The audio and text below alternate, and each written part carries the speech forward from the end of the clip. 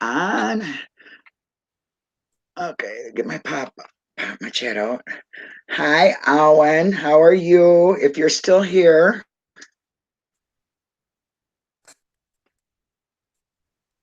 Okay. Denise, Yes, Mysticky ma'am. Jancy. Okay, Hello.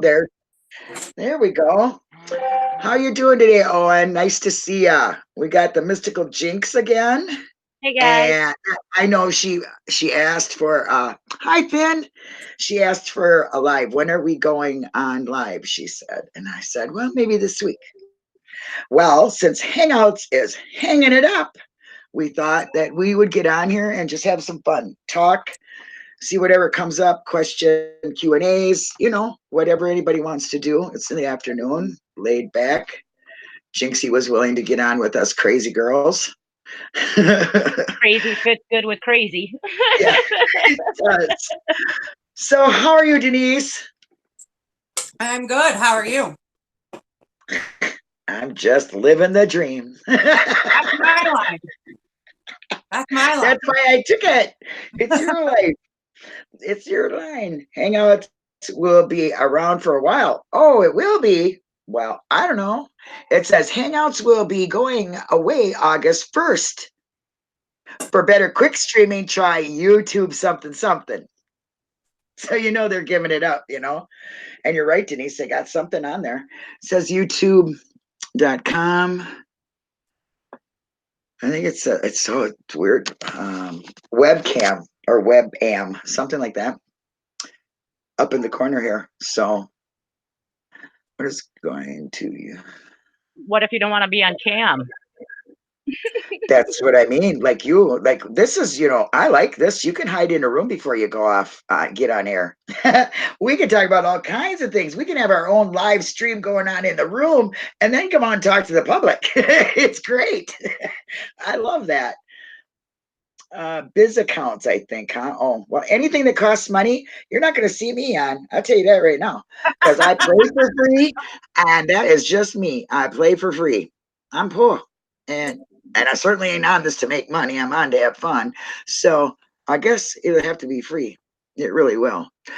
There's something called not Streamlabs, Streamlines. I guess it's new. Some of the other creators are using it. I don't, I've never checked it out. And if anybody knows me, they know I'm not tech savvy at all. I have no idea. I can read how to edit a film every day for the rest of the next 5 years, and I still won't know how to do it. I leave to Denise. She's the one that does it. So I don't know. I don't know what we're going to do. We have to figure something out. They got something called DLive. I don't know what that's about. It's kind of like Discord, but you Can you use Discord? Yeah. Now, Denise knows a little bit more about it than me, but yeah, I've heard you can. So take her away, Denise. What? Talk about Discord and going live. I mean, come on. To use Discord, you have to use OBS. And that is? I have no idea. I don't have it.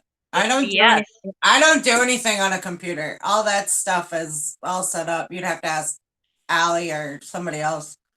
Oh, I put into Allie, but I don't know if she'll show up. We could have Finn. What are you doing? Are you working? You could come up too. We've done it through Discord before on Allie's OBS. Mm-hmm. We've been live through that. It's not bad. Well, it's something, please, because I can you imagine having YouTube? Owen would just be crushed if she could never see us again.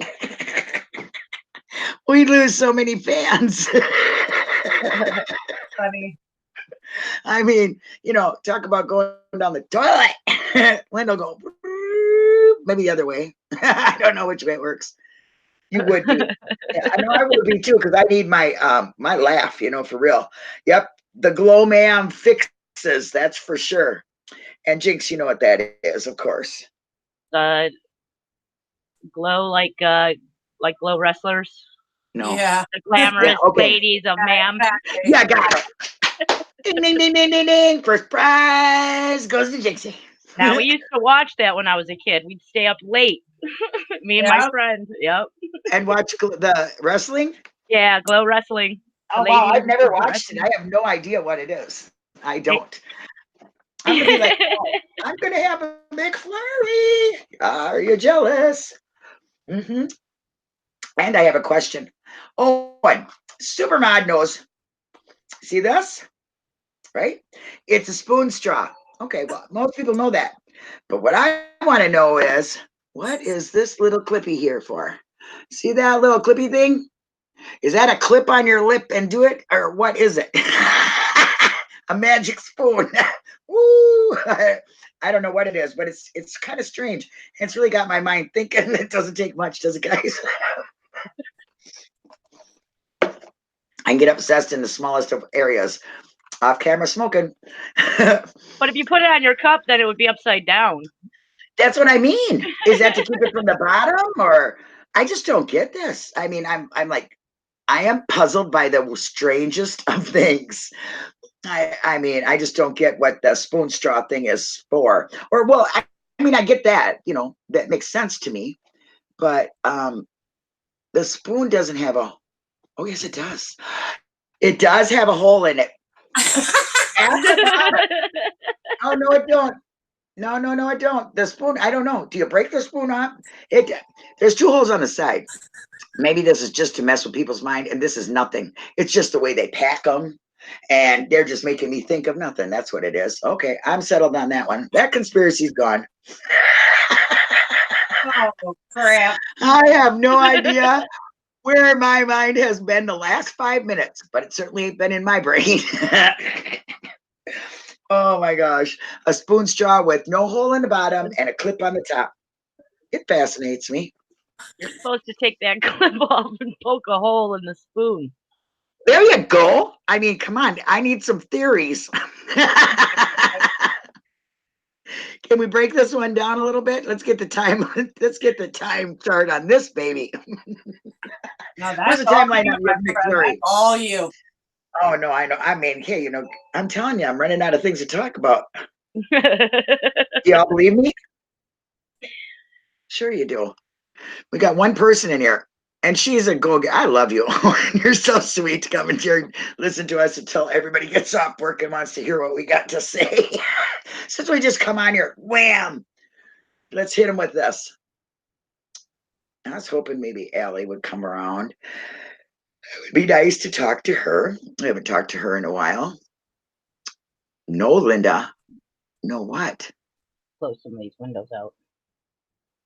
Uh-oh, Ben's yelling at me. What'd I do, Ben? He goes, no, Linda. I don't know what I did. Okay, now I'm going to sit here and stare at that chat till I get an answer. You'll never run out of stuff to talk about. No, yeah. Yeah, considering I can look at a McDonald's McFlurry and get a conspiracy thing going on the spoon, I think we're okay. I think I'll be okay. I'll come up with something to talk about. I don't know about being okay, especially in the public's eyes. Hello, DJ. How are you? Look at Owen Supermod. What verdict? Wait, what verdict watch for 2 trials? What trials are you watching? The Rosenberg one, and I don't know what the other one is. Oh. Hi, Gloria. Welcome. It's always aliens. Always aliens. It is the aliens. Area 51's coming up, guys. You better get your camping gear together. That's Hey, right. Jax, how you doing? Nice to see you too. We had to come on because Hangouts is hanging it up. So we got to get on there and have some fun. Just kind of let loose. And you know, I had such a great time talking with you last time. Me and Denise did, didn't we, Denise? Talking to Jenks. It was fun. Completely fun. I mean, I had so much to talk about after I got off air, and then found out we didn't have to. A little irritated. Yeah. I was a little irritated because I really could have talked a long time to you. So we can just pick up from there. If anybody's got any questions you want to ask any of us, I'm sure you know. I need the link to that map with the arrow. With the arrow, because I was looking into that the other day, and I had asked Linda for the. All right. a link, but I didn't. I have one for all the bone evidence and stuff, but I don't have the one that shows the arrow. But I did look it up. I did look up how it says it's like at in the ledger. It's over there in the quarry, kind of where the pelvic bones were found. And then when you read it in the Reamer's report in the CSO, and yeah, it gives it location like right behind the shop and stuff on the yard. Puts it pretty much like on the property. It's bizarre. Yeah.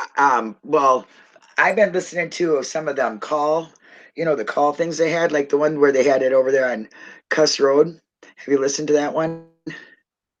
Where they need an ambulance and all that other stuff? Yeah. Okay. Well, now there's another one where, I shouldn't say another one. Just that one itself has really gotten me thinking, you know what I mean? Because that's kind of strange, all them calls, and then you see in the report that they've had the RAV the third. I mean, what's the validity?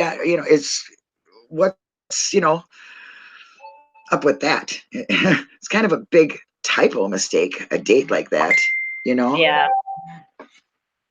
So I mean, what do you think about that, Jinx? What do you think of that whole situation there on Cuss Road?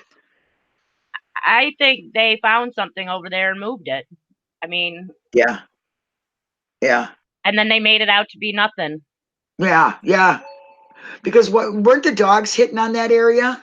Yeah, and then I was rewatching Ma'am 2 the other day, and I was watching that part where they hit on that area over there on the 7th, and they go and they dig it up, and then on the 8th the dog hits again over by the berm, right over, that little quarry where you could drive by, right by his trailer. Right. So that was kind of interesting that it's like they're showing their tracks. Yeah. It wasn't there before the 8th, and now all of a sudden the dog's sitting over there on the 8th after they had just found something over on Cuss Road. Yeah. The whole ambulance thing really is one that gets me, and the fact that the RAV is supposedly in custody, on the 3rd. I just, what do you think, Denise? Miss, you're all into it. The map. I'm sorry, I am. You're looking for the map. I also think that call with where he calls in the plates on the 3rd, I still find that very suspicious. He was just talking to Remaker on the radio, where he could have asked them. Deirdre was with him, who is from the Calumet County and probably had the information on the plate, and yet he doesn't ask them. And then if you listen to the calls, you get that call, and then Jacobs radios in about Colburn. Do you have a phone? And he says a number. Yeah. Whatever his phone number is. So did Jacobs call Colburn first, and then did Colburn call the station? And if Jacobs called Colburn, what was the point of that call? Why couldn't they talk about that over the radio? Yeah, exactly. But somebody said he was the duty officer. The shift. Yes, yeah, he was. That's what he was doing. He was just, telling people where they needed to be or something. But the shift commander, his duties ended at 8. That call was at 9:22. He was working overtime. Okay. Does that fit in the timeline where he would have been on his cell phone calling in the plate number? Well, that's what it is. It was about 9:22 according to the time system logs. That's when he called in and had them run her plate. Okay. And before that, they were on the radio with he was on the radio with Remaker asking, and Remaker asked, "Did you find out who that plate belonged to?" And he says negative. Yep, that's the part I heard too. That, yeah, go ahead. And that was at like 9:18 or 9:15 or so, somewhere within there. Okay. And then you hear, then Jacobs calls in and goes, "Do you have a phone?" to Colburn. Colburn says yes, blah blah blah, whatever his last digits are. Yeah, so they obviously could talk quietly where nobody would be able to record it because they knew they were being recorded. Right. Yeah. They knew that but I don't know why he doesn't realize dispatch is also being recorded. Maybe he didn't think people were gonna be looking for the dispatch calls, because a lot of those dispatch calls at first were being routed back to Calumet County because they were the ones handling the case. Right. And well, it's kind of funny when I was listening to the Calumet County ones too. I mean, I don't know how they do these tapes or whatever. I thought it was like a continual 911 tape, that they just, every time something picks up, it engages and it catches the full conversation. But it sounds like they've been cut out. Things have been cut out of them or cut off. Yeah. And that's all suspicious to me. For one, somebody was asking for, is it the initials FOIA? Is that how they pronounce for getting transcripts? Is that what it is? FOIA or the Freedom of Information Act. Okay, FOIA. so that, yeah. All right. So because I didn't want to get that messed up, but somebody was requesting some and they're saying no to them. Well, Travis was on and said, well, appeal that, fight that, because you're entitled to that. Right. And I wonder if they take their time getting them to you or whatever, so they can go over them or whatever. I mean, it's just all suspicious to me. Everything just seems so tainted. Everything. I know one of the excuses they want to do is they don't want to take it out of the evidence packages or something like that, right? Oh. But you give the damn bones back. But you're right, they give the bones back. They have people from Reels holding the key out at Manitowoc County. They have they even have their own officers in their stuff where they're like, Right. I'm going to jump right in there and I'm going to ask you if there's a picture that you put on. I think it was you that posted the picture. I'm not going to, but it's of that tow truck guy, Fassbender, or maybe it's not. Maybe I'm thinking of a whole different post. Anyway, it doesn't matter. I seen a picture of the RAV, and it was with Fassbender, the tow truck guy, and somebody else. I'm not quite sure who it was. Maybe it was Poggle. I don't know. I don't know who it was, standing by the RAV. It was at night or getting later at night. And there's a sunroof on that car. Now, is there a sunroof on the car that's in storage? Are you talking about the Ertl? I know what picture you're talking about. The picture with Ertl and Fassbender. Yeah. I don't. They had just removed the tarp. Okay, but there's a sunroof on that vehicle. See, now I've seen this. If you go and look at the CSO 2.0, what I call it, the investigation they did after Kathleen Zellner released the motion in 2017, they did an investigation, and Kelly Pitson gives pictures to Deirdre of their trip. Teresa and her taking a trip over the summer. And if you look at that picture also has a sunroof. Yes. That's what I'm saying. I'm to me, and I thought I knew a lot about the RAV, but I never noticed that before. And I've looked at, you know what I mean? And you can see that in Pam's pictures too. When she takes the pictures, you can see that. The one in storage doesn't have a sunroof. I got to look at the pictures. Hold on a second. Let me open my little picture book here. You can't just forget that, is what I'm saying. I mean, I don't know. I guess these guys just never really realized they were going to get looked at funny. That's what I think. Well, they were probably hoping that the filmmakers for Ma'am weren't going to get any attention after they made it, Probably. I'm just, what happened. I mean, I'm shocked that they'd call a body in at Cuss Road and have, the road blocked up, and in court, Andy himself, Mr. Eyebrows, is saying it was nothing. But they spent a whole day there finding nothing and calling in roadblocks and license plate numbers and all that other stuff and asking for an ambulance. And exactly right, Gloria. Why would you need an ambulance if you did not have a body? What for what? Are the cops going to get hurt there? I don't get it. Even if cops are called out to a shooting match, there's not an ambulance waiting for him. You know, they get called in afterwards. So this is all just getting a little bit more screwy to me. So this one picture of the RAV, yeah, in the lab, you can kind of see that there is a sunroof on it, but it's dark. The top of the car is kind of dark, but you can see that it's there in that lab picture. I'll just have to look better. Let me see if I can lighten it up a little. Yeah, I mean, I might not. I was just, that's why I was like, the first time I ever seen that picture, I mean, where I noticed it was the one with Ertl and whatever, you know what I'm saying? Right. Yeah. And that picture of the one that says, is this Ertl in the back? That looks like Baldwin to me. Yeah, I don't know. It kind of looks like Ertl to me, so that's who I thought it was. I mean, I don't really know. Isn't there a cop in front of it, that person? Isn't there like two people there? There's 3 or 4 people around that car, but the two that yeah, okay. Who was it that was asking that? I think it was might have been.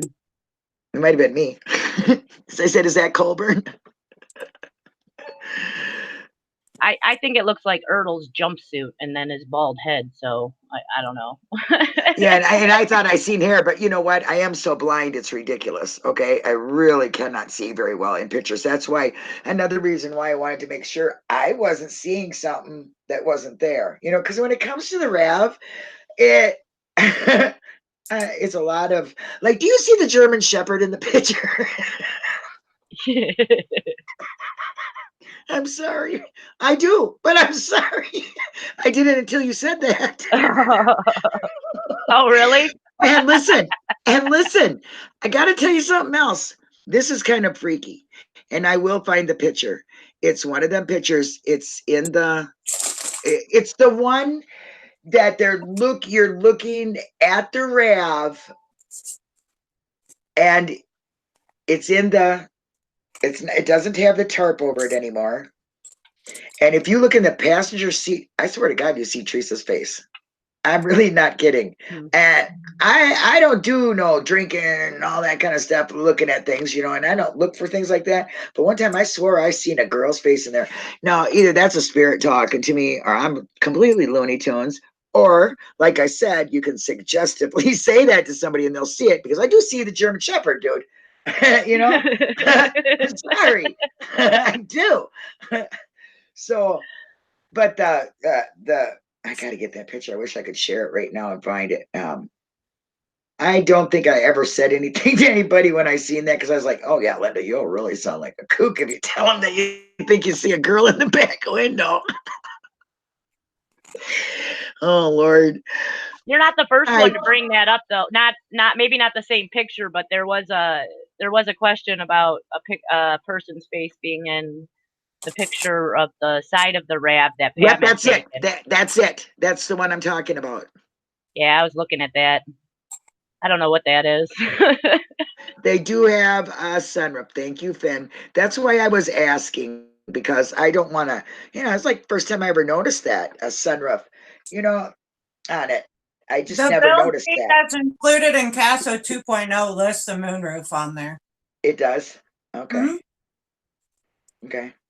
And what about Pamela, you know, Miss Waka God lady there, stating that there was only a 2-door she's seen? Is there truth to that? Well, she's obviously wrong on her own evidence, because her own pictures show 4 doors. She was just that's mistaken, in my opinion. She just didn't remember if it was a 2-door or 4-door. Okay, so she can't count to 4. Well, it's actually 5 doors. Yes, you're right. I was going to say that. It is 5 doors, but I mean, I clearly only have seen you know, well, 4 or 5 door actually RAV in any of the pictures. Okay, I mean, yes, the paint is questionable. Yes, it's very questionable where it was gone to for so long.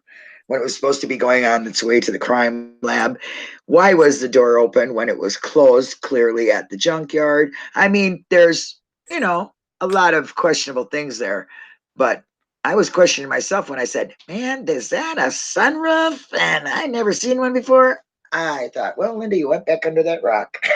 You didn't know where you were, but I had to clear it up.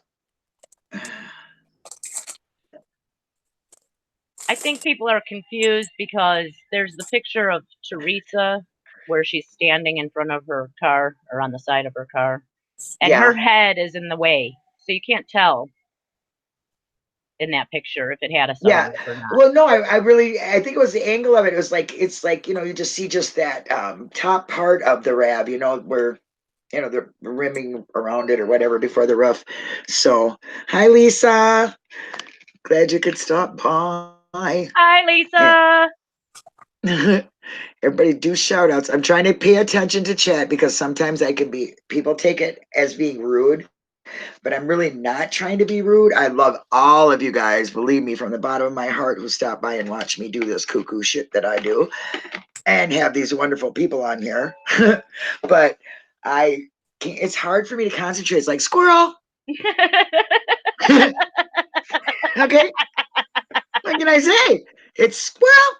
There she goes. Off on something else. I can't even tell you what we're talking about, but yep. Oh, hi, Southern Mom. Nice to see you. But that's this whole case. You start in on one subject, and the next thing you know, you're talking about something else. Yeah. Well, that's what I told Denise. I said, there's a difference between great researchers like you and me who can research. I know how to do it. But my thing is, I'll be looking at something and I'll go, oh, what's that over there? Click onto that. Oh my gosh, what's all this about? Then I'll start figuring this out. And then it's like, by 10 hours later, sitting on my ass looking into the internet and all this stuff, and I was only supposed to do one thing, I learned a whole lot of shit about a bunch of stuff. I just never can keep it together enough, I'm just squirrel, fly, kid walking, I don't know. My mind just goes, beep. Yeah, yesterday I was trying to keep on two different things I was doing. I was looking for another picture of Ryan's hands that I'd seen in Ma'am 2. Yeah. And then I was looking for the juror names for Brendan's jury because I always wanted to look into those kitty cats. Those jurors over there.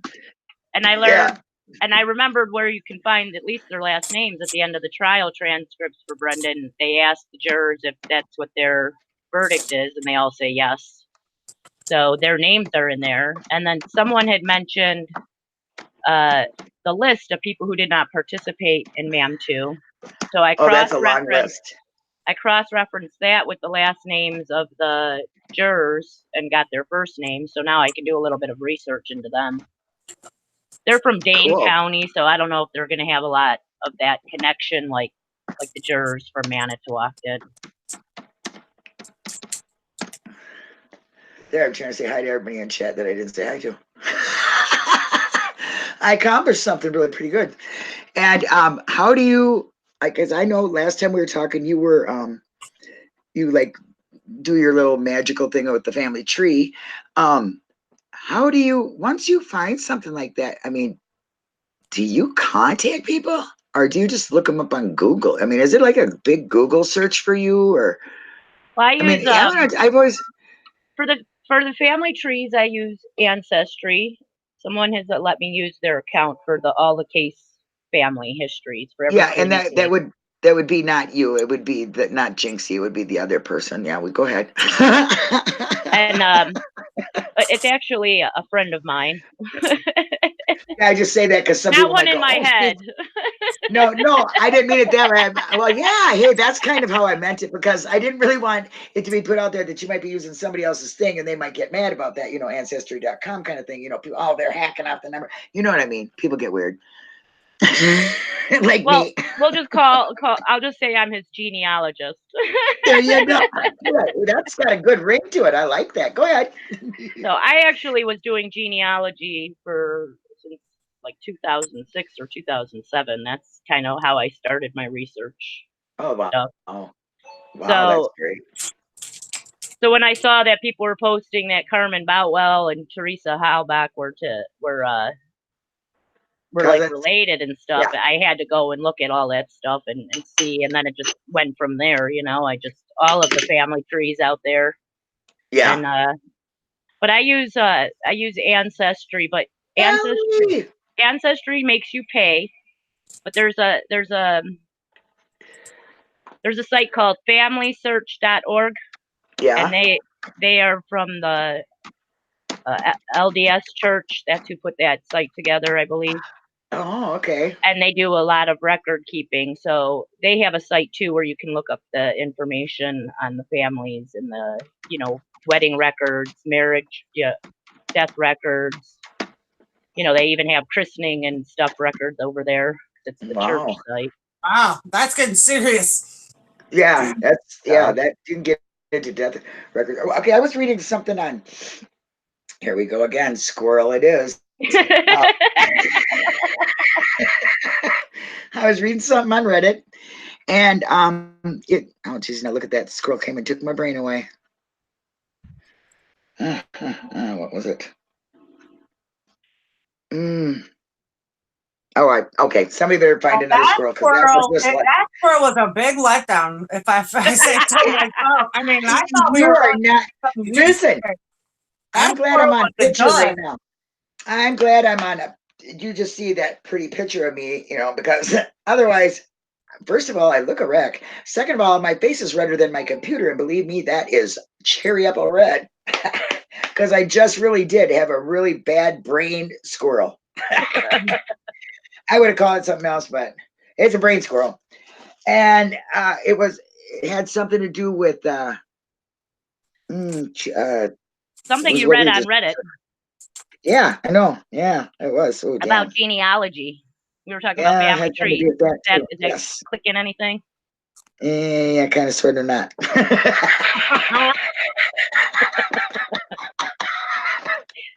Oh my gosh. I tried. I don't know. You know what? You know what? You're really good. You do retain a lot, don't you? Because I can talk about verbatim conversations 2 weeks from now. I'd be able to pretty much tell you what we talked about. I'm very good at that. I get like a rewind of a video or something in my head, and I can say the words.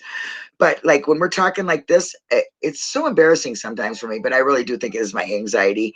It makes my brain like stop and get like, it's like muddled, and I have so much going on, right? Then I just can't get the words out. So I just say, I don't remember. You know what I mean? Does that make any sense I to just you? tell people I lost that brain cell. It went pew. Yeah, it went to the squirrels, man. They're keeping that for next winter. I don't know what to tell you. It's gone. And I think my anxiety brings it on. I've been told that before, and it kind of makes sense to me a little bit, because when I don't know somebody and I first meet them, like, at first I cry like a crazy, okay, and then I can stand there and like look at him, and I'm like, oh yeah, talking, and then I'll have them, and I think it's just nerves. I think that's just the way my nerves are acting. Yep. It's kind of Could be. driving me crazy. I don't know what to do about it. Somebody take the floor. Oh, Denise, your turn. So She's eating a Casey goddamn. was telling us something, and then you had a Oh, squirrel, see? and now we've got Okay, I'm 14 muting more myself. squirrels. Okay, here we go. This is how we solve that problem. just all go quiet. Yeah, she muted. She's so full of it. Now watch. She'll forget she's muted, and she'll be trying to talk. Not that bad yet.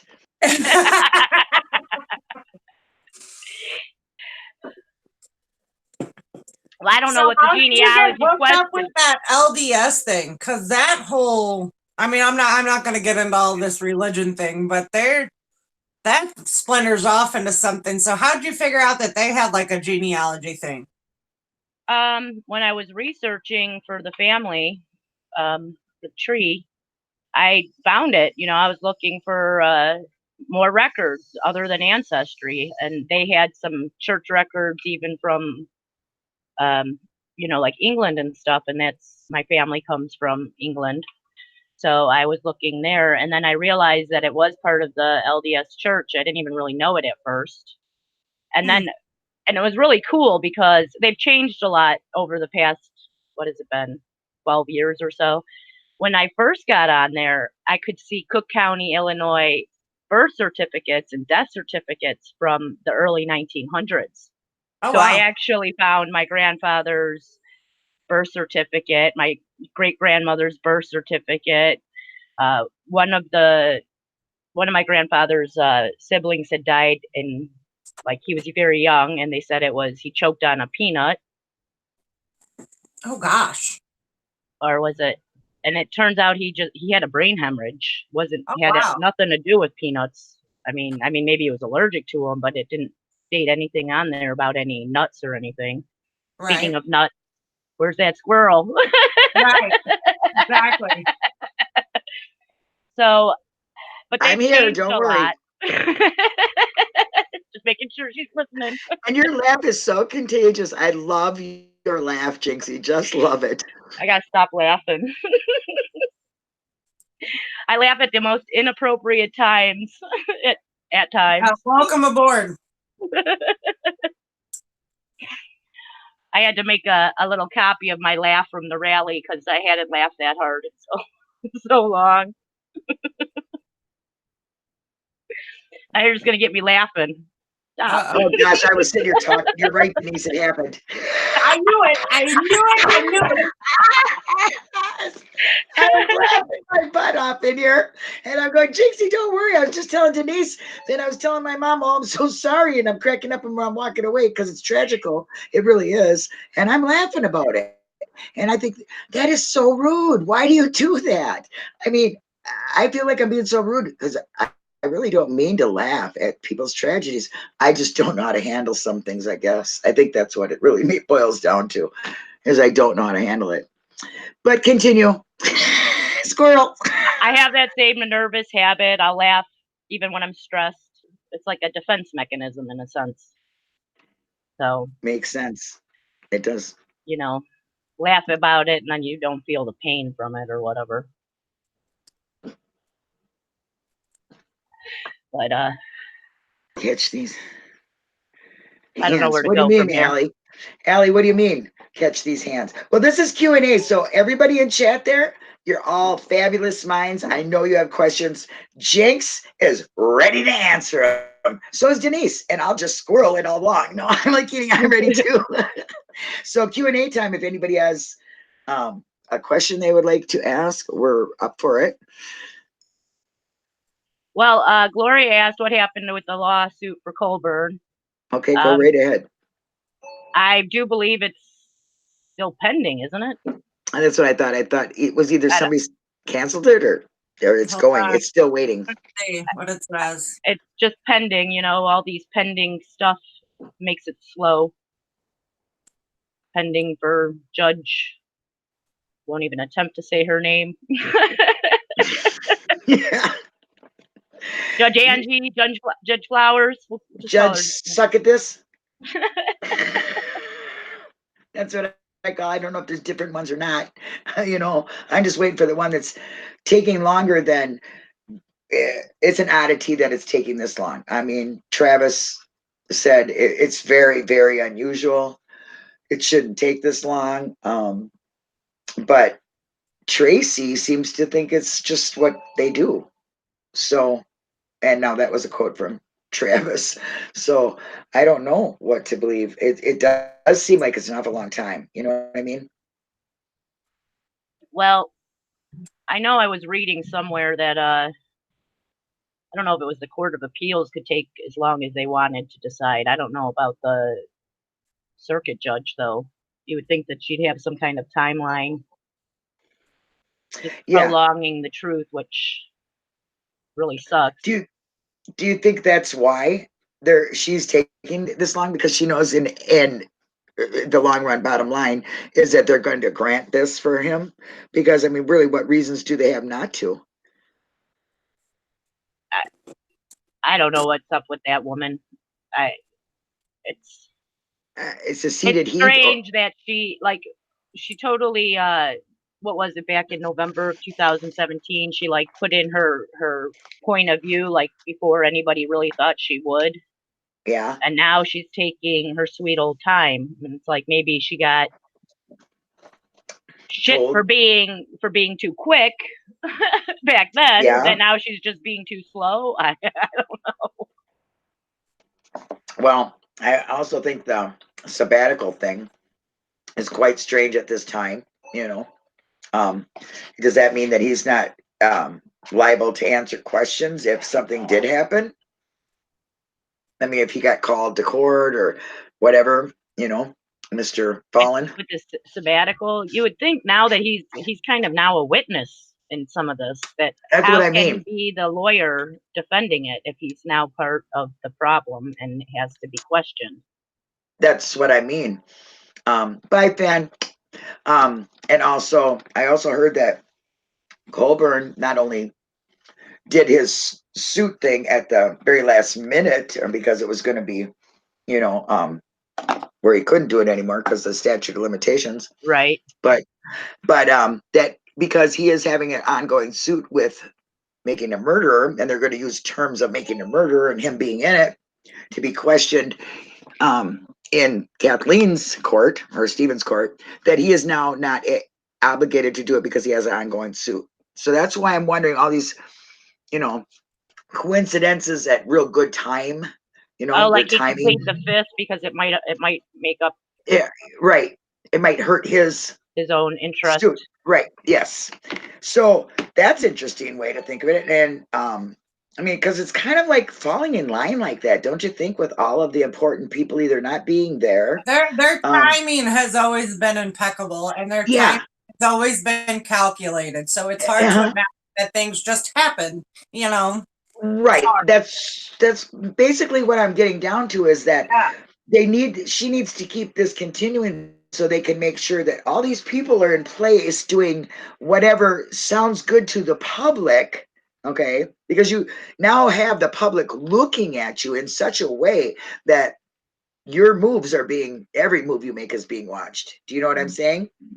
So they have to make sure that it's legal, believable, fits into a narrative. Do you know what I mean? It's all like a calculated plan.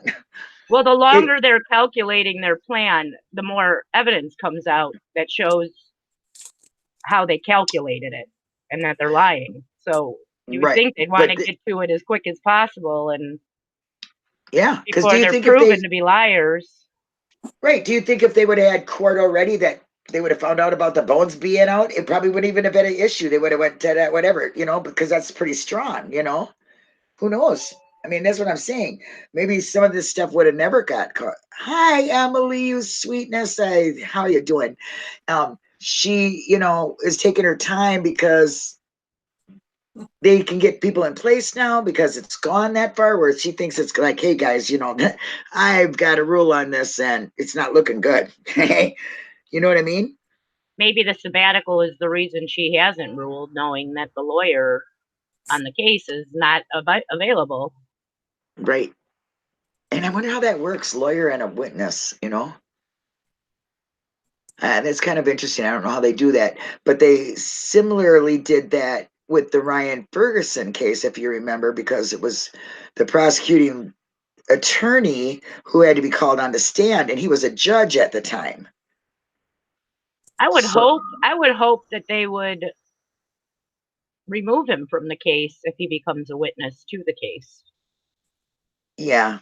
Oh, I mean, I'm sure them guys has been living these lies for how many years now, and very publicly in the last, you know, 3-4 years. So they've gotten pretty good at keeping their story. I'm sure that's written down, tattooed somewhere in their eyelids or something. You know what I mean? Right. Because it's just, I would fall apart. I could never do this, never in a million years. My brain cells don't work on this kind of level that they do. But I could never, the lie is going to unfold because, you know, like they say, well, she's trying so hard to find what's wrong. Well, you know what? If it was so right, there wouldn't be anything for her to find. Right. I don't see how people don't understand that. Not only fine, but there wouldn't be anything for you to question because it would be so spot on. You wouldn't have the questions. Yeah, I mean, I've seen lots of documentaries where the person is guilty, and they give them that appeal, and bam, bam, they come up with it, and sorry, guy, you're still there. You know what I mean? And it all falls together. They don't have to. Nothing changes from either or. No, there's no blame about this or that. And maybe it's just all of us, but digging into it, and that's how we look at it. But I don't think that's it. I honestly think it's just such a big lie. They have to have all these different things to say. Kretz has to keep his mouth out there, but he's been quiet. Oh, he has been quiet, and that's funny. Yeah, he hasn't been talking much, has he? I mean, it's been a while. So, I'm just wondering why. Did you guys see that that MTSO is taking names from the academy graduates, trying to get them on a list for deputies for future hire? Yeah, you showed me that. I thought, oh yeah, MTSO is so good. Let's just get him on a list. Yeah, let's get him right from the academy too. Where they're young and impressionable. What was the name of that alien cop? Kacharsky. Oh, well, I just seen him in the paper. I don't think he works in Manitowoc anymore or Calumet County. Because I just seen him. I believe it was him. It's somewhere in I think in Madison, where that guy there was a shooting or something, and he was the one that was taking the report or was there. So that was kind of maybe alien cop. Being a special, how they did with Manitowoc, came in and investigated on their behalf. Oh yeah, okay. Maybe he was doing that, but I didn't see the story. I'd like to see it. Yeah, I don't. You know what? I don't know how to link all that stuff. I should never bring it up when I'm on live because I can't do it while I'm on live. But I will find it. It's just a short read. You know what I mean? It was in like the news clips or something I was looking at. It was just the other day. So, maybe I could do it from my phone while I'm here. Let me try that. You guys, you're playing Jeopardy music right now because I'm trying to look at something.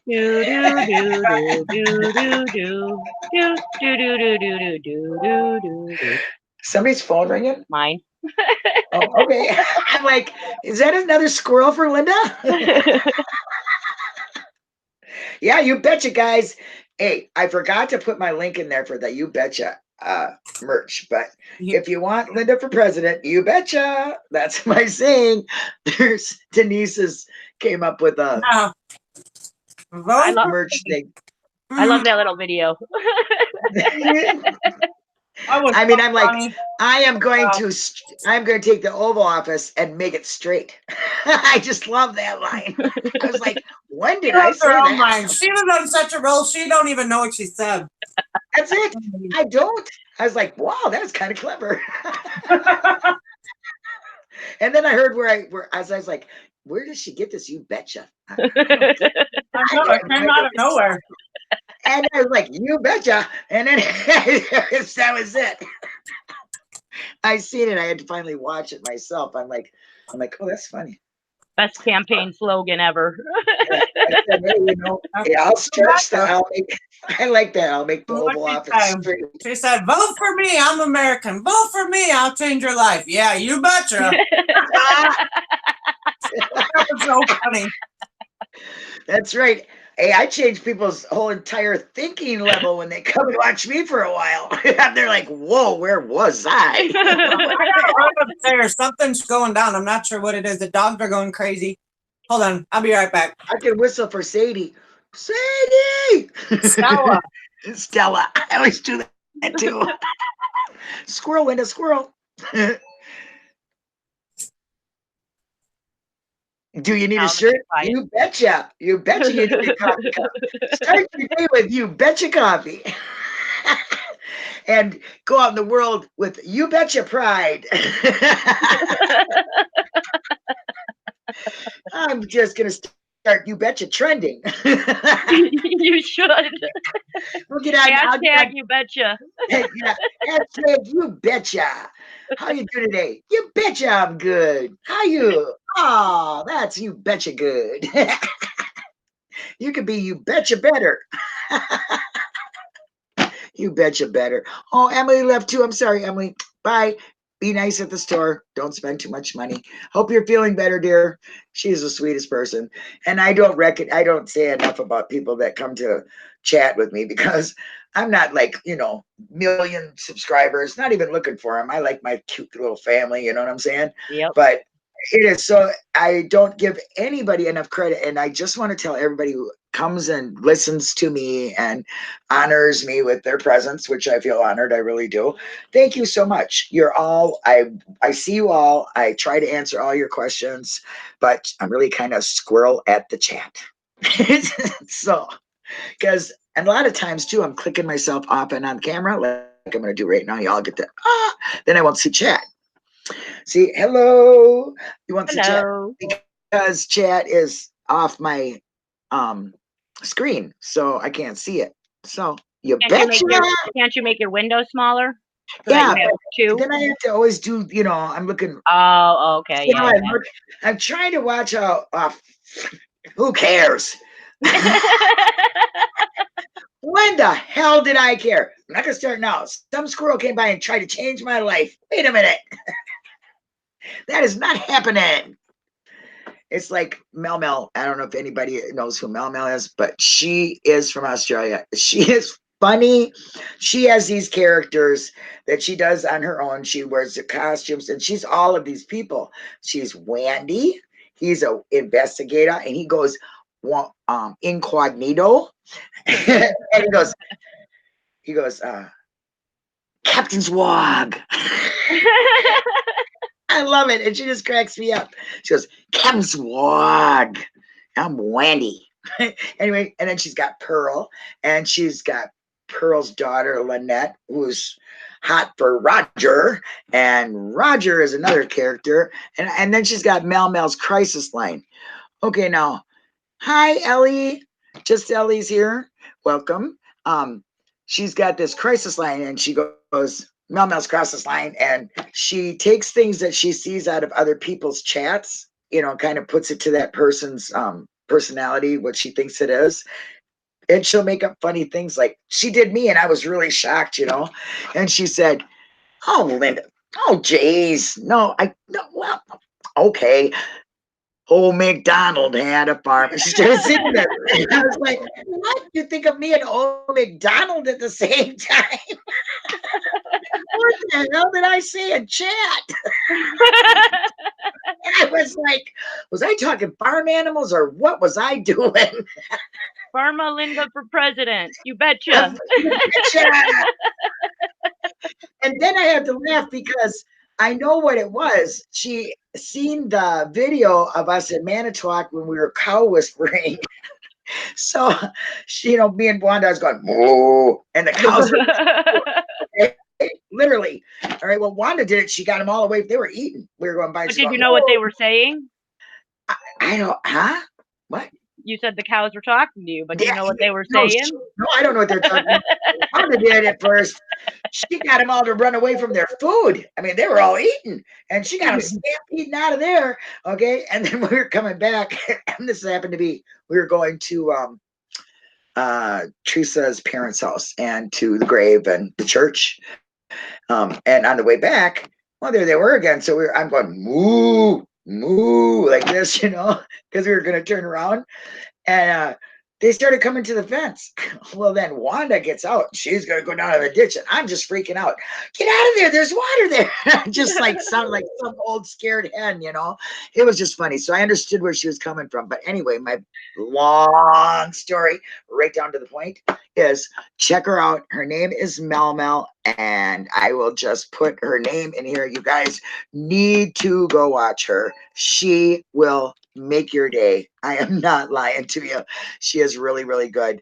If I could get the link right now, I would, but my super mod had to take a break. So when she comes back, I'm sure she'll do it. So yeah, check her out. She is really good. And I love laughter, and that's my big thing. I mean, like I said, there's so much of this tragedy stuff every day. Some child is dying in a car because their parents forgot they were there, which yeah, that's bad. I honestly cannot wrap my brain around that. I've never not known I put my kid in the car, let alone to where my kid was going with me. Kids make noise. You know, I don't know. I'm not judging anybody, but it just seems like a pretty poor excuse for being a bad parent, or, you know, like, why would you stick your kid in there and leave them there? It's dumb. Or some kids missing because their parents woke up and they're out of their bedroom and they didn't hear them leave, yet they live in a crickety old trailer. It doesn't make no sense to me either, okay? Yeah.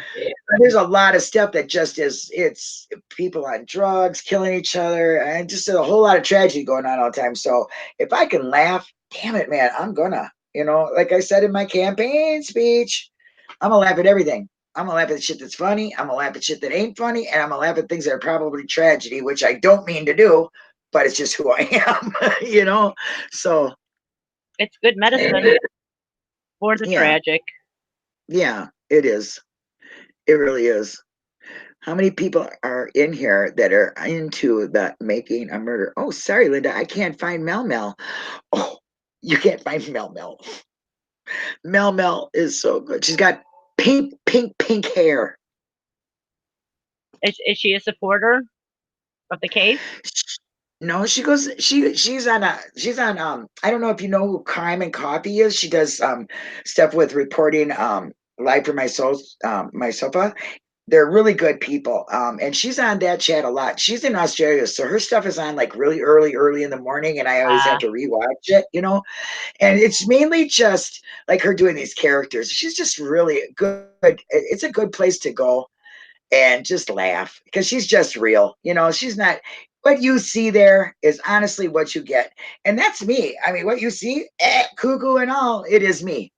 I have to own it. You know what I'm saying? Because it's me. Yep. I'm no apologies. You know what I mean? I'm open to opinions, and I'm definitely take criticism like everybody else does. First it hurts and then it's okay, but depending on what it is. But I really like the mind thoughts of people and what makes them tick. And I'm like a person, you know what I'm saying? Does that make sense to you?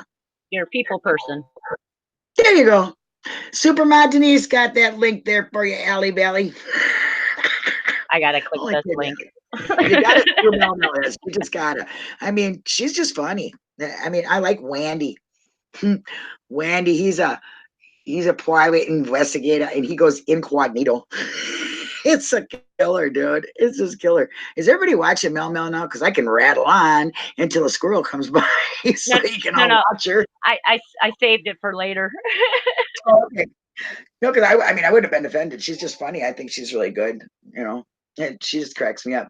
I mean, a lot of my point again to a long story, and here's the point, is that I meet so many nice people just in chats, and I never thought I would do that because I've never been one to be on a computer meeting people like thing, until making a murder. Right. I never engaged in this. It's actually kind of scared me. You know what I mean? So what the hell? I only got someone called Monique. I don't know. Maybe your computer. Are you on your computer or are you on your phone? Because if you're on your phone, it's your phone. You need to get Morgan off the computer so you can get on here and join Squirrel, Denise, and Mystical. Yeah. Yeah. See how it is? We need the Glow Man. Which now. Speaking of that, you can watch. There's a thing on Netflix about that Glow wrestling women. It's like a Really supposed to be like their story, so you can go and watch. I think they have a season. I don't know if they're going to do another season. Maybe there's 2, but I found that interesting. Well, that's just another thing you get me to look at and think about. We won't say what the first thing is because I haven't figured it out yet. But I will. I'll figure out all this stuff. It must just be. If you want to laugh, you should watch. If you got Prime, Amazon Prime. Oh, no, Prime. Amazon Prime. Oh yeah, I do. There's a show called The Marvelous Miss Maisel. I've seen hilarious. Her. Have you seen what is it? Jumping or we're not even talking about the case anymore. we don't have to. See, my channel is, you know, my channel description, don't you? There, everything. From Anything. this A to Z. A to Z. Come on now, haven't you seen Change Your Ringtone? No. It'll change your life. That is Yeah, talk about changing your life. That'll do it. That'll be Yep, an hour and a half of your life you'll never get back. and you'll laugh. The part You'll that's laugh. put out there now is the condensed version. It was actually like a 5-hour. Oh my God. It was a It was nightmare. live. Now, Denise, tell her what it'll do to her. It's bad news, but check it out. It's still funny. Yeah, What's you'll it called? It's on my channel. I think it's on Linda's channel. Like, or Yeah. Linda or Allie is the Yeah, both. thumbnail says change your ringtone with the drag queen on it. It's Oh hilarious. yeah, that one will really make. So you will not think, you'll think this is, I don't know, buttermilk to a baby. And obviously, Linda doesn't die, even though everybody thinks Linda's gonna die. It's Oh God. Oh my God. I swear I can't even think of that. I cannot even think of the stuff that was said on there without dying laughing. In my head, I see it and I'm like, oh my gosh. Were we really talking about that? Most of it you said. Huh? I said most of the stuff that was funny, you said. You're laughing at yourself, crazy. I was. I honestly was. I crack myself up. I really do. But I got to tell you something. Well, you know, if you had to live in my head, wouldn't you question yourself? Anyway, you didn't find that funny. You think it's serious? No. Yeah, I'm to the point now where I'm concerned. I'm just like, you know. Oh my God, at least I know you care. That's right. Right. Well, That's how I you know still, your friends really care when they look at you and you're like, bitch, you are crazy. Like, something wrong with you. Something wrong with her. Anyway, Right. what I'm trying to tell you is that change your ringtone thing. That's still the biggest question is, how do you go to the bank and ask for a loan? Oh my God. I'm not talking about this. I'm not getting into it. No way. Linda's gonna die, and poor Jinxie's over here like, what the hell? You probably don't want to know. Jinx, So somehow, okay, seriously, check it out, and you can come back and laugh. You can stay right here, and you can mute yourself, and you can go get yourself a peek of the change your ringtone, and come back, and we have a lot to talk about. No, we are good. So We'll do that another day. Randomly, we got on this conversation about bleaching your asshole. And you know, going on for almost like 3 hours. And it was the most ridiculous thing, but it was funny as hell. And I can't even believe that that's how I spent my night that night. I just can't. All right.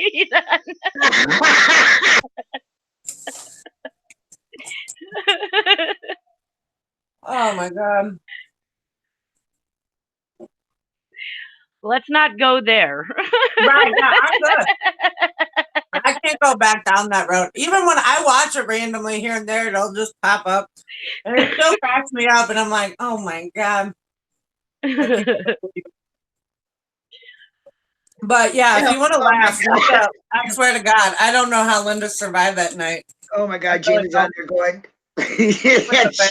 Situation. Hi, Jamie. Preaching live when I'm driving. Such a shitty topic.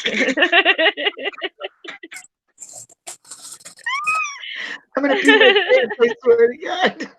Oh God, here she goes. Wasn't shitty, it was bleached. What color would you like? I didn't die. I honestly, God, did not die until T1 says it's like changing your colored contacts. Oh my God, there she goes. We lost her, Jinxie. She's done.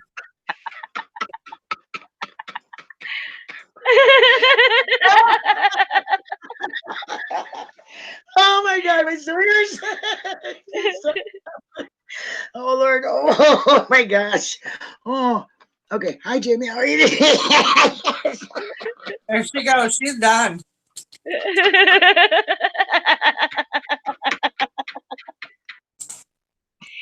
Oh my. She got a great laugh. Oh my gosh. Oh my gosh. Oh my gosh. Oh, okay. Now I need a potty break.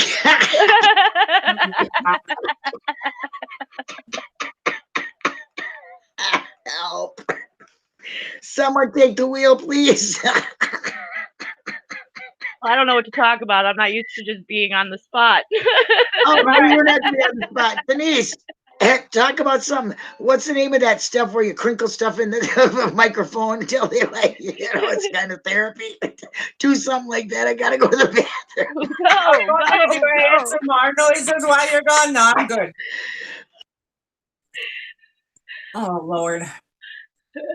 Oh, that crazy broad. Oh my gosh. Well, now that we're on assholes. Yeah, pretty much. Which asshole do you want to talk about, Jinxie? Yeah, we better get this back on track before she comes back, because this could go downhill real fast. Well, I don't know. What do you guys want to ask any questions or anything out there in the audience, I guess? In the audience. I'm trying to.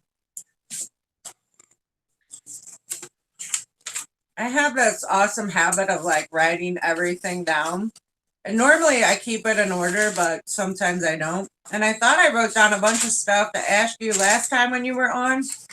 And I only have 4 notebooks of shit here, and I'm trying to find the page. And I cannot find it because I know I have stuff to ask you. I wrote stuff down last time too about things to look at. The only thing I could remember was the arrow. Yeah, I'll find that map. I was going through. I know it's in an old Discord message somewhere, so I couldn't have gone too far. It's in there. I just gotta find it. Has anyone ever put a map together with like everything from the ledgers that had the GPS locations so that we could see? I don't know. All I know I asked her to do was the bone piles, the arrow, and a few other things. I don't know that everything's been done. Because that Reamer had about a list of 22 things that he had found that day and the times that he had found them.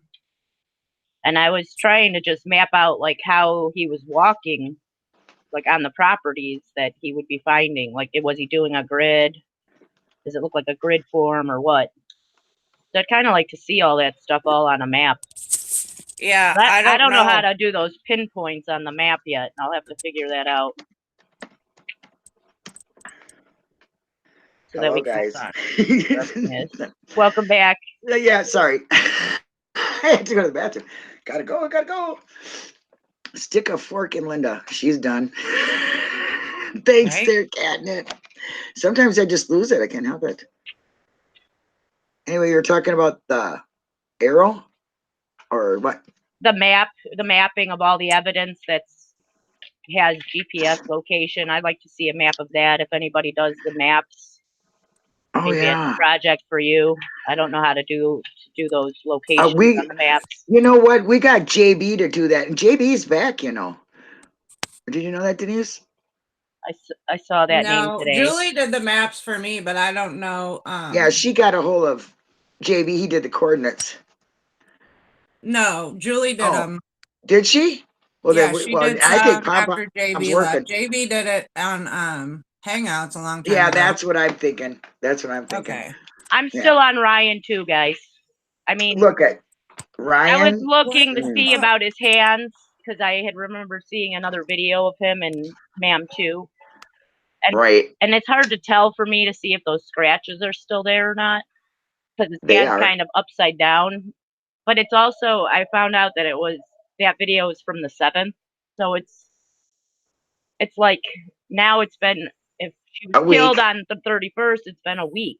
So are those just healing now that you don't see them as bad as they were? Or what about the bruise on his neck? The scratches on his face. I see that. If you look at the side of his face, I saw the one scratch on his face. It looked like, and at the base of his neck, by his ear, there's a bruise. Yeah, I didn't see that. I'll have to go back and look for that one. Yeah, bruising on the bottom of his hand. Yeah, the one thing on that one hand is really messed up. You know, is it his right hand or his left hand that's really got the like the pinky finger and everything is like, you know, like raw.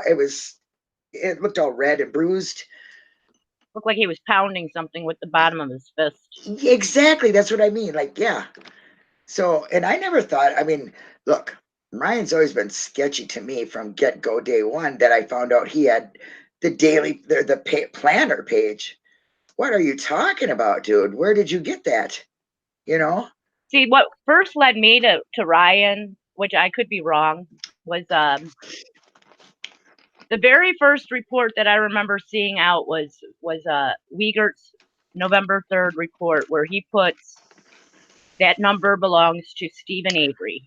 And we all know that the Janda number did not belong to Stephen Avery. So how did he get that name for that Yeah. number? And then if you read testimony, Ryan tells you that he prints out the telephone record that he got from online after guessing her password, and that him and his friends were doing the reverse directory. So I kind of thought it was Ryan who lied to Wiegert and said that this number comes back to Avery. And Probably. that's how he wrote it into his report. That makes sense.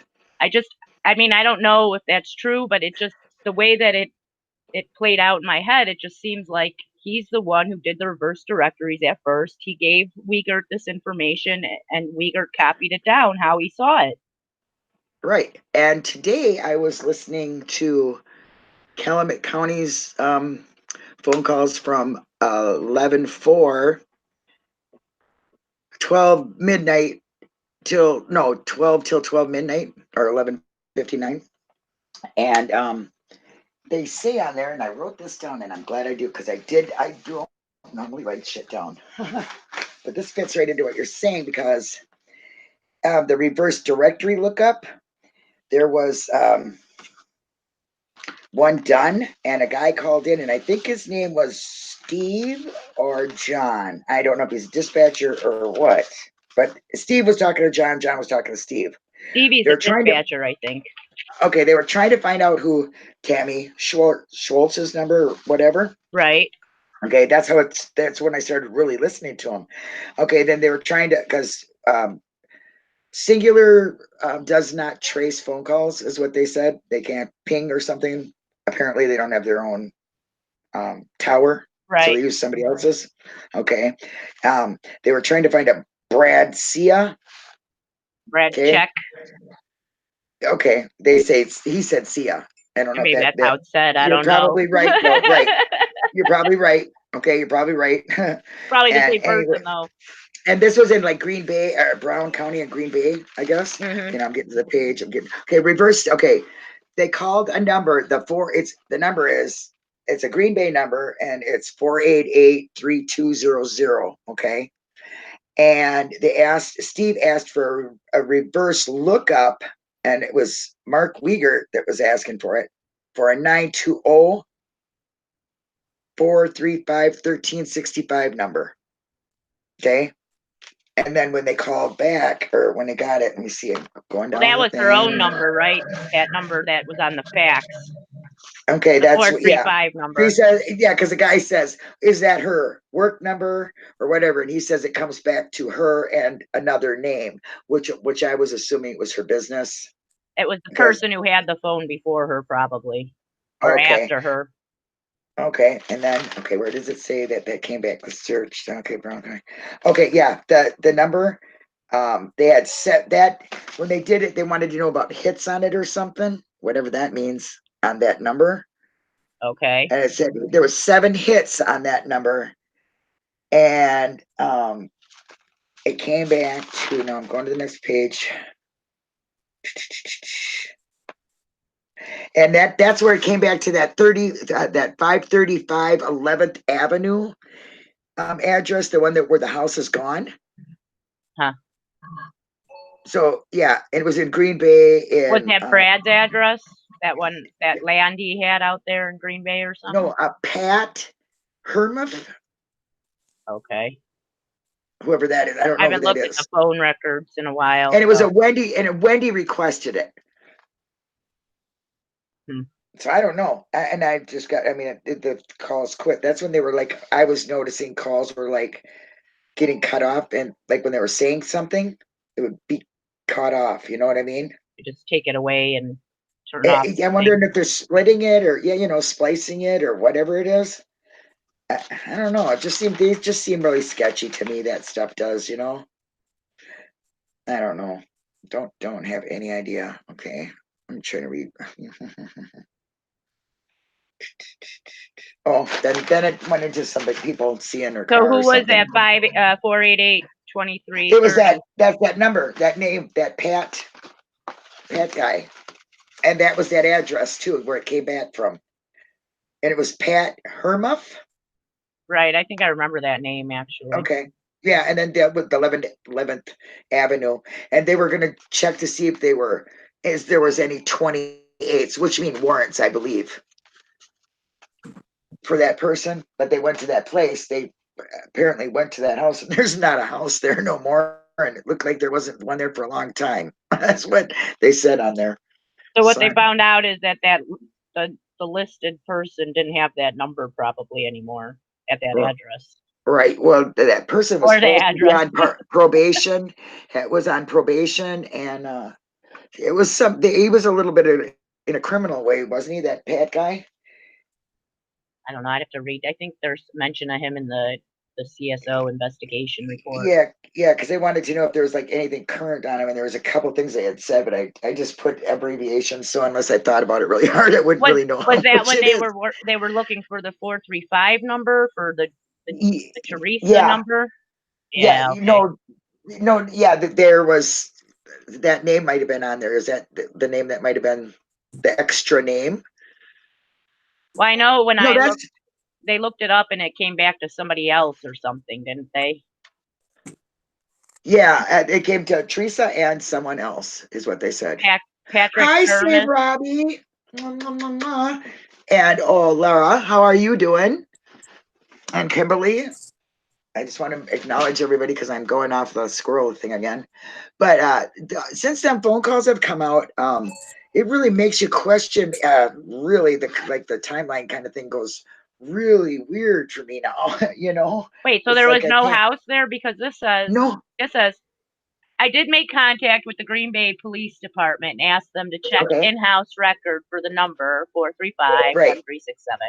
They advised us that at one point a subject named Patrick Hermes was shown in their in-house computer as having that particular phone number. The address listed for Mr. Hermes was 535 11th Avenue. Right. At 1741, Wiegert and I attempted to make contact with Mr. Hermes at that address. There was no answer to our repeated knocks, and it did not appear as though anyone was home at the residence. Well, see, now, that's kind of weird. Why would they say, well, maybe they didn't have that right address then when they were talking back and forth to dispatch, because it was a dispatch call. It wasn't anything I read. Right. So maybe they just didn't have, you know what I mean? Maybe they were at the wrong address because he calls and goes, was that 735? And he said, no, it was 535. And he said, well, there's no house here. They were at the wrong address. Oh, okay. That's kind of fun. I don't know if they were, but if that's the case, that's kind of hilarious. Yeah. Okay. Well, yeah, kind of hilarious that I didn't catch it either. But now that I say that, I'm not losing it again. What is the matter with me? How are you doing, Save Robbie? How is Sandy? Your little hamster. So cute. I like her little hamster. I used to have gerbils, not hamsters. But someone mentioned Ryan and the light, which is another really good point with that too, is his lie about the insurance claim. She put an insurance claim in for a windshield wiper, but she never put in any insurance claim for that big massive mess in the front of her car. Right, which I thought we covered pretty good last time when we talked to you, Arthur. I mean, what we were talking about, our opinions anyway, I thought really matched what probably really could have happened to the RAV. It fell off during that, and they just ripped it off and put it on there. There's never been no, fingerprints off that, has there? I don't think they take to plastic very well either, but I don't know if there's ever been anything tested off of that. I'd have to look at my little list. Yeah, because to me that I think the Rab just holds so many answers, you know, and I was thinking about that. I was watching about blood splatter, and remember we were talking last time. That's what got you curious was the blood splatter on the back of the Rav. Right. But now there is back splatter, and there is um splat. What is it called? God, I'm trying to think the two terms. One means entrance, one means exit. Okay, because even she might not even have been hit with an object if she was close to the Rav door at all and got shot with a 22, like they're claiming, it would have like splatter that comes out at you, but it would be so little. The They call splatter that that comes, high velocity yeah, splatter, where it's is that lots of tiny little spots when you get right? shot. Right. Cast So off is like when it comes off something that's being hit. is that what it is? It like there's little spots and then big drips? Because I can't remember really what it looks like. Blowback and cast off. Thank you very much, Allie. That's what it got me into thinking about that stuff last time when you were on here and you're talking about it. I was like, well, I don't really know I can't really see on the Rav all the blood, you know what I mean? Because my eyes are so bad, unless somebody would circle it for me or something. But is it like all different kinds of drippings, like sizes and stuff like that? They're pretty, I'd say the size of all of the drips are pretty much the same size, and it's not very tiny like you would get if you shot somebody. Right. You get Okay. all those little tiny blowbacks Yeah. splatter that just like shoo, it's like a splash, like was spritz when you made. How did they put it in, ma'am? When you spray a bottle of water, like that mist, kind of Okay. like a mist like that. That's what you Okay. get when you get shot. Where Right. cast off is like drips coming off of something like a heavy object. Right. Okay. So like they like tried to demonstrate like a hammer or whatever, that if Right. you're pulling it back, when you go to swing it again, that's when you and pull back. Is it both that's what creates it? You know what I mean? Hitting it and then coming up and hitting it again. So when you're, taking it off the bloody object, and you're swinging it up, you're leaving some. And then when you go back down, are you leaving some? Is that how it works? That's what I'm trying to figure out. Yeah, that I'd have to look into that. Okay. You should. That's in ma'am too. She like has her little. Yeah, but I don't. That's just it. I'm trying to think. I think I it's don't when they remember. swing it again, it comes off. Right. Linda, And when it goes you should back. have Owen come on and explain it. She actually knows quite a bit about blood splatter. That's why I call her Dexter. Who was Yeah, that? it's Owen. she's Oh, not okay, here. Owen.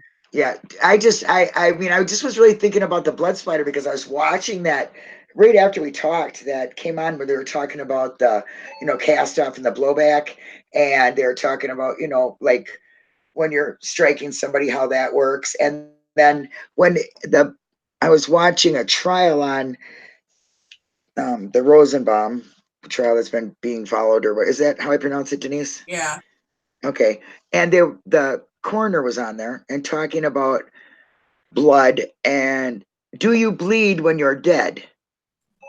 Does it, or does it stop or whatever, and when you die and you're dead, you don't bleed anymore. So if she was killed by the strike in the head, there wouldn't be a lot of blood in the Rav, correct? It Yeah, if would she just be from the wound. it would just be what was left on her hair when she got struck, I would think. Yeah, She's because no I'm thinking longer got a heartbeat to pump it out. yep, that's my whole point here is that there wasn't a lot of blood in the Rav, so I'm wondering We why, also don't, if she was hit when she was outside of the RAB, which is what is suspected, she was outside the RAB on the ground, door was open. right.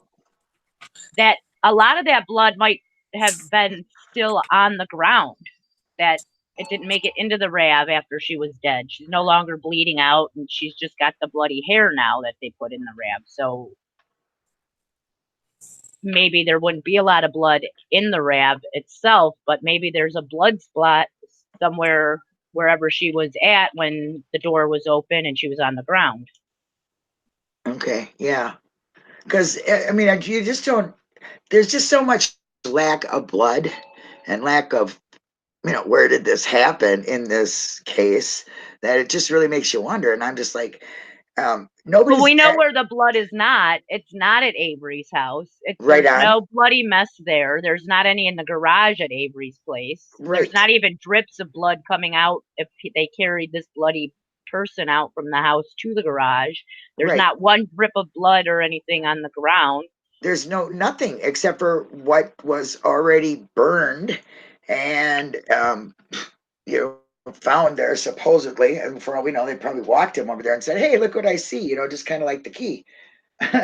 It's just that there's just so much lack of where did this happen until we hear about the Cuss Road conversations, them calls.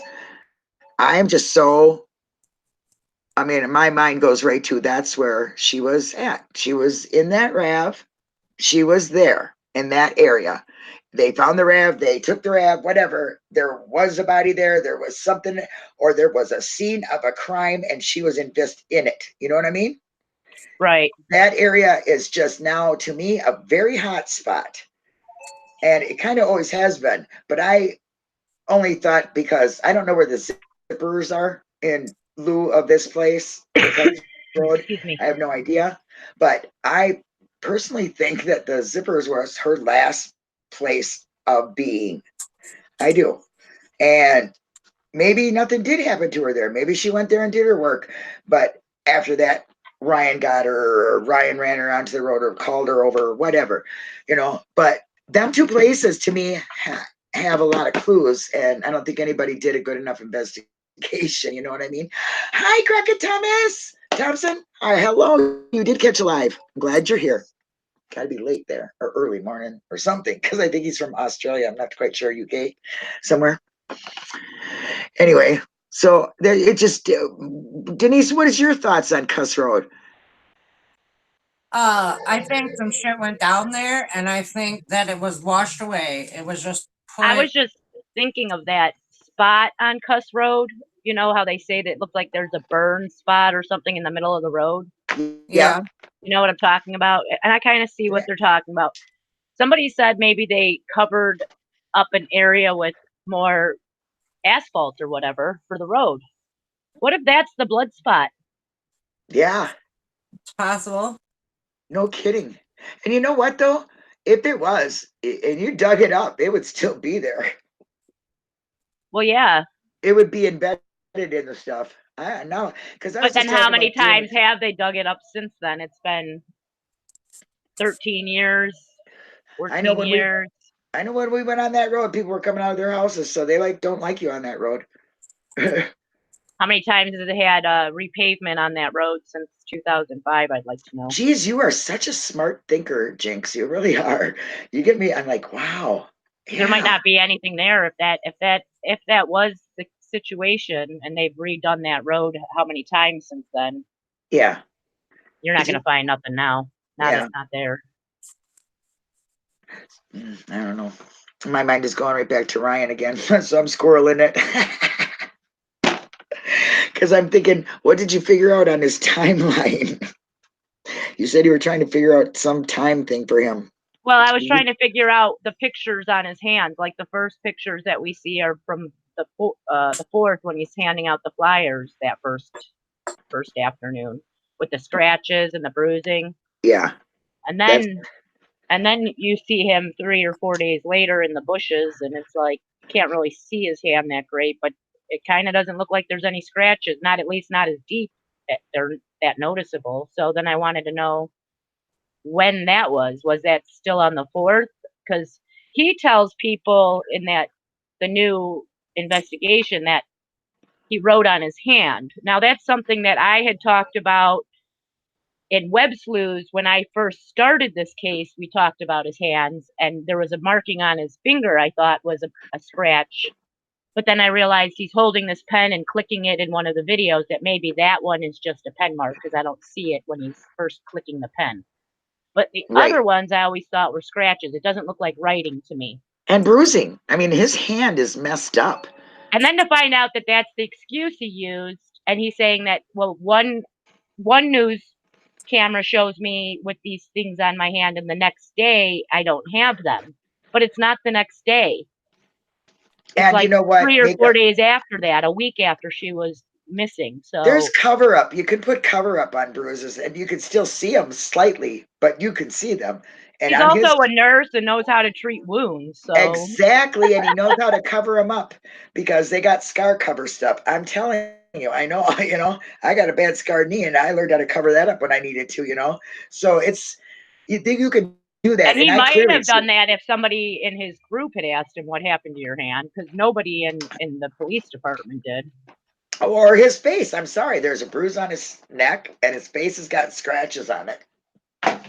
And you can see it's like along his cheek and one right by his mouth. You know, you can see quite a bit, you know, but there's bruising on that man. I was looking at his head the one time I was watching the show because I thought, you know, did you just shave your head? Or did you have hair before this happened? I wanted to know that because, you know, she'd grab at his hair or whatever, you know what I mean? Did he always have short hair?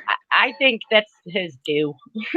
He Okay. like I see pictures of him from 2011, and he still has that same hairdo, no hair at all. And I think that might be because it looks like he has the widow's peak areas, you Yeah. know, going Yeah. Like going back, the receding hairline. hairline. Yeah, so I think that might just be why Yeah. that he keeps Ellie, it short. are you still on your phone?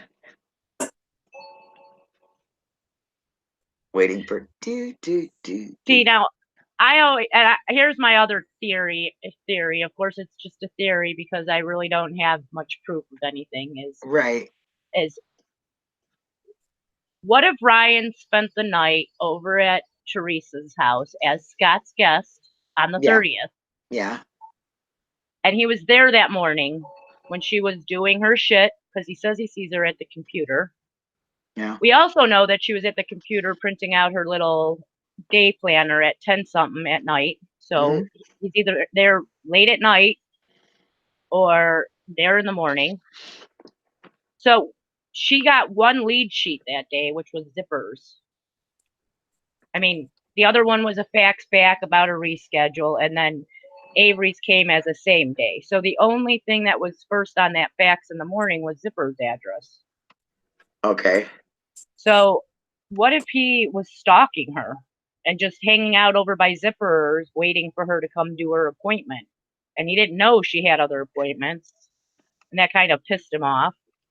And then she also sees him sitting in that there's that church parking lot, a perfect place for him to sit and watch. Exactly. Exactly. That's good. I like And he that. describes her as a feisty person, an independent, so she wouldn't want to be stalked, and she would probably get angry if she found out someone was stalking her. What if she hit him, like that red spot on the car from paint Man, from I the red hope you're car? right. I would love to run that son of a bitch over with a car. Man, I hope you're right. So she drives into the parking lot, hits him hard enough that it makes this spot on her car and knocks her light out. And then they are fighting. You know, why are you following me? Why am I catching you here at this parking lot across from where I work? And they're fixing the light, getting it out of the car. She's opening the back door. She's putting the light in.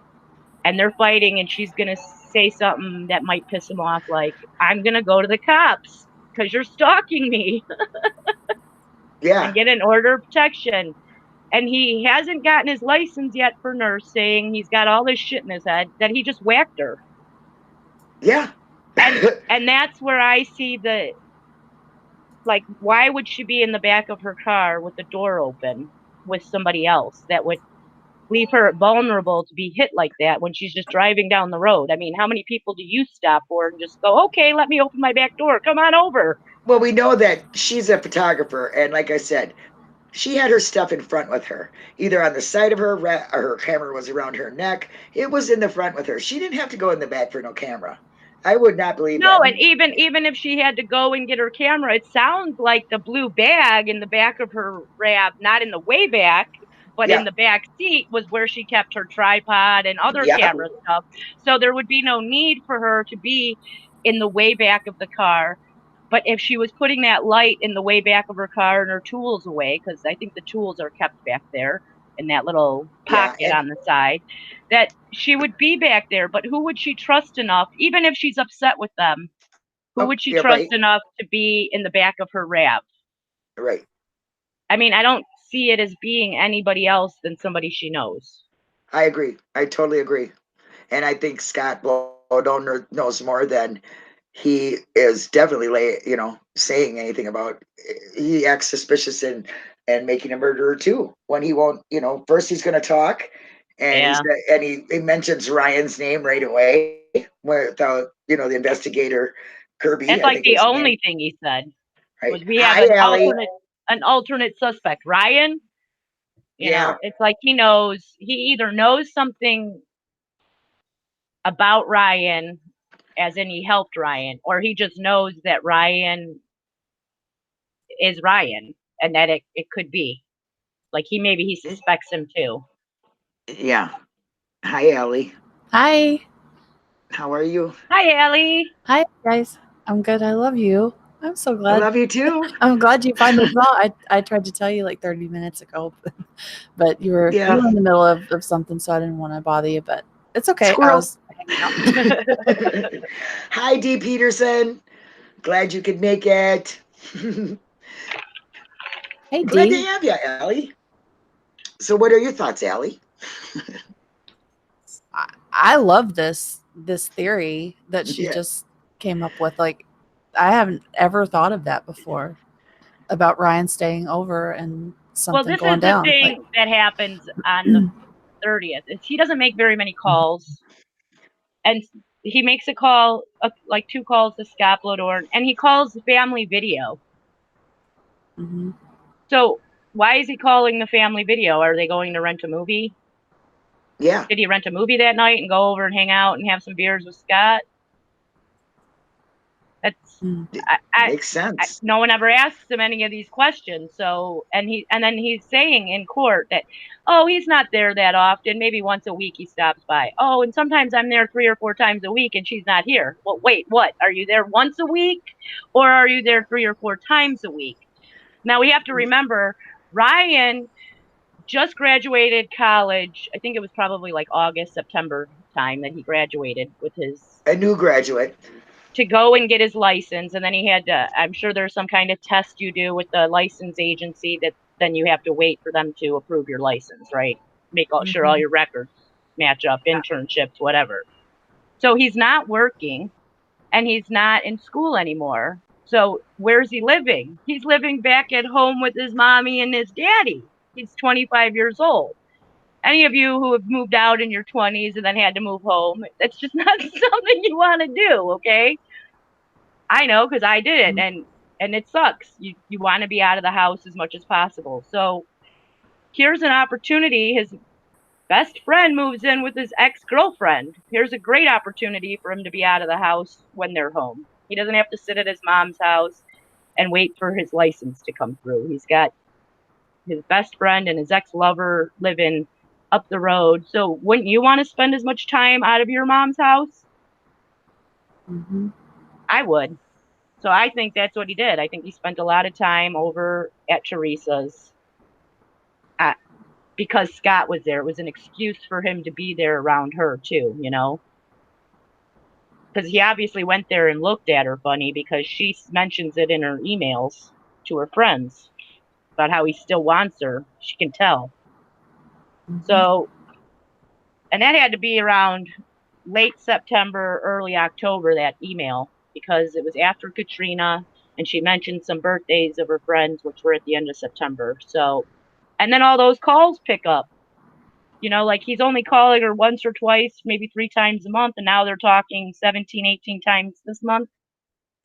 It just, all of that little stuff starts to add up for me and makes me think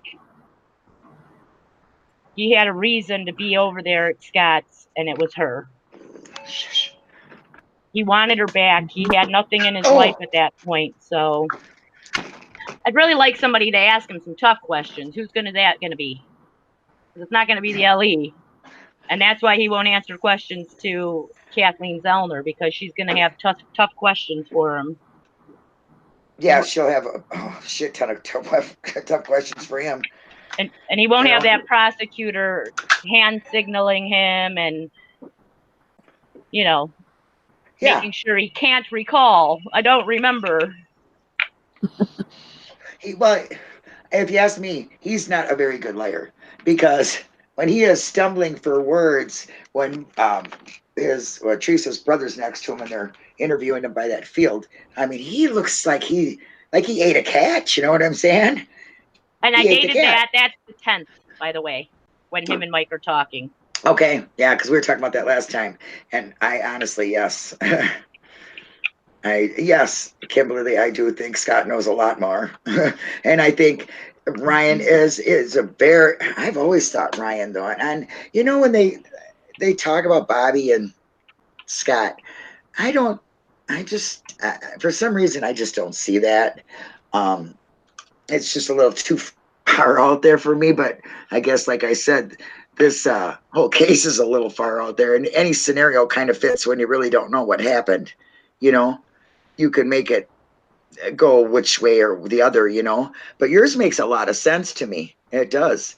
And the way that you think that she was injured or killed or whatever, that makes sense to me too. I mean, the last time we were talking, it's just like, yeah, it really makes a lot of sense to me. So Lyra Dark Side of the Moon said, didn't he hassle a nurse that he worked with? That was a rumor that was started on Reddit. I don't know if there's any proof to it, but there was talk about he was harassing somebody, followed somebody home from work that he dated, and there was something worked out where he doesn't work on her floor. There's no record of any order of protection or anything inside the WCCA site that shows that he had any arrest for anything like that either. So that you got to take with a grain of salt. Right. I wonder how has anybody like ran him the last few years and seen if he's been, you know, accused of any of that or You know what I did find? I found that he sold his car, which was red, okay. by the way, a red Toyota Corolla 2004. Wow. Pretty new car when you got it. Imagine that, the red spot. Right. And then I found that he had sold it, and then I found his VIN number on it because I was trying to figure out if it had any, you know, any reported damage or anything, right? Right. But what I found was that it was in another car accident after he sold it, and it was completely totaled, and it was in a salvage yard somewhere in Chicago. Oh wow. That's about all I found about his car. Yeah, because I'm sure he did report it to Car Works or Car Sense or whatever that is. Oh, I banged, you know, got a little dent in it. I better report that, especially if it has anything to do with a murder case. You know. I wonder if it's still there. I could go look. You know, I don't think it is. I tried to look for it again because my computer crashed and I lost all my saved like stuff because I didn't think to sync all of that favorites at the top, my bookmarks. But oh yeah, I did that once. I couldn't find it. I think it got sold to somebody. I said maybe we should have you know, Zellner go buy it so that she can check it out. Yeah. Oh well, yeah, Allie. I'm talking my brother into driving me out to Manitowoc to go see the submarines. You know, so if that happens, you'll have to come on up so we can go check out the little lake you want to check out. Hell yeah. I'll bring that metal detector. Are we going to go to High Cliff Park too and do the metal detector there? Yeah. We'll go to all these places. Like I said to Denise, man, Denise is the perfect person you want to go on vacation with. I'm telling you right now. This woman will take you to places you never even thought of, I'm sure. But I want her to plan me a vacation. True. I told her she could take me to Minneapolis and probably show me more things that I've never even knew were in this state. And I live here. You know what I mean? Because I mean, I never heard of the Sputnik before, but there's Denise with it. You know, it's a lot of fun traveling with her. Yeah, I live near Chicago, and I don't know shit about Chicago, to be honest. Same. Yeah. I'm scared of Chicago. Same. Me too. Yeah. I mean, I would be like, Chicago? No, I don't think I can live there. I got to go somewhere else. Not Wisconsin, no. A little bit, maybe the other way. Minnesota sounds fine. They do still have the 8 latent prints, I believe, in evidence. They are in, Why haven't they been through APHIS? Why? and there's 8 prints. They mention a palm print on the back door. This is in Yep. the warrant With file. the blood, But right? I think there was a stain there too that they swabbed, and they didn't identify the blood. I think it was A23. It was a partial. They didn't know who it belonged to, and the palm print is never mentioned again. Like they asked for everybody's palm prints, but when he gives out his little report, it's the 8 fingerprints and a few other things. Fingerprints are to nobody that they took fingerprints from, and Ryan was not one of the people to give fingerprints, although Scott Blodoran was. Okay. And yeah, and they weren't Blowdorns or any of the Averys. Or any of the right? Avery or Dassies, right? But they didn't say nothing about the cops, like Colburn, Link, any of them. And they And- didn't check the license plates for Lanks or Colburn that I remember. So Yeah. the plates might still have Mhm. their prints on there, even And though what they about the had their prints. They have their prints. Yeah, I right. think. Well, of course they literally- do. They're cops. I think no. Well, they gave it to be compared to the blood vial packaging, but I think that's the only thing they compared Lincoln Colburn's prints to. Right, That's was crazy. the package. Yep. That is crazy. They should have Stupid. compared. Yeah. Well, it's just. They should have checked for everybody in the Manitowoc Sheriff's Department and the clerk's office to see Mhm. whose prints were on there. The defense probably should have demanded that be done. Yeah. You know, because you've got the prints. I want them compared to everything that you found. You know. Exactly. You mean Any Lanks and Colburn's prints? Yeah, especially Yeah. if they're going to go with the planting defense. That Right. it makes sense that they should look for their prints. Well, Travis said that unless you're a defense attorney, you don't really know. The courts do limit you, basically, on a lot of things. Like you say, okay, I want these 5 experts, and the court says, well, no, sorry, you're only going to get this one. He says that's a lot of the case, and maybe Butin and the lawyers, can't even think of their names right now, but I know who they are, Jerry and whatever. I can't even think of his name. Yeah, the Dean defense. Strang. Right, thank you. That they had their hands tied and they couldn't get what they wanted tested.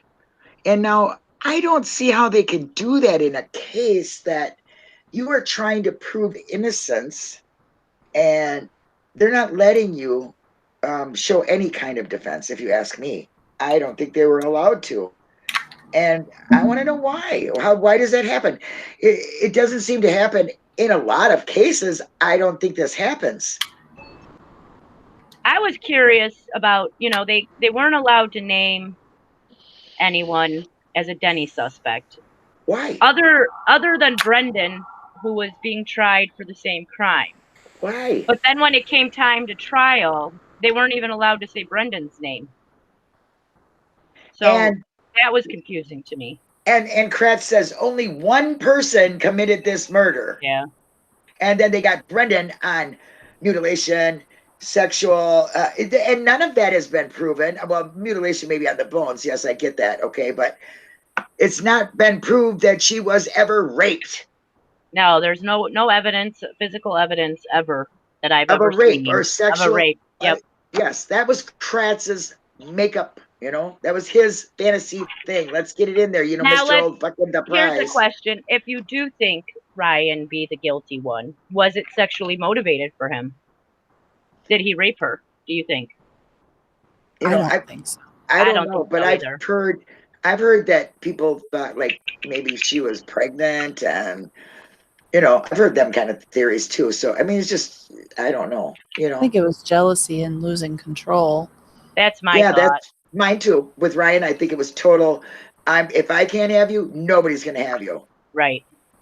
Yeah, and like I'm doing all this to get you back, and you're just going out with these other guys. Just that buildup of losing And control and frustration, and having sex with married men, my best friend, Yeah, that kind of thing. yeah, yeah, very true. I mean, there was more motive for Ryan than anybody. I want to know when Ryan found out about her and Scott. I'd like to know when. Yeah, Oh, that would be a real yeah. good question. That's a real good question. I don't want to go without saying And anything. how can he not find out? Because if you think about them and their friends, all of their friends are like from their high school, like they Yeah, all went to high school together. yeah. So if you told your friend, let's say, just pick a random friend, Kelly Pitson, what if Kelly Pitson then told Tina and Tina told, you know, Mark and then Mark told Ryan? It's eventually going to get around, you would think, because Yeah. it's hard to keep a secret when you're in that close knit of friends like that. So he had to have known if it, you Well, know. what strikes me to be very odd, and Owen or Owen is saying it right now in chat, is that in most cases like this, the closest person to them, ex-lover, present lover, husband, wife, whatever it might be, are the first they look at. And he didn't get looked at all. And he even says it. I never felt like I was a suspect. You should have been number one suspect. I agree, Owen. I do. I agree with that. They should, in a normal investigation, he would have been. Why was he singled out of that? You know?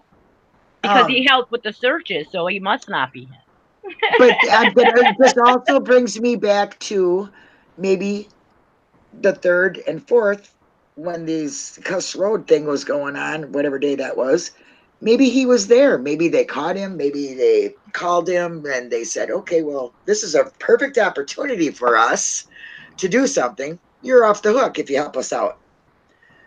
I don't know what they would say to him or whatever, but I mean, maybe they got his help because they knew he did it and they would leave him alone if he would help them set up Stephen. I think that kind of just became the consensus of it. I don't think they actually talked about it. Right. I mean, yeah.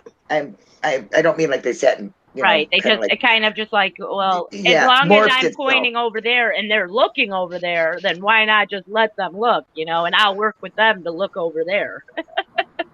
Hello, Cleo. Yes, I agree. I do. Chloe. I totally agree with that. Huh? I said, hi, Chloe. Chloe. So the thing with Ryan's phone and Kelly, because Lyra Dark Side of the Moon says, didn't Ryan phone Kelly around the time and she tried to phone Teresa? This is what I don't know about Kelly's phone because I've never seen her records, but we did get that peek at Ryan's records for a month.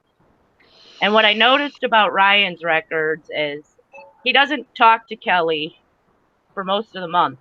And then he's talking to Teresa a lot. Both of them are calling each other during the month of October. But Okay. and it's like every Monday and Tuesday and Thursday for a while. Like for 2 weeks, it's like consistent in their little pattern. And then the Monday and Tuesday comes for the next week, and then it just stops. And that's the week right before she gets murdered. And then later that week, he's not talking to Teresa now, but later that week on Friday or Saturday, he called Kelly Pitson out of the blue, and she called him back. Wow. It was like out of the blue to me. It was like, why is he calling Kelly now? And then he doesn't talk to Teresa more for the rest of the weekend. He supposedly sees her sometime the 30th or 31st. And he tried calling her on the November 1st. And sometime between November 1st and 2nd, the voicemails are magically deleted, right? Yeah, yeah. And then I don't believe it. and then it looks like to me like Scott called Ryan when he found out about Teresa, which was about 4 something in the afternoon, which kind of later because I think she called her missing even earlier than that. So It was Scott, like 11 o'clock, wasn't it? it was like 3, I think. I'm not sure what time. Okay. Yeah, you're right. But it's still after she was reported missing by mom that Scott calls Ryan, and Ryan gets off the phone and immediately calls Teresa, gets no answer. And then like the next call that he makes was to Kelly Pitson. And then they have a few calls now after she's reported missing where you see Kelly on the phone records for him. Is that her best friend? Now, I don't think so, because when you look at her phone records dating back for the year that was released by Kathleen Zellner, you see that the person she talked to most was named Tina. So I think Tina was her best friend. I mean, everybody says they're best friends with Teresa, but who was Teresa Right. best friends with? Because just because Exactly. you're saying who was her best Right. friend? Exactly. So That's very I true. think that was Tina, because that's the person she talks to the most on the phone. Good question, Crockett. That's have no Kelly idea. Pitson, her camping friend. I think they're good friends, yes, but I think the person she most trusted was just that Tina girl. I mean, it just seems like she talks to her the most. And Yeah. who do you talk to the most? Your best friend, you know? I mean, that's Your what I best would think. Yeah, that's exactly it. I mean, I don't talk to too many people, you know, but people that I talk to a lot know more than the people that I talk to randomly. So that makes sense, you know, and for most people, I'm sure. Crockett, I don't know. I wonder, I wish their phone calls were recorded so we would know what they were talking about. Another thing I Teresa and don't like Ryan. is that they never get her text messages. We know that she got a text message from that DJ Brad guy. He tells them I texted her on the 31st at 12:45. But Yeah. we don't have any of those records at all. Yeah. Or any of the And Yahoo that chats or Messenger chats or AIM. All of those were accessible on your phone too back then. You know what? That's so true, because there was so many times I have watched court cases where they show you all the texts. They show you the phone calls, they show you the texts and what they said. I mean, they use a lot of that in court cases, and I've never even thought about that. They did have that ability back then to do that. Why couldn't they? And we know they got Yahoo messages that they pulled from Brendan Dassey's computer, right? So did they I call? think it was MySpace, wasn't it? It was one of those. Is MySpace a Yahoo? AOL Instant Messenger, I think. It was one of the Okay. messenger services that you can pull them. So why didn't they pull them for Teresa's computer when you have a guy calling in and saying, I was messaging Teresa on Yahoo Messenger chat, and she was talking about how she was going to Stephen Avery's to do a picture, which has to be a lie, or it had to be a previous where she knew she was going, because she didn't know she was going To the see day Stephen, before. exactly. Right. But still something they should have looked into. So I don't know why they did not. Well, I know why they did not. They didn't care, obviously. They failed that poor girl. Oh, they cared. They just cared to make it their way. That's what they just cared way more about what their narrative was coming out. And you know, Allie, I know I've heard it probably several times before, but maybe nobody else has. What was your thing on how you thought he got the day planner, Ryan? Because Jinx says she thinks he spent the night. That makes a lot of sense to me, and I never heard how you thought he got it, just by running her off the road. Well, no, I mean if he spent the night, he wouldn't have had the day planner because he stayed the night, because she would have left the next day to go to her appointments and had it with her in the car. She still would have had to come home or meet up with him somewhere before getting home, and then he, for whatever reason, grabbed it, kept a hold of it, or it was, if she got home with it, it wasn't taken, destroyed with all the rest of her stuff. It probably, and my theory is because it had Steve's number written on it that he assumed was Stephen Avery, and it tied Teresa to his suspect that he was trying to frame, or whatever, his target. Right. So that's an interesting way of looking at it. I mean, he clearly thought that was Stephen Avery, because when he called Speckman, he accused him of. Well, it was Flo Dorn who called him, right? Well, Kelly Pitson said it was Ryan that made the call, but it was done with Scott's phone. Oh, and the person said that they're Scott, Teresa's roommate. So who actually made the call? I don't know, but I mean, it's so hard to say. The only thing I can, really go by is Kelly Pitson said Ryan called. So, I don't know. I don't agree with the day planner ever being in her car. I think she left it at home. That's what I think. Because Well, she had to have brought it with her because she was writing down that phone but she was call. at home during those Oh, calls. she was So at home. when I didn't that know that. she first checks her voicemail at 11:04 a.m. That's the first time she checked any of her messages that came in that morning. Now, Wow. the 11:35 call, would you get into your car and start making calls for your day? No. So she not only called Denise back, that was the woman's name, but she also called her other appointment that had canceled that Saturday, which was Morrow, and that was like a few minutes before that. And she makes it, and then at 11:44, just 10 minutes later, she's calling Janda's resident. She's making her appointments and making her calls that day. Why would you get into your car and then make those calls? It just doesn't make sense to me. Plus, her phone is hitting a tower near her house. So it just puts her at home to me. And the only one that would make sense that she was in the car writing is she calls Steve Schmitz at, I think it was 12:51 p.m. and tells him, I'm on my way. Now, she hasn't even left her house yet. She's on her way. She's now leaving at 12:51. Now, the Speckman call that came in at 12:45 was right before that. So was she at home or was she in her car when that call was made?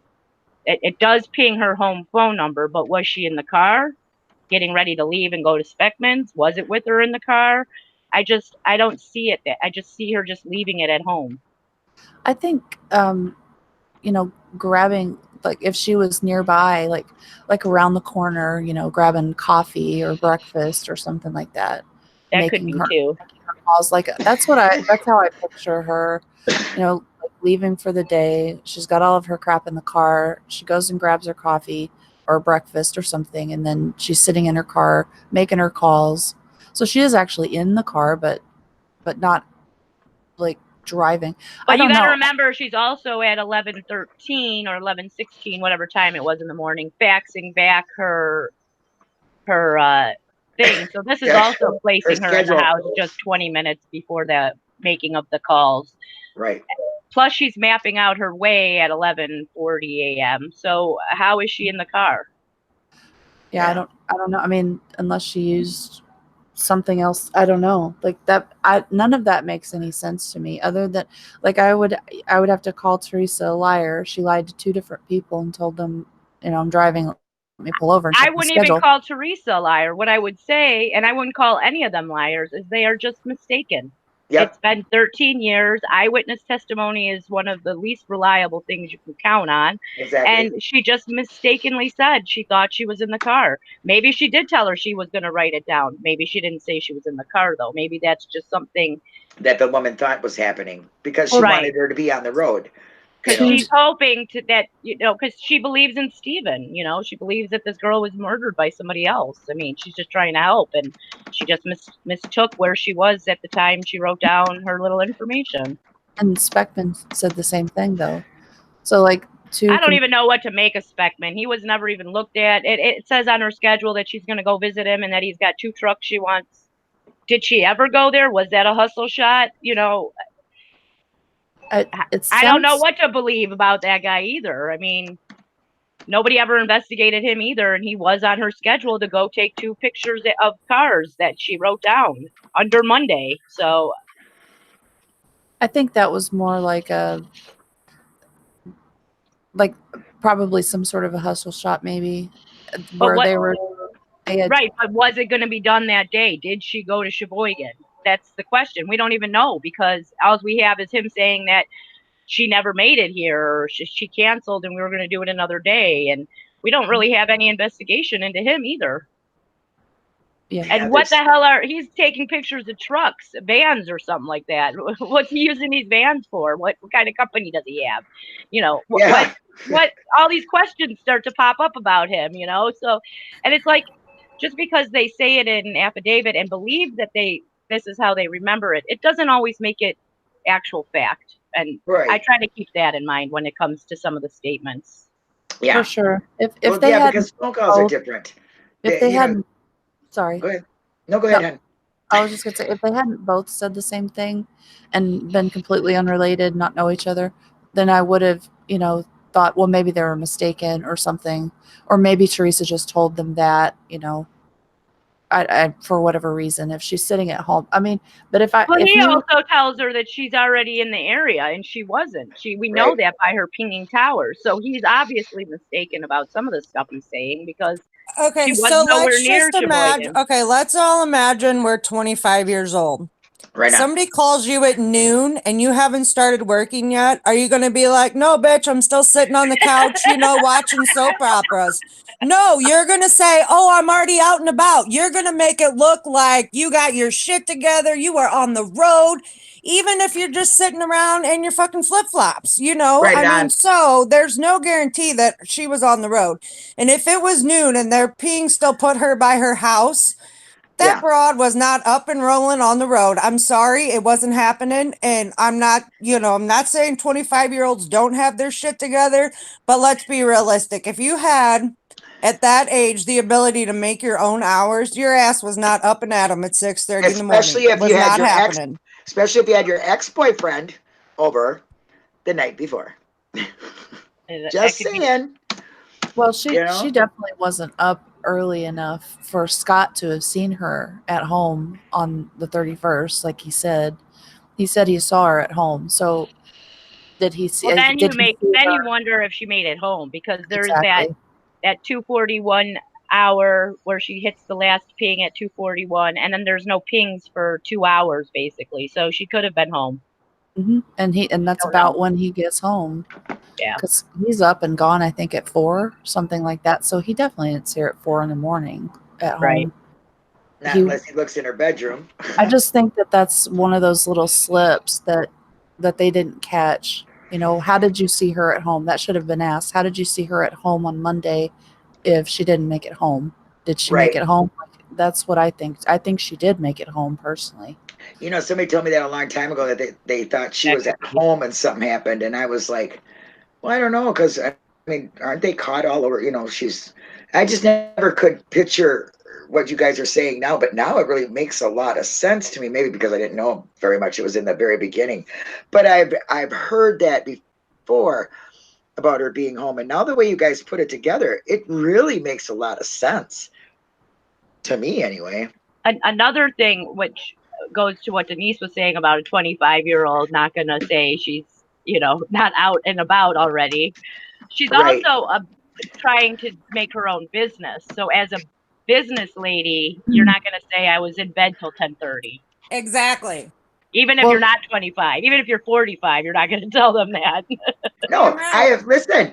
I have told people I'm supposed to be on my way to their house, and I got a cell phone, so they don't know where I'm at. You know what I'm saying? And I say, "Oh, I'm right down the block," and I'm sitting in my living room.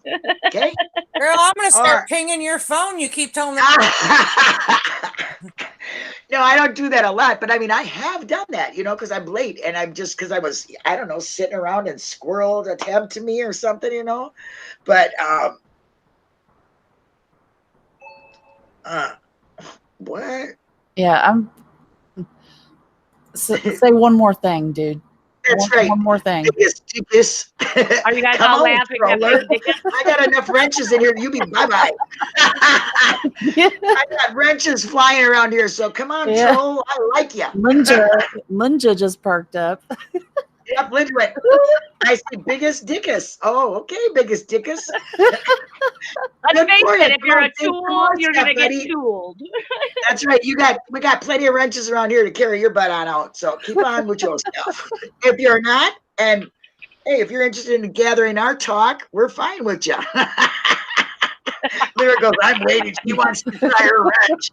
I got some new wrenches in here. They might really want to zap you. I think it's funny. Anyway, yeah, Linja. that was catnip that named me that. So something I was That's right. thinking that's related to what Denise said, and I totally agree with that. I think she would want to come off as professional, business-like, and she probably wouldn't say, "Oh yeah, I'm sitting across the street having coffee," or "I'm sitting at home, like still getting my shit together. I haven't left the house yet." Like she might want to give the impression that she's on the go or whatever. But also, I would think, like, say if she was sitting at home, if she is sitting at home still and she gets these calls or she's making these calls or whatever, you would it would sound more businesslike and professional if she didn't have to say, "Oh, I'm driving, let me pull over and check my schedule." It would be like, "Oh, it's instant," like you would imagine her sitting in an office Right. and But down. she's a photographer too, so if she's sitting in an office all the time, she's not getting any work. Exactly. She's got to be traveling somewhere Well, along the line. Well, I mean, like in Denise's case, Denise, the one with the pictures, you might picture her sitting at the studio, not at home or whatever, Now, or in the an Denise office. pictures, why didn't Pierce notice sooner? She was scheduled to go there the next fucking day, and Yeah, she didn't show up, but I'm sure Denise did, right? I mean, I would think she did. She showed up for her appointment, and she wasn't there. Yeah. yeah, And he wasn't that did. supposed to be at her studio? He did. He said that was the first red flag to Clue? him that she missed that appointment. But he started trying to call her at that point, like, "Where are you? Why did you miss this appointment?" I But think I don't he see his number on her phone on the first, so Right. I don't understand if he called her or not. Where did he call her? Did he call her on her home phone? I don't Yeah. see it on the cell phone. Exactly. Or is it just one of those calls that doesn't show up? How some of them are missing. Someone Because also made a note that he talks about her in past tense when he's talking to did he? Yeah, I heard that too. when he's That- talking to Lemieux late at night. He kind of references hers as was. Oh, she or was. Yeah. She where wasn't he's known to do that or talking about her in something. past tense. So that to me is also another suspicion. It's like when you look at it, you have like your 3 or 4 main suspects, but then you have all these other tiny little ones, POIs, which they call persons of interest, that never got Right. ruled out or anything. What the hell? He's Oh, interesting. That yeah. their relationship is interesting. Like, I guess it's clear that he's not just like a boss or co-worker or whatever, co-business partner or whatever. Right. He's more that like a friend. Like he Yeah, like knew, a big brother type. yeah, and he was protective of her. Right. Now like- I don't know if it was a big brother type thing or did he have some kind of infatuation with her, because He might have, but he did look seem out to for take her. on interns, but for some reason he took a special interest in Teresa and her work. So what is the relationship there? Exactly. Because, like I said, protective. He was protective. As soon as he sees that she's getting these harassing calls, he instantly wants to get involved and call them back and deal with this person. Right. Like instead of just say, "Oh, that sucks. I'm sorry you're dealing with that." Like he And who wanted does to get that? called. Boyfriends? Somebody that cares. Real close friends? I Mhm. mean, Yeah. Yeah. Boy, you're giving me a whole new light of things, man. It's hard she for me was to get. sleeping with a married man, so you have to question some of that stuff too. Well, yeah, I mean, definitely. She wasn't no, Catholic girl, even though she was Catholic. She does not fit the little, wait till you get married kind of girl. Right. You don't mess around with married men. There's something in a woman that does that. I don't know why I want to call her a whore. Sorry, but that's how I think about them, because they're messing with married men. Now they're not whores; they're just sluts because they're not getting paid for their work. Well, there you go. But I mean, I just don't think, unless you see divorce papers, they're not living together, that kind of thing. That's okay. You know what I'm saying? I mean, basically, if they're messed up, but they weren't. They were together. I mean, she took pictures of these people for anniversaries and whatnot, whatever. I'd like to know if she ever took any pictures of herself with somebody. Yeah, I thought of that too. I wonder.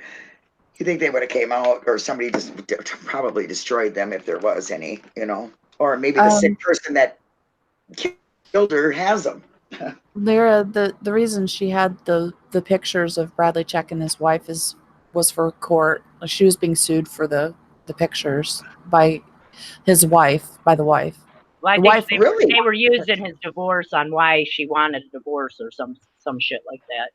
Yeah, like Teresa had to go to court. But I'd like to know if she took any pictures of herself with her lovers. You know how young people do that.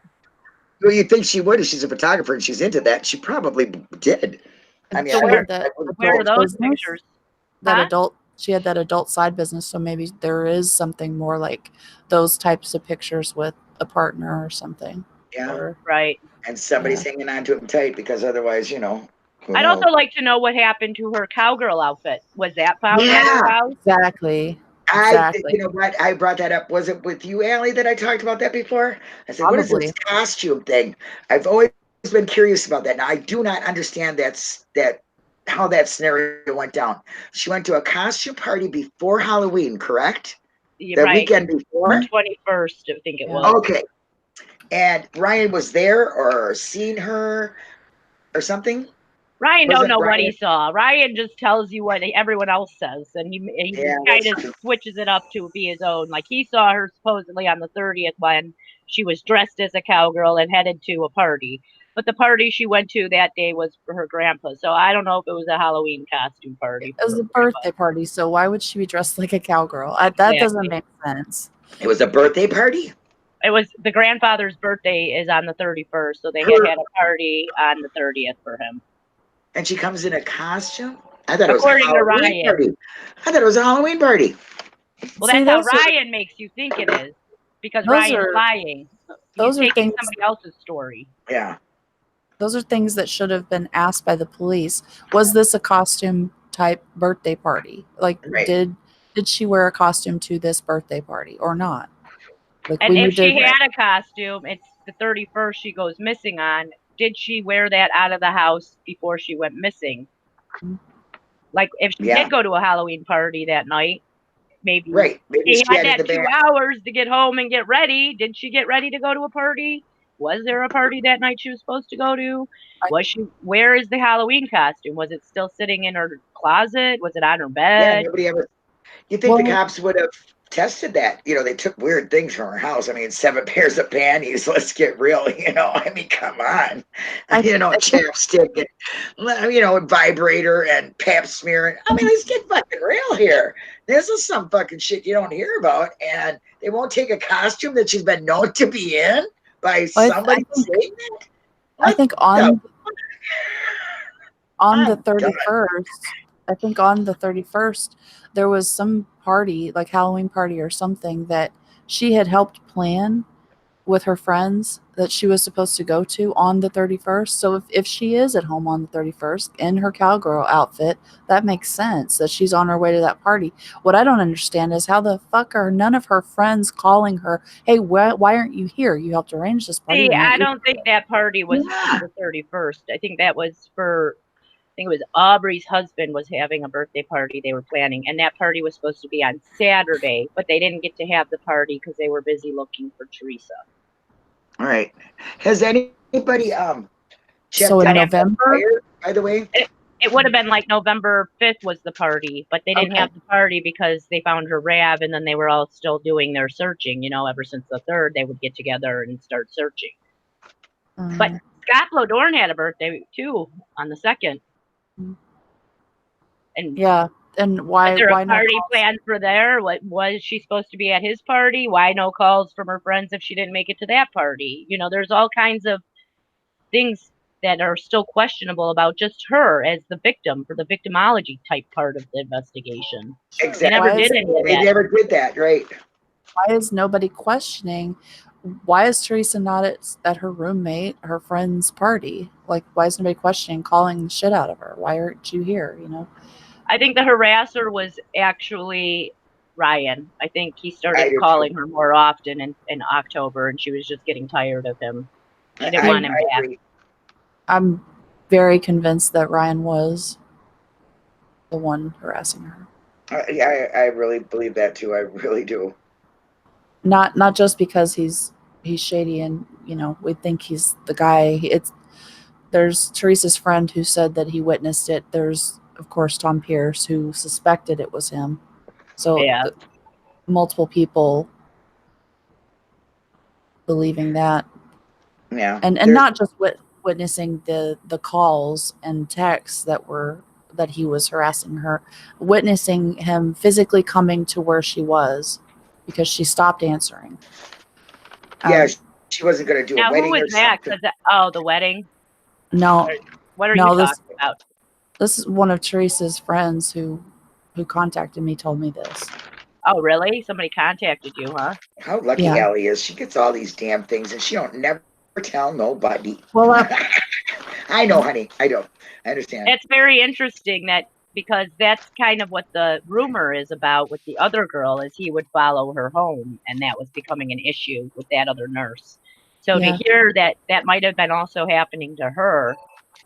well, this, what happened was Teresa's at a bar. There's a group of friends there. She's sitting at the bar talking with this one person, and she starts getting texts, and then she ignores the texts, and then the calls start. He starts calling and calling.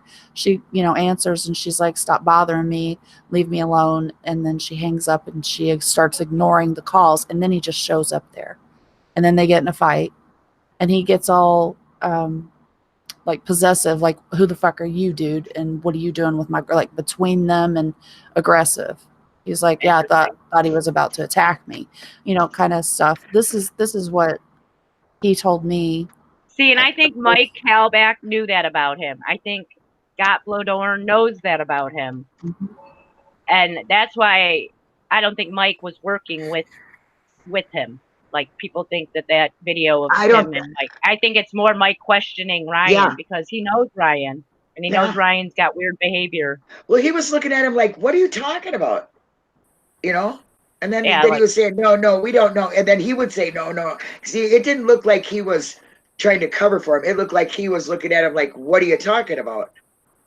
And there's not really a lot of calls between Mike Halbach and Ryan either. I don't. so. It's the same thing. I'm sorry. You can say I'm crazy if it ever comes out, but it goes the same thing as people think Barb would cover up for Bobby. I don't think Mike is going to cover up for the killer of his sister.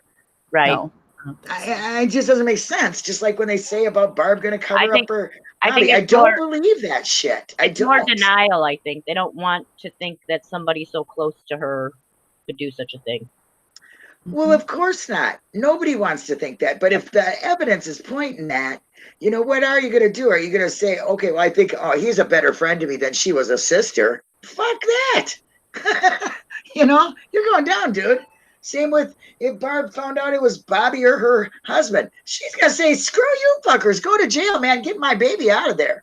I just don't see it. There's something you else know. that I found interesting in her short email to her friend was she mentions how Ryan is there looking at her and she knows when he's looking at her like that. But she Yeah. also mentions that she doesn't know how she allowed herself to love this guy for so long. What does That's that telling. even mean? Yeah, that's Allowed? telling. You allowed yourself? Why did you have to allow it? What was he doing that you did not allow it? There had to be some bad behavior. Possessive, controlling, That wording jealous. alone makes me ask questions. And then what else did she say in that little short line? How she hates Scotty's a pig. That She hates being around she hasn't been with anybody like that since college. Since Ryan, which would have been college when they broke up. Now, you hear Tom Pierce tell you that she was abused by somebody she dated in college. Yeah, Ryan. And that's the only one The she only dated. person she dated in college. Ryan. Exactly. So, I agree. yeah. Ryan's a sketchy sucker, man. And the thing is, for me, the longer this goes on and the longer it goes on, it's kind of like really hard to prove who did it. It's just, we know that Stephen and Brendan didn't do it. I mean, everything doesn't point at them like they say.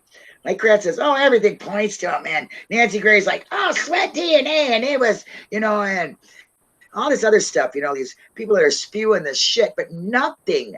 If you sit down and you're a rational person, I mean, you can say that they are guilty.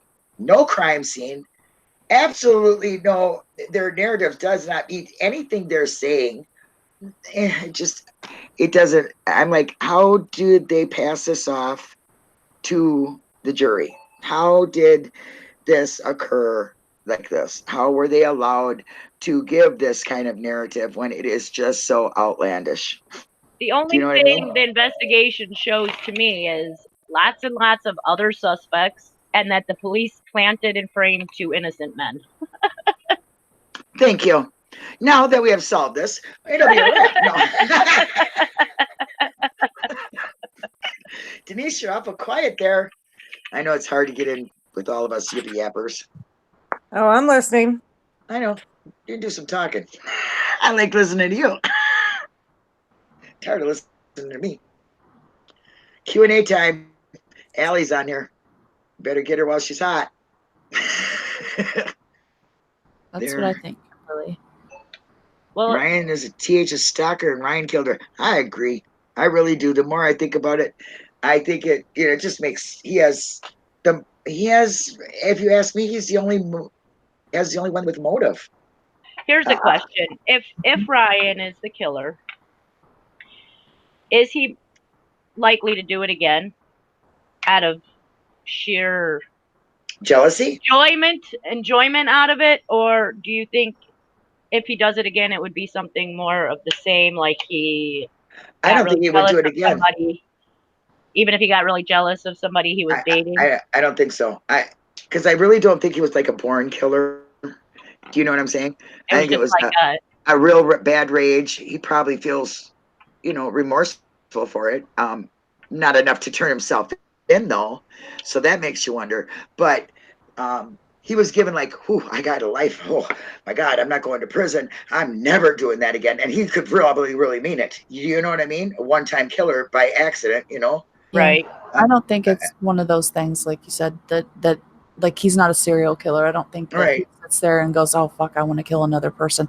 I think it's more like this just got way out of hand. Like he's already an abusive, stalkerish type, jealous, possessive type boyfriend. And maybe one got help. And he might not go that far with the next girl or the next girl or the next girl. Yeah, he might, yeah.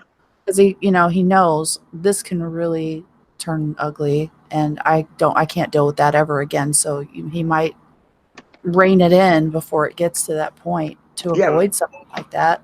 Maybe, I don't know. I don't think he'd let that happen again. That's what I mean. I don't think so either.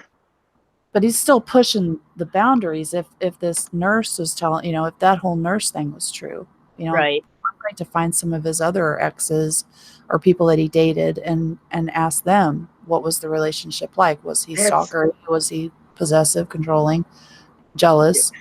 Yeah, well, that's what I'm saying. I was wondering. But if he can get into that rage because he's so upset and actually kill someone, if he could do it again. in love with somebody else and he does find love again, let's say, and that person ends up turning their back, could he do that again? Sure. Could his rage be that bad that it just happens again? I mean, not saying that it was like a planned, going to kill her because I'm jealous, but well, hell, why wouldn't he? If he did it, he already got away with it once. So what the hell does he have to lose? So hell yeah, he could kill everybody he's ever fucked in his life, because he's going to be the condescending prick who thinks, oh, I've already got away with this once. I can do whatever the hell I want. So don't come at me with, oh, this is once and done. No, that son of a bitch thinks he can get away with anything. That son of a bitch don't know if it's day or night. So fuck him. But the consensus is he could do it again, might do it again if he was in a raged condition. Oh, given the right situation, I think he's not going out there to just kill for joy. Right. No, I don't think he's Ted Bundy, but I could see him doing it for his own interest. Yeah. Right. But as soon as you've got multiple ex-girlfriends or whatever, current girlfriends and ex-girlfriends coming up murdered, then you're fucked. Eventually they're going to catch on that you are the one, that's the common denominator. Hello. It's not going to be too hard to figure out if another ex or girlfriend comes up dead. So luckily I imagine he's smart enough to consider that. He's smart enough to frame someone and, I think sometimes people might not actually look at him unless it did happen again. And that's a scary thought. Yeah, because it was never even questioned. Like in a normal investigation, the last boyfriend's going to be questioned. You know what I'm saying? The people around you are the ones they question first. Anyone, even their friends. I mean, none of even them Scott seem to be. Blodern. What is, I mean, come on, he lived with her. Come The on, they boss, should have been bringing the him down and parents, interrogate. They should have been siblings. interrogating his ass like they did Brendan's, okay? Yep. That's what they should have been doing, but they didn't do it to anybody but Steve and Brendan. I bet if Ryan is ever looked at as a suspect and it's, in the public, in the media or whatever, I bet he'll have ex-girlfriends coming out of the woodwork going, hey, he didn't kill me, obviously, but he did some things that concerned me and caused me to break off the relationship. Or, you'll probably get a bunch of women coming in telling stories. Yeah. So okay, I can't imagine that was a one-time thing at all, his behavior. I think that's one of those things that's just, that is who he is. Yeah, totally agree. Okay, question, raising hands. Kimberly has her hand raised. Go ahead, Kimberly, you have a question.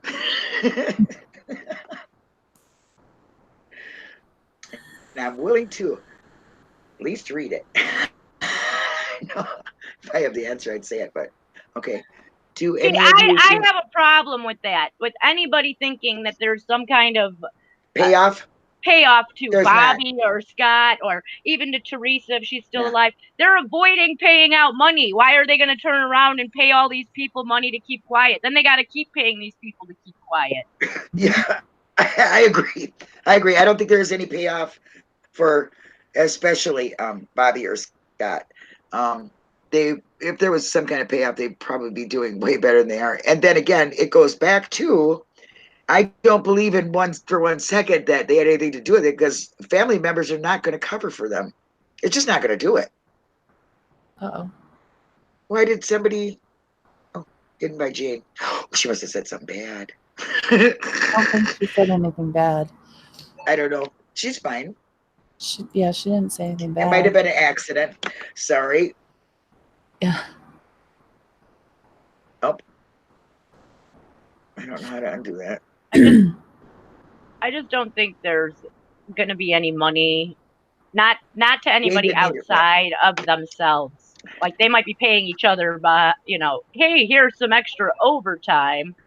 Yeah.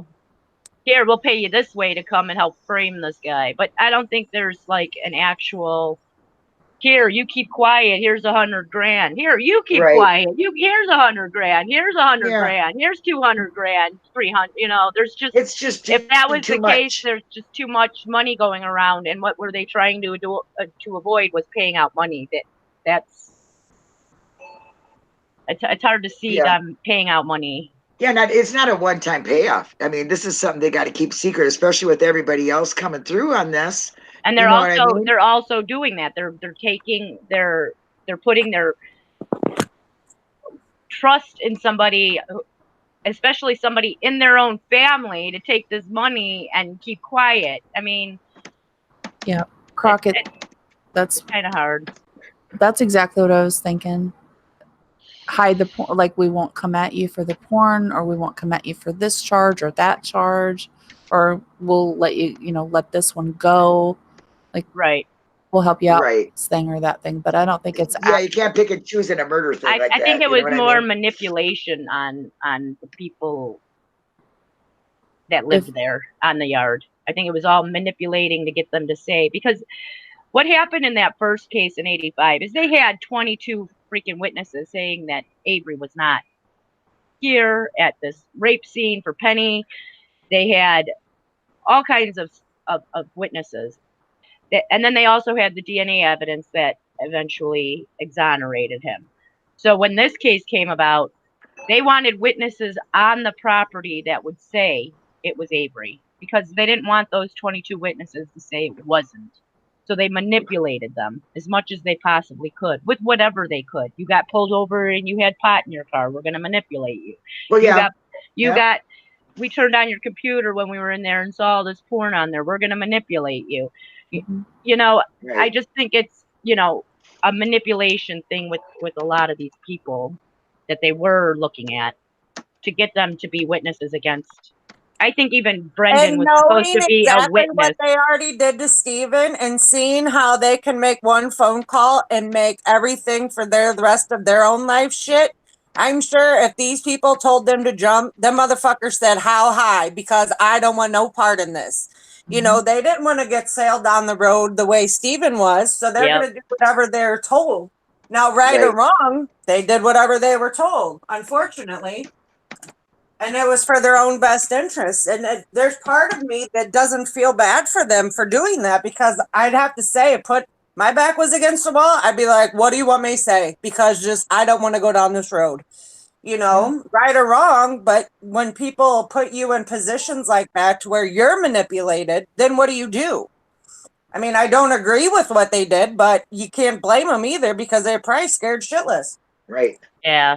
But when it comes to the jury, like Kimberly's bringing up right now, I think something had to have been done there. Oh, There was definite manipulation with cops spending time eating pizza with them. When they were first polled, they were more for him being innocent than there was guilty, and it was a big turn. And there was a lot of really damning testimony that went on. I mean, if you ask me, I was watching what you could see of the testimony, what I've read too.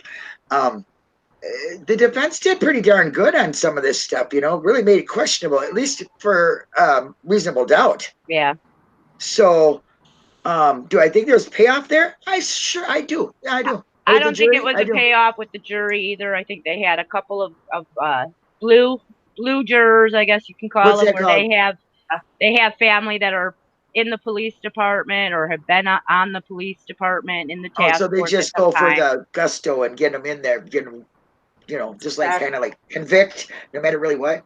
Then they have the county, people working, like the librarian is on the case, and there's the guy whose son-in-law owes money. He owed money to. That's probably the only monetary thing that I saw was August Schuett. He was the oldest and also now deceased juror on the case. And he owned a long-time business in Manitowoc. His family had owned Schuett store there for 100 years or so. He gave that business to his son-in-law. His son-in-law revamped it and borrowed about $350,000 from the county and the city of Manitowoc. Yeah. And he still owed money to the county when August went and sat on the jury. And after that, Kokorik's wife wrote an editorial about why hassle him about the $70,000 still owed.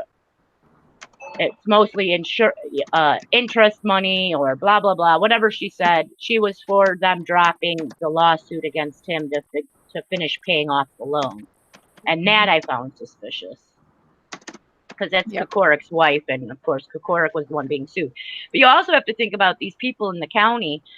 Could it also have been scared them to think that their county would go bankrupt, and what would that do for their living situation had Stephen sued them and won $34 million, $36 million? Oh, they would have definitely been bankrupt. I mean, well, let's put it this way. The town would have probably been able to pay their amount of it, but the people that were involved in it would lose everything. They would have lost their pensions, I mean, you know what I mean? Because there was insurance things that didn't pay, and they would have to pay on their own pockets.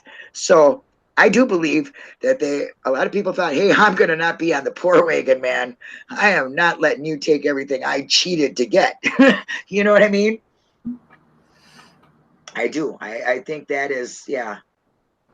I think they were more manipulated. That one juror that pisses me off is that Julie chick. She sat on the jury. She convicted him. Then she goes to Brendan's trial, and they ask her, why are you here? And she goes, to get answers. What the fuck do you need answers for? Didn't you get answers with the trial you just sat through, that you convicted a man for life? How can you need answers? Don't you have those answers? That pisses me off. Yeah. And she's still a guilter. She still posts like in the Facebook page for Stephen Avery's guilty. I don't like seeing that either. I just think the jurors are. I just got the Brendan juror name, so I'm gonna look into them soon too. See how many of them have relationships to cops and that sort Okay, of I don't know thing. what's going on with Jane. Sorry to interrupt you, but I just took her wrench away because I don't really understand why all these people are getting like blocked. So I just took it away. Maybe there's a problem. Maybe she's fell asleep and she's hitting it or something. I don't know what the problem is. I love you, Jane Sharp, but Crockett Thompson does not get, never. I don't do that unless they're a true troll. So I just took it away for a little bit and we'll figure it out. So everybody, if you've seen some of your stuff just disappear, I'm sorry. Just please re-ask your question. I can't put it back on. So let me see. He didn't ask Yeah. me. He was talking to To Chloe. he was just Cleo. agreeing with people mostly. I think the searches done was not pointing to Stephen. They were talking about, oh fuck's sake. Sorry, my son's trying to call me right now. Okay. So, But yeah, sorry, Crockett Thompson and Kimberly. But I just had to take Jeannie's little wrench away till we figure out what the problem is here. I like my wrench. I'll keep it. Yeah, you can keep yours. I'm not taking nobody's away out of anger. I just think there's something going on here. So I don't know what it is because I haven't seen her in chat in a little while either. So I don't know. She's Somebody hacked snoring her. over there. Huh? She's snoring over there. Yeah, somebody hacked her. She fell asleep and she's pushing buttons and don't know. I don't know. But anyway, all is forgiven. We all make mistakes, and everybody can say what they need to say. If you want to say "fuck you, Linda" on there, you can. If I see you and I know you. If you're somebody called Dupas Duckhead or whatever his name was, that might get wrenched out. But other than that, I think it'll be fine. So yeah, I mean, gosh darn, you guys really give me a lot to the way you. I didn't know some of these things that are coming in. Like I can't even tell you which ones I didn't know because now it all makes sense the way you told me.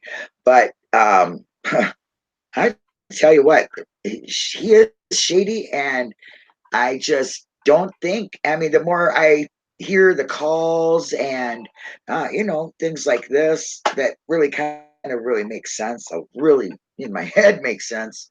I don't think it points to Bobby and Scott. I think they lied on stand. I think they were pressured and said, "You better say this," and basically that's what it goes to. I think Bobby made a good Denny suspect because there are iffy things on his computer that might make him look like he did something. And then, there's the scratches. Of course, there's stuff that could point to him and create reasonable doubt. Right. I think that's why it was hidden, because they didn't want that reasonable doubt. That's what I'm saying. I don't think they wanted any reasonable doubt whatsoever, because there was so much reasonable doubt if you think about it, Yeah, and they tell the jury, don't go looking for reasonable doubt. Just wait for it to be presented here and here and here and here. And it was. I mean, it was presented so much that I don't know what happened in that jury room that got the 7 that said not guilty to turn to guilty. But something happened where it was manipulation. I don't think it was promises of money or anything like that. I think, you're right. When it comes to Bobby and Scott, I think it was manipulation. I do. I think it was like, hey, you know what? You're looking a little suspicious here, Bobby. What is all this stuff? We can look at you like that, but we don't want them to look at you at all. So get on there, and if you don't want them to look at you, say your Uncle Steve was, their car was there. Point your finger. Come on, you can do it. Whatever it's way easy. you can Point your it finger or get looked at for child porn. I mean, right on. Point your finger. Point your finger.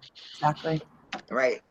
And I think they tried to go about it without doing stuff like that. Like they tried to just get them to turn on them. And some people, I think, like Scott Taddick, didn't need much poking and prodding to turn on Stephen. No, because he already didn't have him. A love for him. But you could see where they tried to do it with Bobby. Well, Stephen's saying that you're the last one to see her. Why is he saying that? They're trying to get it flipped because he'd stab you in the back. I mean, and that was his immediate response. But will he go and testify to something untrue? Probably not. Maybe not. So they use that computer stuff as just a little encouragement to get what they want them to do. I agree. I don't think we should just sit down and we should just put our whole theory on a piece of paper. I mean, it just makes so much sense. Let's just sell it to Zellner. Here you go, honey. Take this and run with it. Maybe you can figure it out from there. I wonder how. Yeah, I think about that. I think about Zellner knowing all these things, and she's a lawyer, and it probably is an embarrassment for her that that the thing that she deems to be the greatest thing in her life, being the law and being a good lawyer, that she sees a lot of this. I'm glad she's great at exonerations. She's helped a lot of people, you know what I'm saying? And some that you just wonder how the hell did she do it? Like Ryan Ferguson, he was on a dream. You know what I mean? Yeah, I don't know how they get away with putting these innocent people in prison for I things. don't. It just is so scary. I'm just so worried about like my grandchildren and things, I just hope she doesn't retire from her lawyering before all these cases she has are freed, because Yeah. she could technically retire tomorrow. She could take her sabbatical. Yeah. But she's not one to dip out, you know what I'm saying? I would like to comment on the Lyra said in court, Barb, Blaine, and Bobby looked sad. Scott smiled. I mean, I don't know why that's still a thing, but if you watch that, he's not smiling. He's not actually smiling. No. Like he is chewing on his mustache, like biting his lip, and he explained, he's like, because Colburn was right in front of him, sitting next to Brendan. He was right there, and he said it took everything in him not to jump over there and beat his ass. And he was so pissed off. So I don't think that's a smile. I think that's I am doing everything I can not to scream, kill somebody, rage, and lose my mind. It's more like a pursing of his lips, kind of, in my opinion, because it's not like he just smiles. He's like moving his lips like in a pursed manner, kind of how you see Ryan when he lies, Yeah. So if you watch it again, thinking that we maybe were just talking about it. When a tragedy happens, I crack up laughing. So how do we know he didn't know how to feel, and he was just, he wasn't like holding it back. I'd like to comment about you when you're laughing, how you take a tragedy and you laugh. I do. This is something I know everybody has all these thoughts about the Halbachs and how they reacted during this whole thing. But just like Linda laughs, I laugh when I'm in a tight spot. Maybe they just get quiet. Yeah. And unemotional. Yeah, I think they are. I don't know if it's really anything that they're hiding or doing anything like that. Just because she didn't bawl out the whole time in court doesn't mean that she's not grieving, in my opinion. Now I just want to say that I come from a family of Germans, and I don't know what their heritage is, but they are very steadfast people. They don't show emotion. And I have family members that don't cry at funerals, that do not show emotion. They just don't. Okay. And that does not mean that they are not grieving. They just choose not to show it in a public way. Right. The Halbachs would have been coached not to show. And you're right, Allie. Yeah. Because people get off on seeing other people's pain. And I never thought about it until Allie. Go right ahead, Allie. Explain what you think happened to them, because you do it well. Well, I believe that's one of the things that the people who handle like missing persons cases, they have a person meet with the family, and if the family is like going to go on TV, for example, and plead for the help from the viewers or for their loved one to be returned, they're always coached not to show emotion, because if the kidnapper or whatever is watching, that could be something that they get off on. Don't give it to them. Right. Don't show emotion.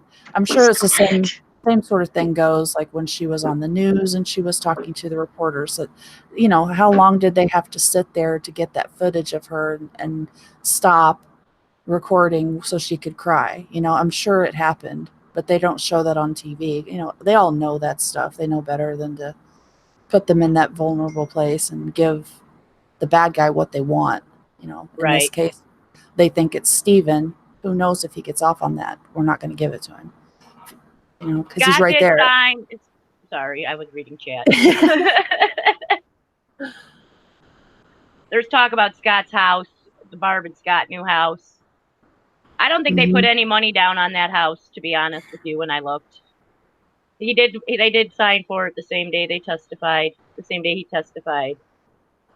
But I don't think it was like a money payout because they didn't put any money down. And I think they sold that little trailer that she lived in, Chuck, for whatever money they had was from that sale. From that little trailer. Because she owned that little piece of property right there.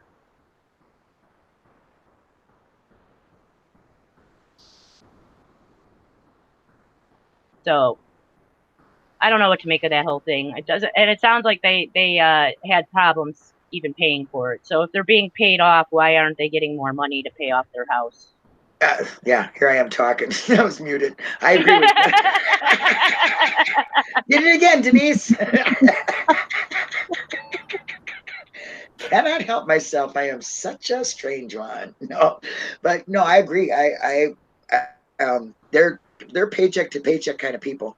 I think they were manipulated into moving because, you know, they want everybody to see that Barb's moving out of this house, you know, where because she can't stand where the murder happened. Yep, and exactly. I don't think I think it's more of a show they put on, and they kind of guided her hand into doing it. Yeah, I mean, I can't. Like I said, I cannot. Imagine what they have and still go through. That family. I mean, it's beyond thoughts for me. I can't think of it at all. What they continue to go through, knowing that their loved ones are wrongfully in prison, for one, you know, and then people talk, people say shit, people on the internet are mean. They come to all these conclusions with no proof, and they're stating things that they're stating them, not even just saying, in my opinion.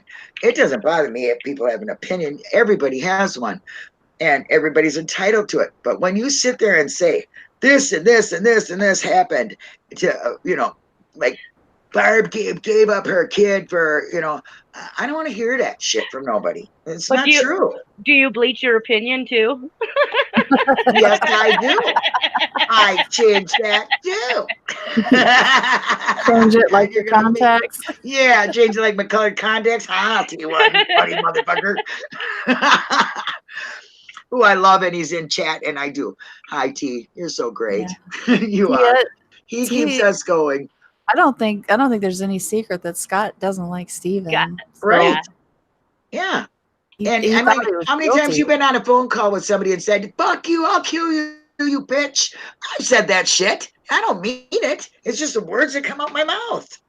Yeah, and to be totally fair, it's not a very good representation of what is accurate or what is real. Yeah. If Steven knows that the call's being recorded, I really feel like that was all done intentionally. Like he's poking and poking and poking, and because he wants somebody to come up with the truth.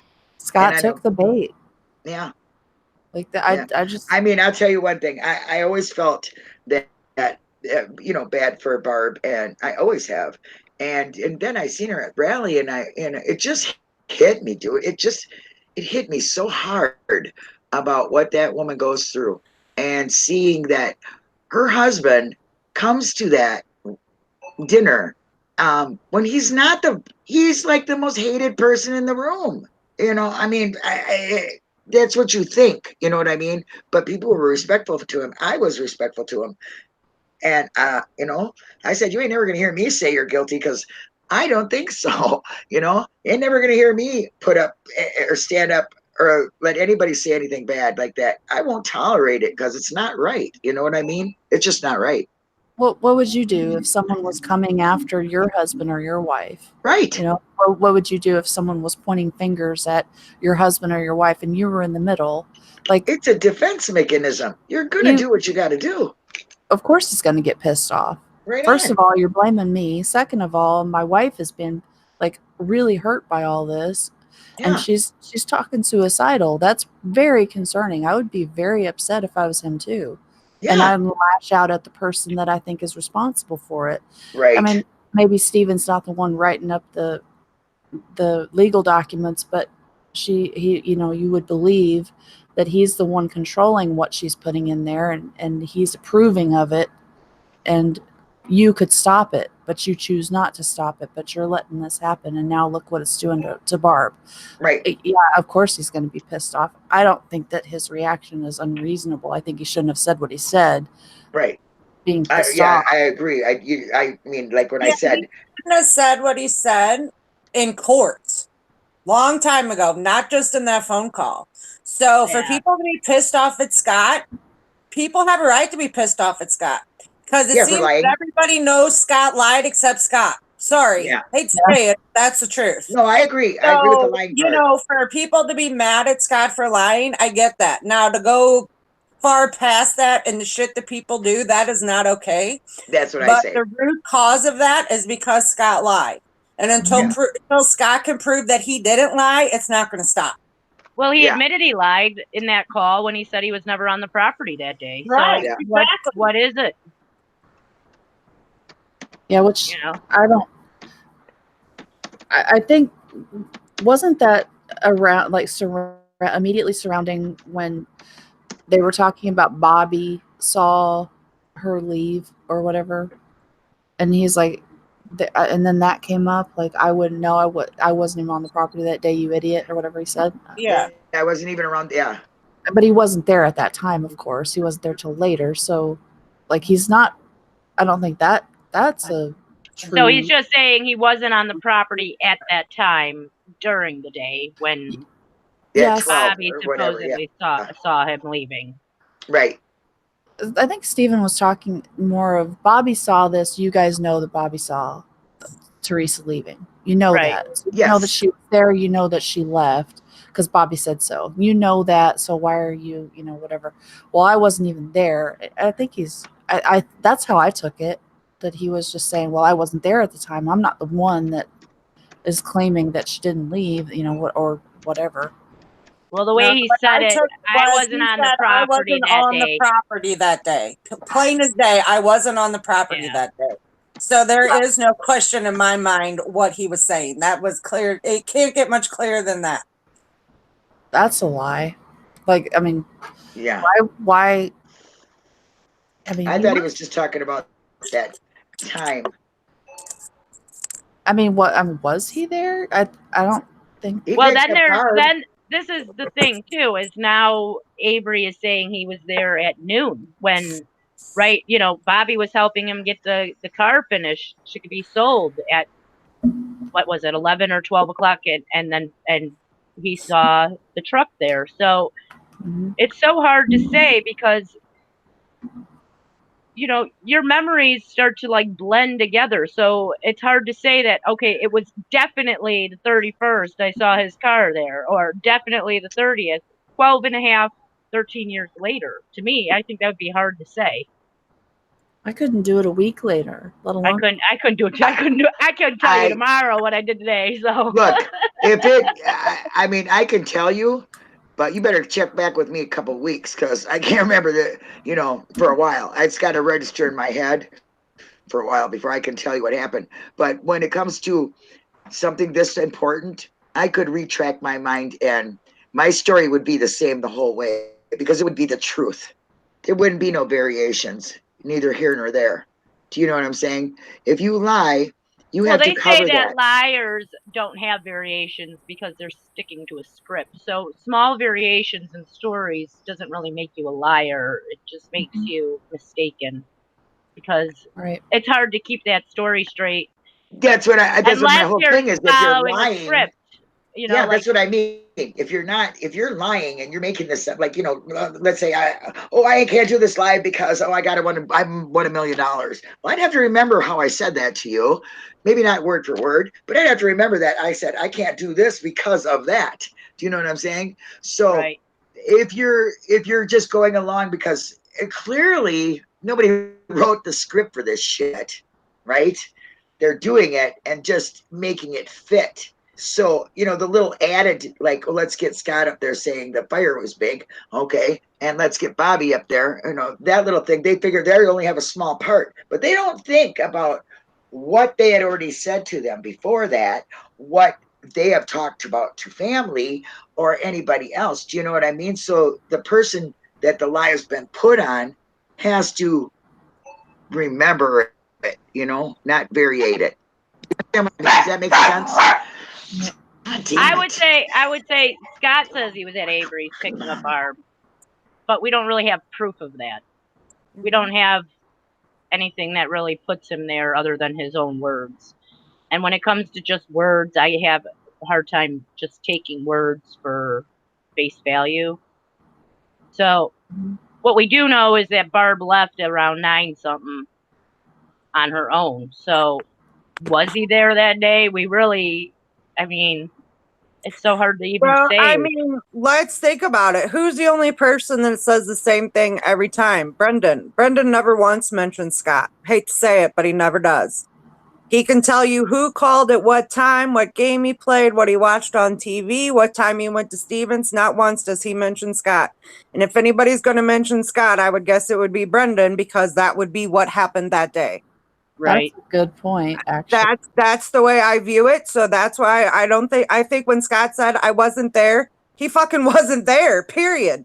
Like, Yeah. he told on himself, because Brendan is the only person, and God loves Steven, but Brendan can tell you minute for minute what happened that day. Nobody else can. So if Brendan doesn't say Scott's there, that's my opinion. He wasn't. I don't think he was, in my opinion. Yeah, and he's in the perfect position that he would have seen him. If standing at the fire, Scott sees them. Exactly. Well, the And, first story for and Brendan Scott knows. Yeah, is they Brendan came knows when over. Barb left. Brendan knows when Barb got home, and Brendan would have known how she would have got there. And if he would have saw Scott, he would have said it. You know, Scott brought my mom home. That never once was said, ever once. It wasn't even rumored to have been said. Right So on. no, I don't think it happened. I'm sorry, I just don't. And Scott's first statement, he says that Steven and the youngest son, he didn't know his name, was out there with Barb, like out there on the, like, together. So Right.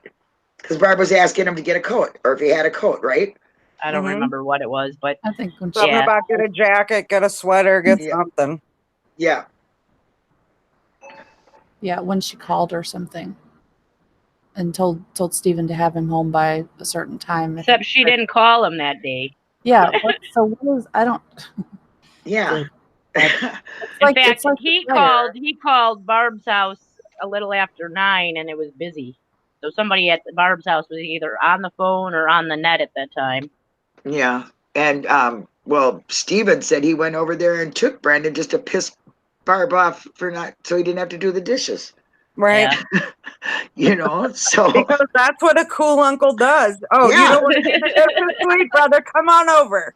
You know, Steven was disgusted with the house and Barb not being there. Yeah. Mhm. So, you know, because Barb's dating somebody new, she's out and about not taking care of the house the way she probably would or does. And the kids were there and she figured they'll do it. And she was like, screw that. You're being gone too long. You need to be around your kids, you know, because they're doing things, you know, maybe he knew Bobby was on watching porn or something, you know, and didn't agree with it, you know, anything. He was just being a cool uncle. I think it's like the fire. Like, what day did that fire happen? Did it even happen on the 31st? I mean, who the hell knows? Nobody I mentioned even it, have so questions about that too, because Nobody it's- says anything about it. it's like that memory. It happened somewhere in that time period, but did it happen on that specific day? I'm not really sure. So you don't mention it. It didn't stand out to you. You don't mention it, and now all of a sudden Steven's called a liar because he didn't mention the fire. I don't even know that it happened that day. Like, how? Because weren't they supposed to have a matter. big fire and have a bonfire and people were supposed to be out roasting marshmallows or something, or On it the was supposed to be third. some kind of party or something? that jailhouse call is confusing too on the 3rd, because in the background, you know, he's talking to Jody, and in the background they're talking about they The boys wanted having a to fire. have a fire Yeah. on Friday or Thursday, which was coming Thursday. up. So Mhm. when was the fire supposed to be? Was it on Monday, or was it something they were supposed to do on Thursday or Friday? You know? Yeah. Well, Yeah. on Tuesday, Earl was talking about how Kayla asked on Tuesday if she could go to the bonfire planned on Thursday. So Right. why the hell are you having a big giant fucking bonfire on Monday when you're planning to have one on Thursday? Yeah, you Like, would why- collect things and keep it there. You wouldn't burn it up. You'd Why want would- the stuff for Thursday. Exactly. You I mean, it takes a lot of stuff to burn to make a big bonfire where you're going to invite people over. So one is burning trash and one is an event. Like, let's invite people over.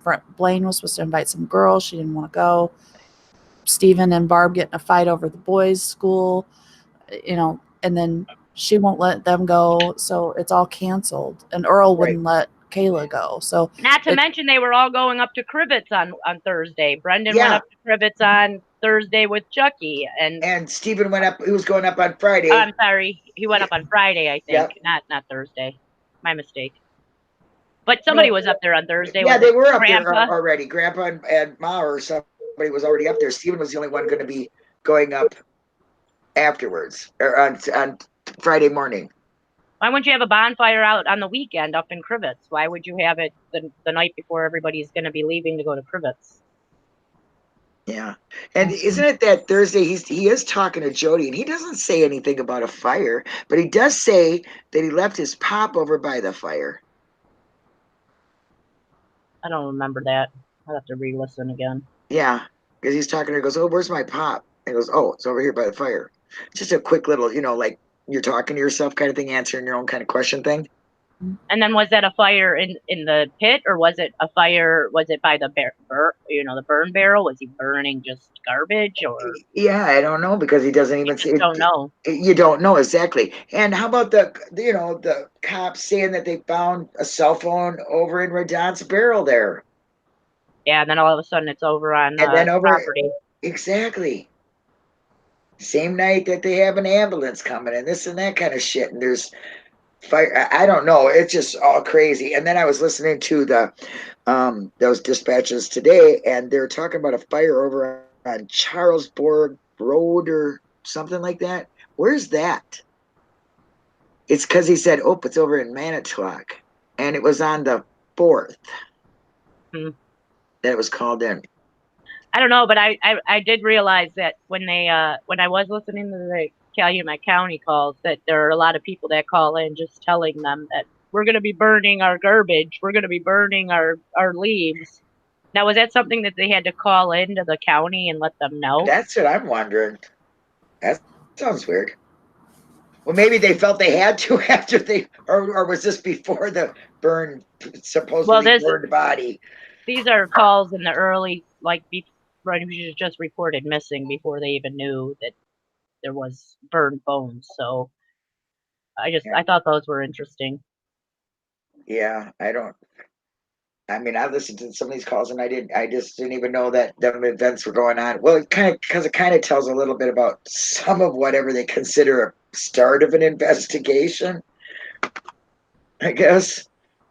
Where people are putting out flyers and, the news called a lot, you know what I mean? Yeah, Any for change? updates. Do we have any updates? Do we have any updates? Yeah. And what about the flyover? Did they find a car? No, they didn't find a car. And then all of a sudden, another flyover they do. Somebody was saying something about did they fly over Teresa's house or something? I was in a chat way earlier. I don't know. It was kind of a good question. I wish I would have remembered it. We don't even know because the flyover is a whole 3 minutes. Yeah, and it's cut out. It's cut off. It's weird. They show the person in the beginning. Well, this is what you do. You show this lady, then that's how you cut it off when you don't want them to see. Oh, okay. That's what you're telling them. Oh, you don't want them to see something. Cut it off. I don't get it. I think it was Chloe, and she asked if they did a flyover of Teresa's or something. Somebody's doing a flyover. Did they see her car at her house? I think that's what she was asking. Well, if they did, we don't know because they didn't give us that part of the film. Yeah. And I'd like to know what these, all these papers are that we still don't have. that Oh, they're the not. 300 reports from the DCI would be nice to have our hands on. That's what I'm saying. No, this, somebody put in for the FOI or IA, or yeah, and they got turned down. And Travis said, appeal it. They have to, tell them you want to know a statement why, I want to see the flyover footage of the turnaround, the area of the turnaround. Like Yeah, that. did they Yeah. even get that? I mean, it's not You- on the film that we see, right? So Yeah. Right. And that'll You- come out, I'm sure, if somebody can get a hold of it. I don't know how you go about asking for that stuff. Sure. But I want to do it. Why would you turn off the camera? I mean, the purpose is to document and see if you, There's- see something. Why not be filming the whole time? So there's I mean- a story in the paper right around the same time that Teresa's bones are being found. I think it was probably the 8th.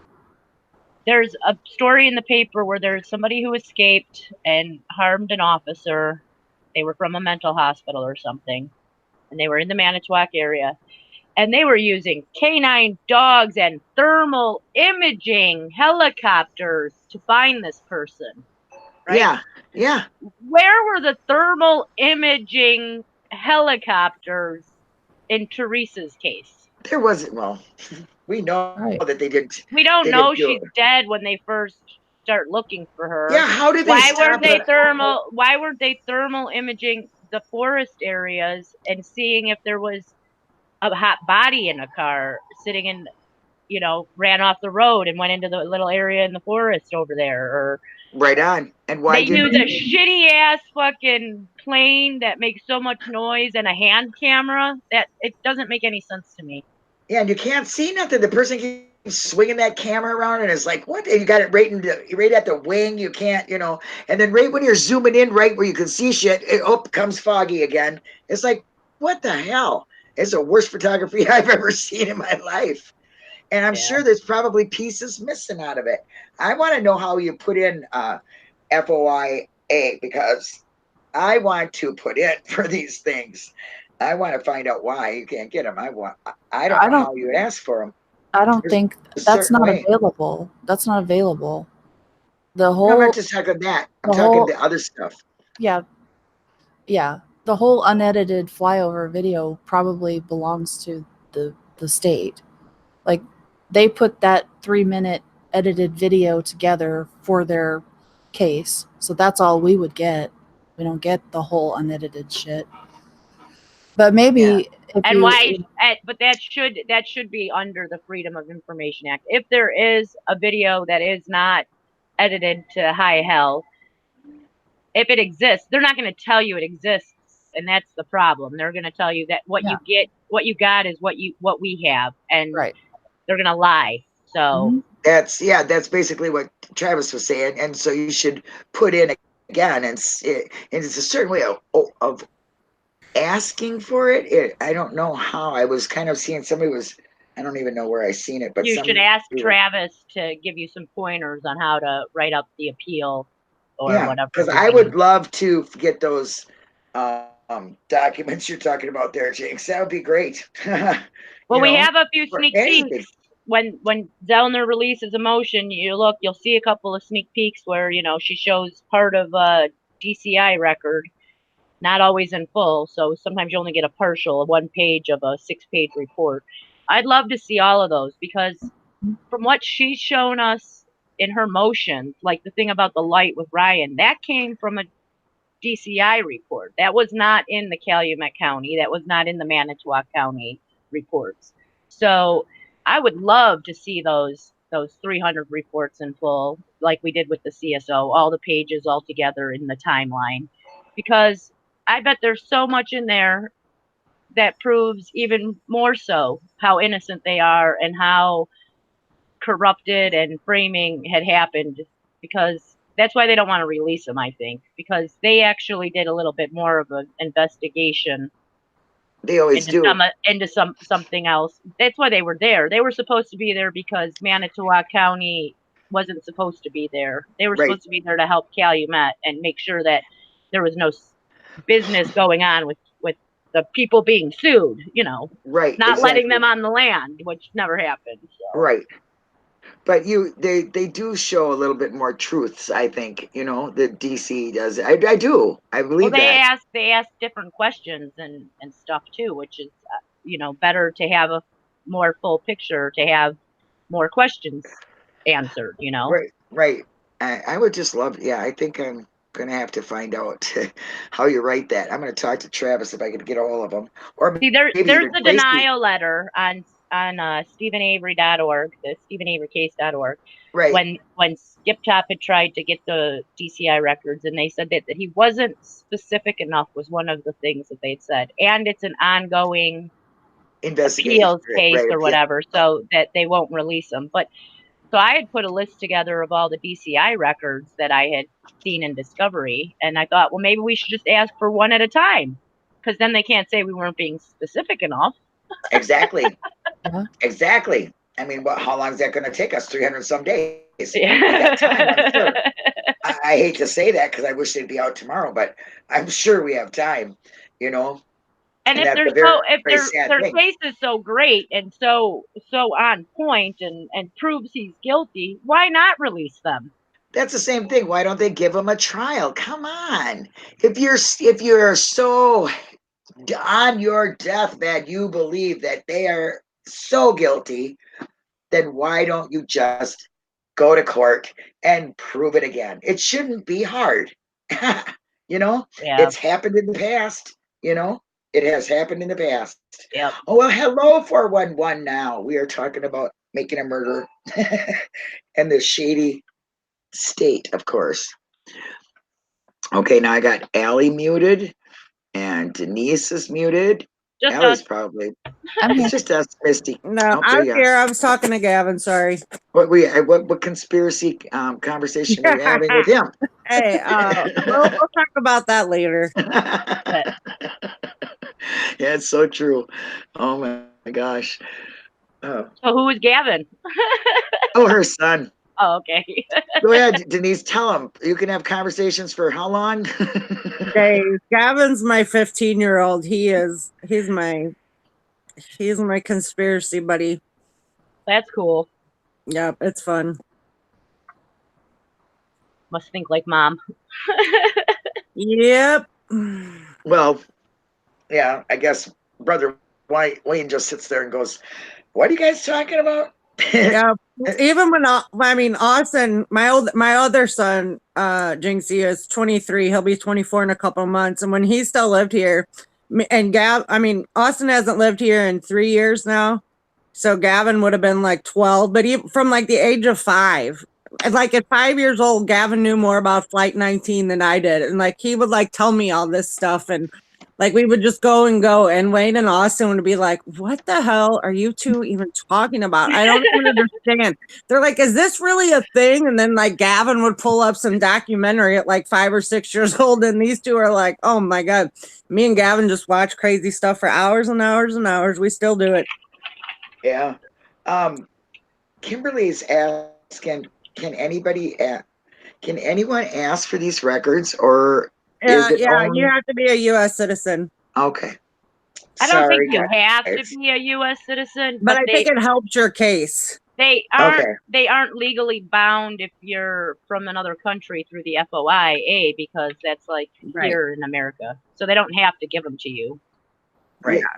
Yeah. It's a benefit for that, I guess, for that set of it's a benefit to your I don't even know how to put it into words. Your request.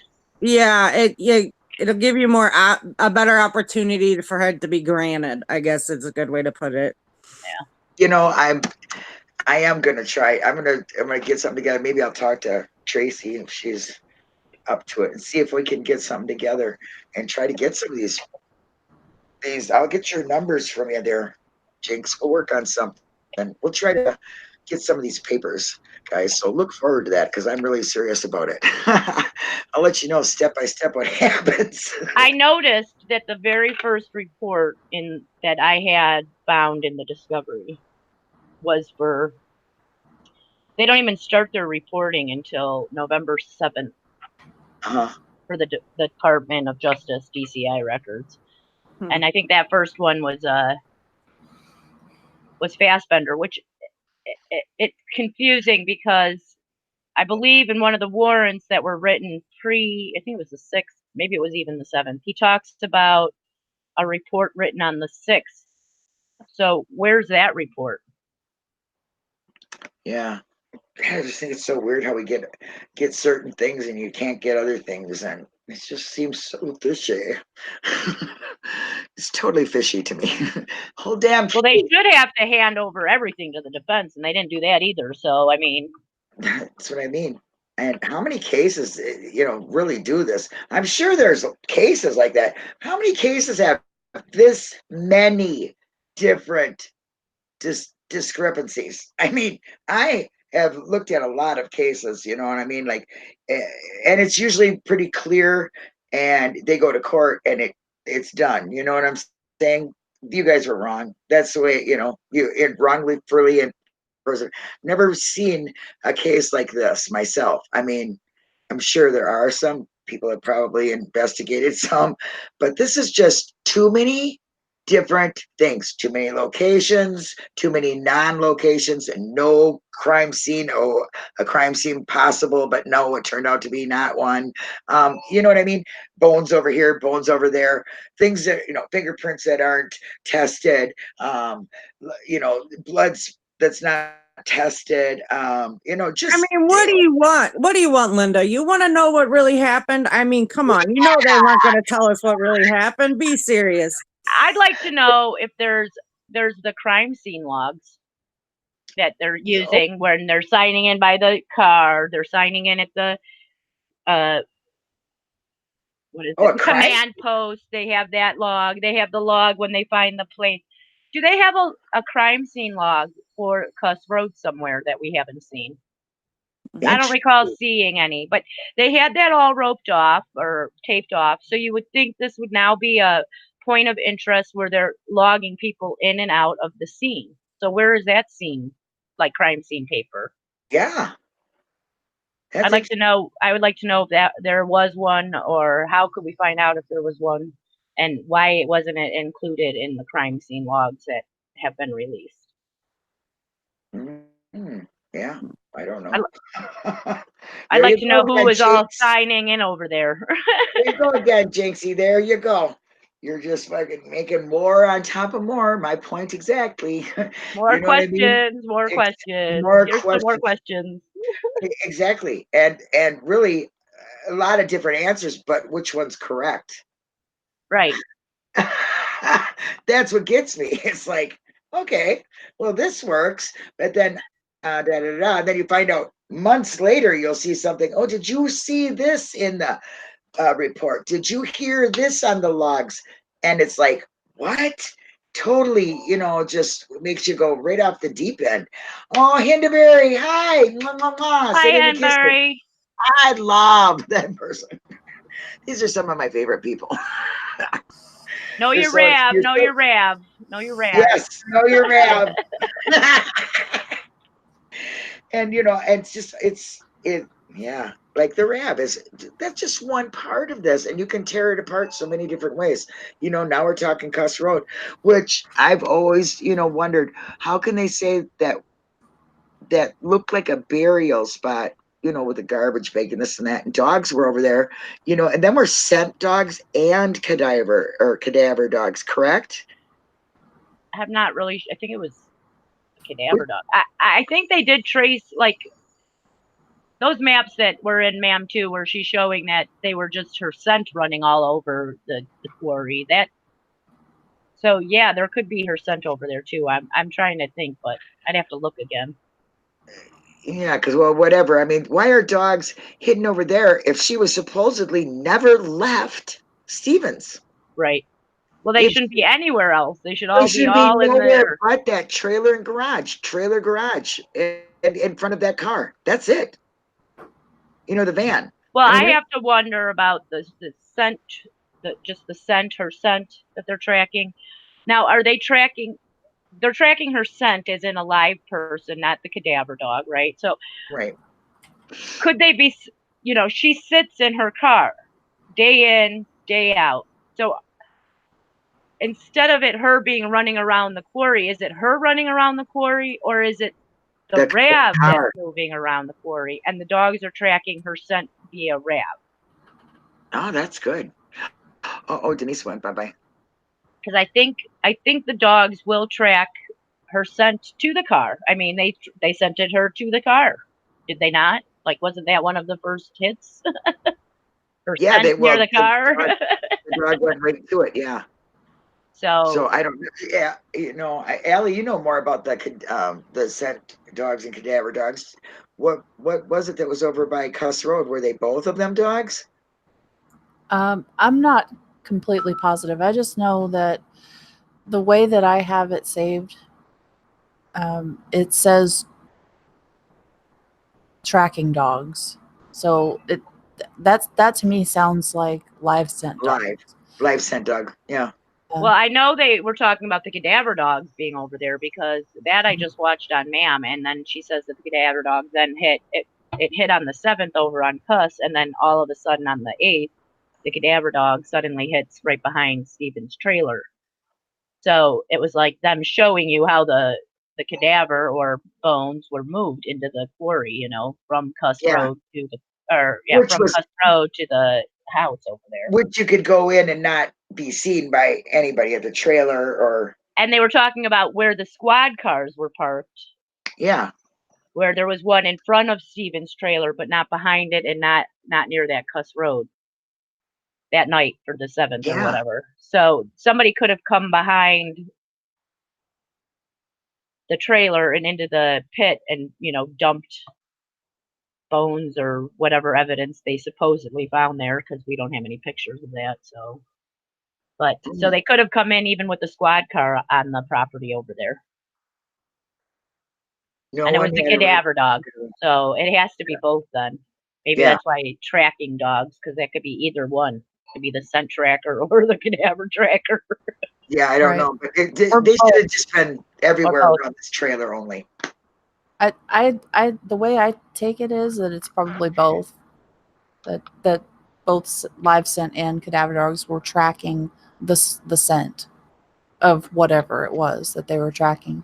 Right. There's a lot of tracks, so There it she looks is. like it's Sorry, Wayne called to get our order. He's making a run for the border, so I had to get my Tacos. order straight. Tacos. I got priorities. Sorry. Yeah, tummy time. It's okay. I understand. It's not Tuesday. What are you having tacos for? I'm gonna get some nachos and a chili cheese burrito. So Let sorry. me tell you, they got this place over here in Minnesota that it's a authentic Mexican place where they make tacos. It's just a taco joint, but they make 2 for Tuesdays, and they are the best tacos I've ever had in my life. And I've been to Cancun. I've been to all that place. I've been to a lot of Mexican restaurants because I like that food. But they make something called the way they say the way the Spanish eat it or whatever, and all it is cilantro and their sauce and the meat, and they don't put cheese and tomatoes and all that stuff on it, and they're like a deep fried flour tortilla. It's so good. Oh my gosh, I'm so hungry right now. You're making me hungry. I'm waiting for my pizza to get over here. I'm like Allie when she goes on live. I sit in front of here and I just wait for a pizza to come to me. except I have to actually go make dinner soon. So darn it. I wish a pizza would magically appear. Them days are done now. Now it's cooking time for you. Yeah, not tonight. Not tonight. So I think everyone on the case should have a record. Like the police departments that were there, they should all have records. The ambulance, anything that was The called. ambulance, Yep. the fire departments that were opening trunks, they should have reports. Anybody who had anything to do with it. If you brought him a pizza, you have a record of it, cop, that you received So a maybe pizza. that's the way to approach the FOIA stuff. But if it wasn't introduced in court, then you can't FOIA it, though. Correct? Really? I don't That's think kind that's of what true. I think you can get the whole. You should be able to get the whole report on You can- anything that has to do with it, You can especially you can DCA.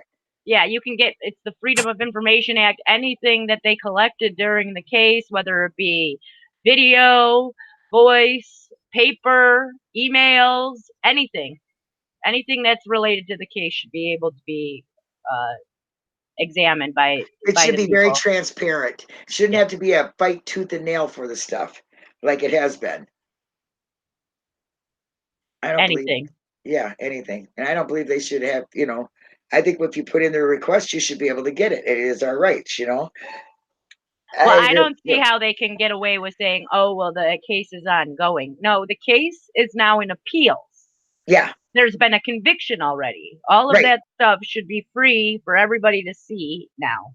yeah, we're talking post, I mean, after the fact here, okay? We want the before stuff that you guys wrote down, not after the conviction. We, right now, give us that stuff, Oh, what's it say, Henberry? And that's why Travis, that lawyer guy, says that anything that's been denied should be appealed and appealed and appealed, because they don't have any The right to tell you. reasonable, they don't have any reasonable excuse to be refusing them now. Yeah, I mean, I just put the link in here because I just went and pulled it up and read it. And like the exemptions, classified information. So no Area 51 stuff for us. Oh, damn. Internal personnel rules. It will be like, and this is how vague it is. Information that is exempt under other laws. Okay, what the fuck does that mean? I'm thinking they Law might be thinking enforcement about records or information. So I mean, their things are just bizarre. some things you can't get, like the sealed records. I'm sure you can't get because they've been Right. sealed. Stuff like that. There's certain things that they're going to be able to deny on that aspect. But as far as all the other evidence and stuff that has been in this case, everything should be Freedom of Information Act can be requested and should be allowed, in my opinion. I mean, unless it's sealed. Or like Area 51 shit. Or like maybe we won't see the report of the alien planting the key because, Right. because that's Area 51 shit. Oh my God.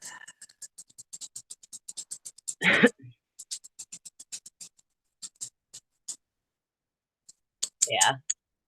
I wish there was more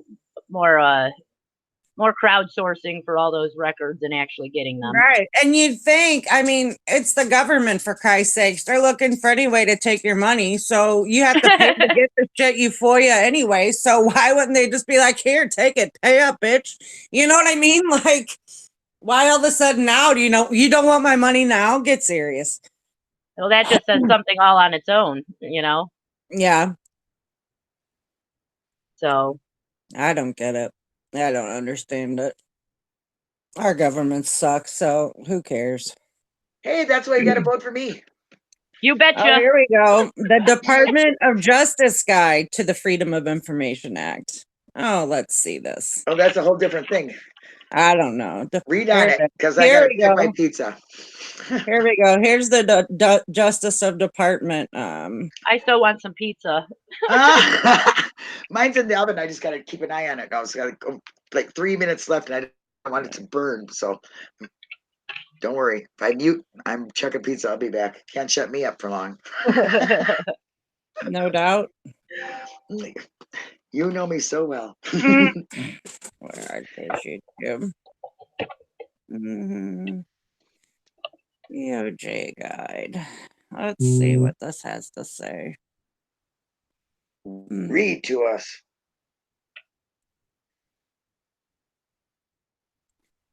You might be Henberry. Tell us your secrets, Henberry. Spill. Yes. Spill it, because I'm telling you, I want to write to him. I want to get these things, the DOJ stuff, I want to get those 300 and whatever they are pages. Well, I'm in on this. You should ask Henberry. He knows Oh, how yeah, to, he knows how to all the FOIA. exemptions. Huh. Okay, you keep talking. I got to go get pizza, and Henberry will spill the guts. Keep an eye on that chat. I'm just gonna give Henberry the link and let him come on and explain it to us because I'm not reading all this shit. I can tell you that right fucking now. No way. Can I get some cliff notes on this? That's what I need. I need the FOIA for dummies. You said that last time, Henberry. You said it'd be soon. Isn't Yeah, it? That was a couple weeks ago. That's soon enough.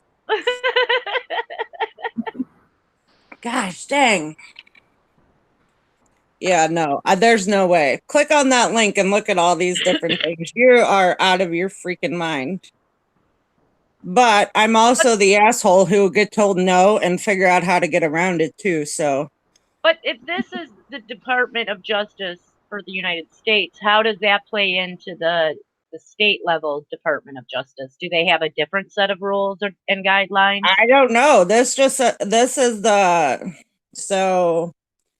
Hold on, let me pull up that other one again. I'm gonna save this little page into my. Yeah, do because that one.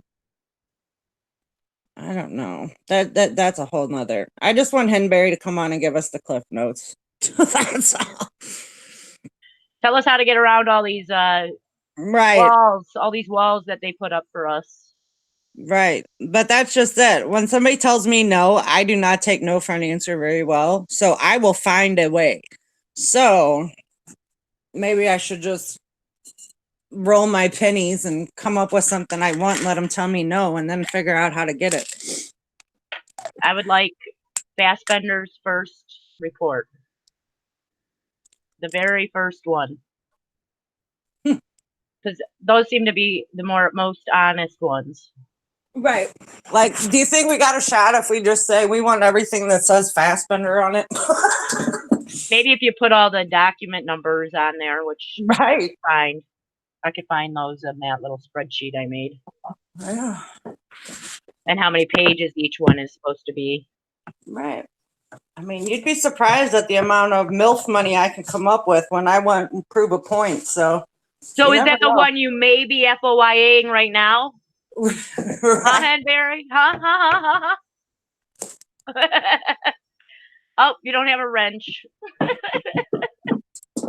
Oh, Henberry needs a wrench? He wants to post a link. You don't have a wrench. Oh. When Linda comes back, we'll do it.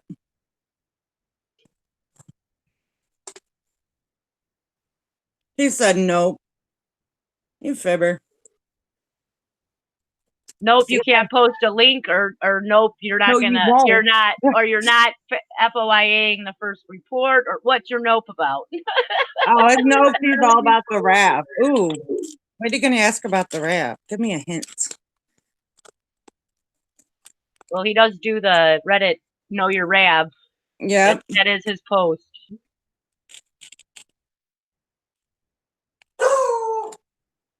Yay! Sorry, hi, Eric Cozy. Yeah. Does anyone know what kind of car Pam God had back then? Oh God, who knows? But she drove the Pope Mobile. What are you talking about?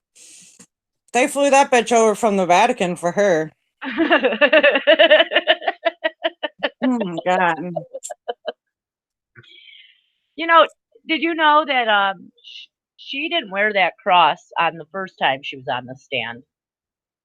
But in the second time, when she's at the trial, for the pre-trial, she didn't have that cross on her neck. But for the trial, it was there. I kind of think she was asked to wear that cross. Yeah, it was part of her. God led the way. Yeah, her come to Jesus moment. Oh my gosh, what a dummy. Who is? I am. You know why. I'm not saying it again. 3 times you is were not talking, weren't you? Yes, I was. In between bites, I was talking, and I was like, well, why aren't they saying something? I'm like, what's going on here? Hi, Eric Cozy, how are you? Okay, Henberry, you're not after Fassbender. You said the RAV. So do you think that Fassbender wrote about the RAV in that first report? Oh, the RAV talk. Henberry's here. I know. I love it. but I'm munching, so I'm going to listen All and right. watch. Oh yeah, he needs a wrench so he could post a link. Yeah, Linda. Henbury needs a wrench. You need to make some more wrenches. You need some more Linda. Linda tools. Done. Okay, thank you. There you go. There There, you now go, you can Henbury. post. Now what's your excuse? Let's Yeah, see. Linda can make that happen. I need to know, Henbury. Come on, you know the rest of my thing. Yes, I'd really love to see that report for whatever's in it. I'm sure there's talk of a lot of different things in that first Fassbender report. Okay, I missed something when I was His doing the oversized red jacket. Hey, did you see the picture where his wife dressed him up like a scarecrow and he needs a brain? Who is that? Fassbender. Oh yeah, there you go. He does look like a scarecrow. He fits that character for sure. That was the best picture ever. It was like I didn't even have to do anything to it. Just add if I only had a brain. And the other, wait a minute, he does have a brain. It's named Ernie. And that's debatable. What's this link you got here? Right. Oh, there we go. Collation. What is that? Ooh, Allie this and is her. for Wisconsin too, it seems. Oh, Wisconsin FOIA laws. Great. They're Cool. ass backwards. Let's be honest. Let's do it. Yay! Let's save this link. What's that buzzing noise? I don't know. my This phone. mic- Sorry. Are you getting a phone call? No, I was gonna text. Buzz. You got me looking for my phone over here.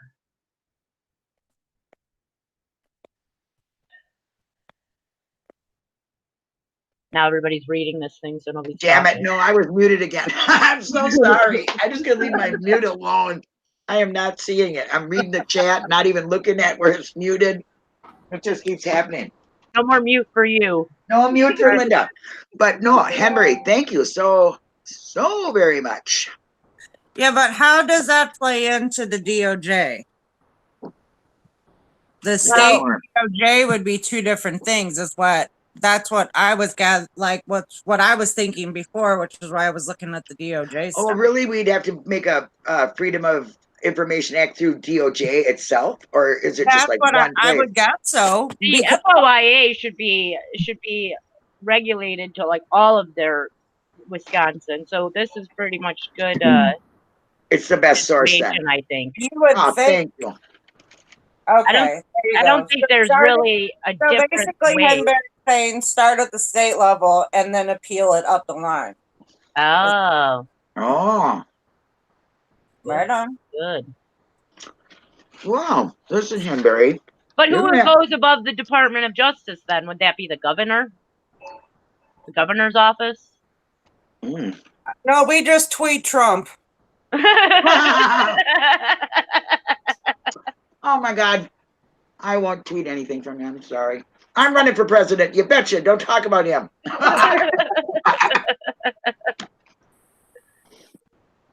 No, no, no. Can't talk about my competition unless they're up here to debate with me. And I think he would lose. He'd say, oh my God, this girl's crazy. I'm gone. Sure, I hope Colin used to sing. If she only had a brain. Good one, Bean. Yeah, thank you, Henbury. Well-earned wrench. I have more blue in here than I have anything. That's interesting. We're going to have to appeal the governor next. Or to the Really? governor. Well, who goes above the Department of Justice? I mean, who do you appeal to then? I mean, that would have to be the governor, you think, because it's like the steps in the line of government. Well, wouldn't it be out of state's hands? Well, you I mean- couldn't get Illinois to make them hand over the FOIAs. So No, it I would don't have to mean be that. somebody who's high up in the I government. mean, would it turn like federal stuff instead of state? Yeah, I don't know who you would petition if the governor denies it. You Yeah. probably have to maybe go through federal channels. I don't know how that works. Dog's bacon. What?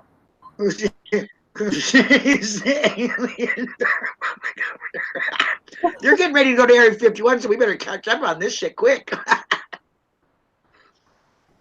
They won't be around for us to ask them questions. Who? What are you talking about? The governor, Oh. the people above them, because they're aliens. They're all going to meet in Area 51. We better get up there and get denied by the governors. We can talk to the aliens first before they leave. I think the No, that's aliens funny. owe the government an anal probing. maybe they need some bleaching. Yeah. A 2-in-1 special. 2 for 1. Let's see the before and after on that sucker. No thanks. No, I don't think so either. Oh, So who's been denying and who's been and what are the reasons for why? And then and who has been approving, and what does it say about them? What is there to be learned about that, Henbury? yeah. Okay, let's just put it this way. Henbury, this is Henbury's class 101 on FOIA. Here we go. Students, be patient. He has to text his answers. Yeah. I want to know what's been denied, why that's been denied. Here we go. Well, pretty much Skip Top had tried to get all the records from the Department of Justice, but they were denied everything, I think. That's crazy. Do you think 85 FE118 was a closed case? I don't know what that means. What is that number? That's the 85 Penny case, I think. That's Penny Bernstein's case, the first case that he was Oh on. yeah. Oh yeah. And by the way, what's his So it's face not never even closed? got charged with that. You know that, don't you? Well, then there was a statute of limitations after, they can only charge people with crimes for so long after they On find rape? out that they, on some stuff. Usually murder is the only one that has no State of limitations. Yeah. statute. But there are some like rapes, like sometimes they'll put in there if it's like a very malicious. And with Denise knows Penny, about that. I would think would have been qualified for that because Yeah. that was an attempted murder too. I think he was charged with, and but I'm not sure how Wisconsin laws work really. I mean, they might have a statute on it no matter what. So True. but why didn't Penny sue the freaking state of Wisconsin or the county of Wisconsin for what they did to her too? I mean, Yeah, she was getting phone calls by some fucking weirdo. Then which when was Steven was in probably jail. him, and it was probably Alan that was doing that. Yeah, and another woman got raped. Or let's get real. And that was not good. And that guy never got charged with it though. Steven went to prison for it, and this guy who did it stayed out, committed more crimes, and because he was in jail somewhere else, they never even charged him with that. They should have charged him with that. So maybe that's why it's not a closed case, Henbury, because nobody was ever charged after Steven got off. I think he's still alive. Alan is, and he's been up for probation. I know at least once, parole at least once since Ma'am aired. Yeah. I'd like them to go back into Donna Emmel's murder in North Carolina and see if there's any DNA evidence in that case that might link Alan to her murder because he was implicated in that. And that would have, and if he did kill her, there would be no statute there that he would and got convicted. He would never get out on parole for the rapes he did in Wisconsin. Right, but is he a killer or just a rapist? We don't know. I mean, he's never killed anybody. He admitted to it. Of course, it's a jailhouse snitch that says it, but he talked about how he killed a girl in North Carolina in the 70s, and then they looked into it, and that girl's name was Donna Emmel. She was like 15 years old, and he was linked to that crime. So is he a killer? He Yeah. tried to kill Penny. I mean, that was an attempted murder. So he seemed to be a pretty dangerous guy. So I don't know. It'd be interesting though to see if they had any DNA left over from her case. Back in the 70s, they didn't have that ability to test for that stuff. Now being 2019, if they still had any of that, they could test that DNA if they had any and see if it linked him. And then you'd know, is he a murderer or not? Yeah, because I mean, you really don't know. I mean, because he got away with things for so long, he was able to leave the state and go commit crimes somewhere else and get caught. Yep. I don't know. I don't know him, Barry. I don't have any idea why they would deny that stuff. Even if it's a closed case, you can find out about closed cases, can't you? Can't you FOIA them cases too? Yeah, you could probably do that to her case too, I'm sure. I never really thought about it, but that's kind of interesting.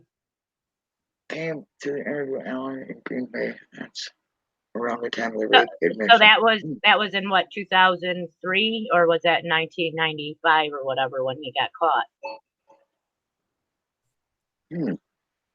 Why? Why? Tell me why. Tell me why, please. I'm hungry. I gotta go put a pizza in the oven now. Go ahead, honey. We got you. Just All listen. right, Go ahead. on. We got you.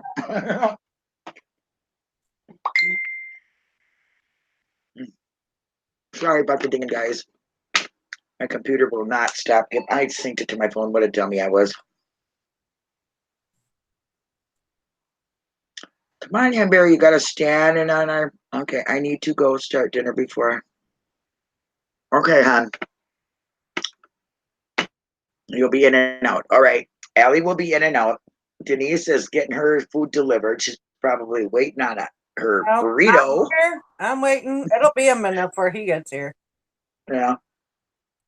And we're all waiting on Hanberry. Please tell us why.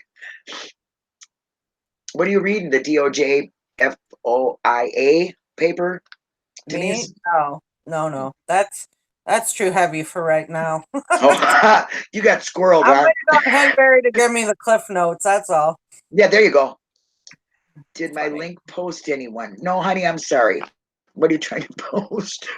He posted something. His link did post. It was about about Wisconsin. Yeah, FOIA in Wisconsin.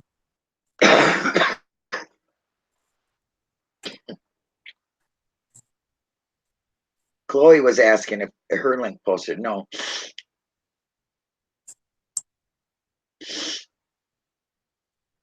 Where did Eric Cozy go? He must have left us a long time ago, huh? I don't know.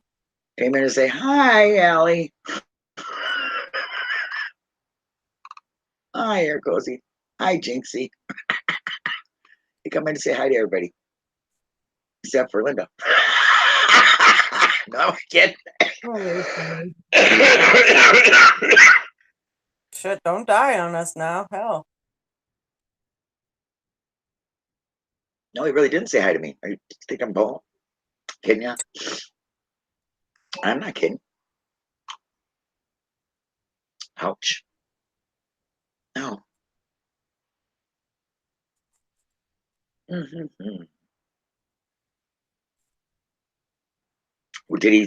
you looking at chat? Denise? I'm trying to get down to chat there because I lost it again. There you are. You're here. See, I know I could get him out. Okay, around the time of the rape admission came out. Okay. Hi, Rebecca. Thank you for sending to Brendan for me.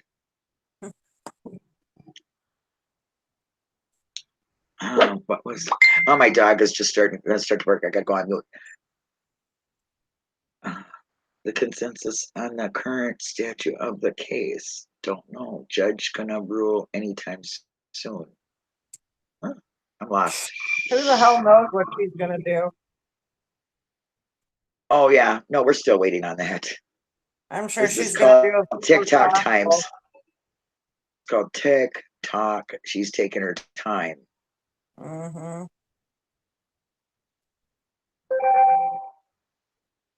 I'm back. Good. For a I'm few. reading, and oh my gosh, Chloe's got some interesting things. A prosecutor offered $25,000 to provide false testimony to convict a man of murder. I believe that. I believe that happens That was here, I think. in Missouri. Yeah, in St. Louis. Well, whatever it is called. It's a Yeah, town of no, cool that bridges came and out stadiums. if it's the same case, it was a couple weeks ago. It all came out. Yep, happened Wow. here. Well, look at that. You know what else? Something crazy happened here Right. over the weekend. This guy moved in with his mom, who's sick. He's taking care of her. Oh, that's right. You beat her to death. No, shut Oh. up, asshole. Anyway, Sorry, that happened in Minnesota. She said, "Go down and get me blah blah blah out of the freezer." So, she's like on hospice and bedridden and whatever. So, since he was a kid, there was this box in the freezer. He never knew what was in it. Oh, God, I So, don't want to his know. mom laid up. He opens the box. It's a fucking dead baby. Been Oh in my there God. for 50 fucking years. Oh my God. Oh No. my God. It was like, oh my God. Okay. Okay. Denise, you What? have some kind of radar that makes you go towards that stuff? Because Dude, didn't you it just tell me happened about here. didn't you just tell me about a guy behind a freezer that was there for over 25 years? Yeah, he was in the fucking, what was it, the little corner market for 10 years, dead in the freezer, and nobody saw him. Oh my God. Yeah. And Yeah, but now anyway, this, they're supposed to determine this baby, and I don't know, supposedly it's baby Jennifer, and this guy said that his mom lost a baby at I don't know, I can't at even some read point, it. Huh? at some point, she lost a baby and nobody investigated it, asked about the kid. I didn't read. I couldn't read it. I was shocked. All I really did was scan over it and then look to see if I knew him or knew where the house was. But they never really put up the address, so I never thought of or the looking- neighborhood. But I'm sure I know where the house is. But I'd like to know if I know the family. But their last name is Smith, so it could be anybody. Okay, Oh. well, then I got a good question for you, Denise. If it is nearby, are you going to go take film at 8?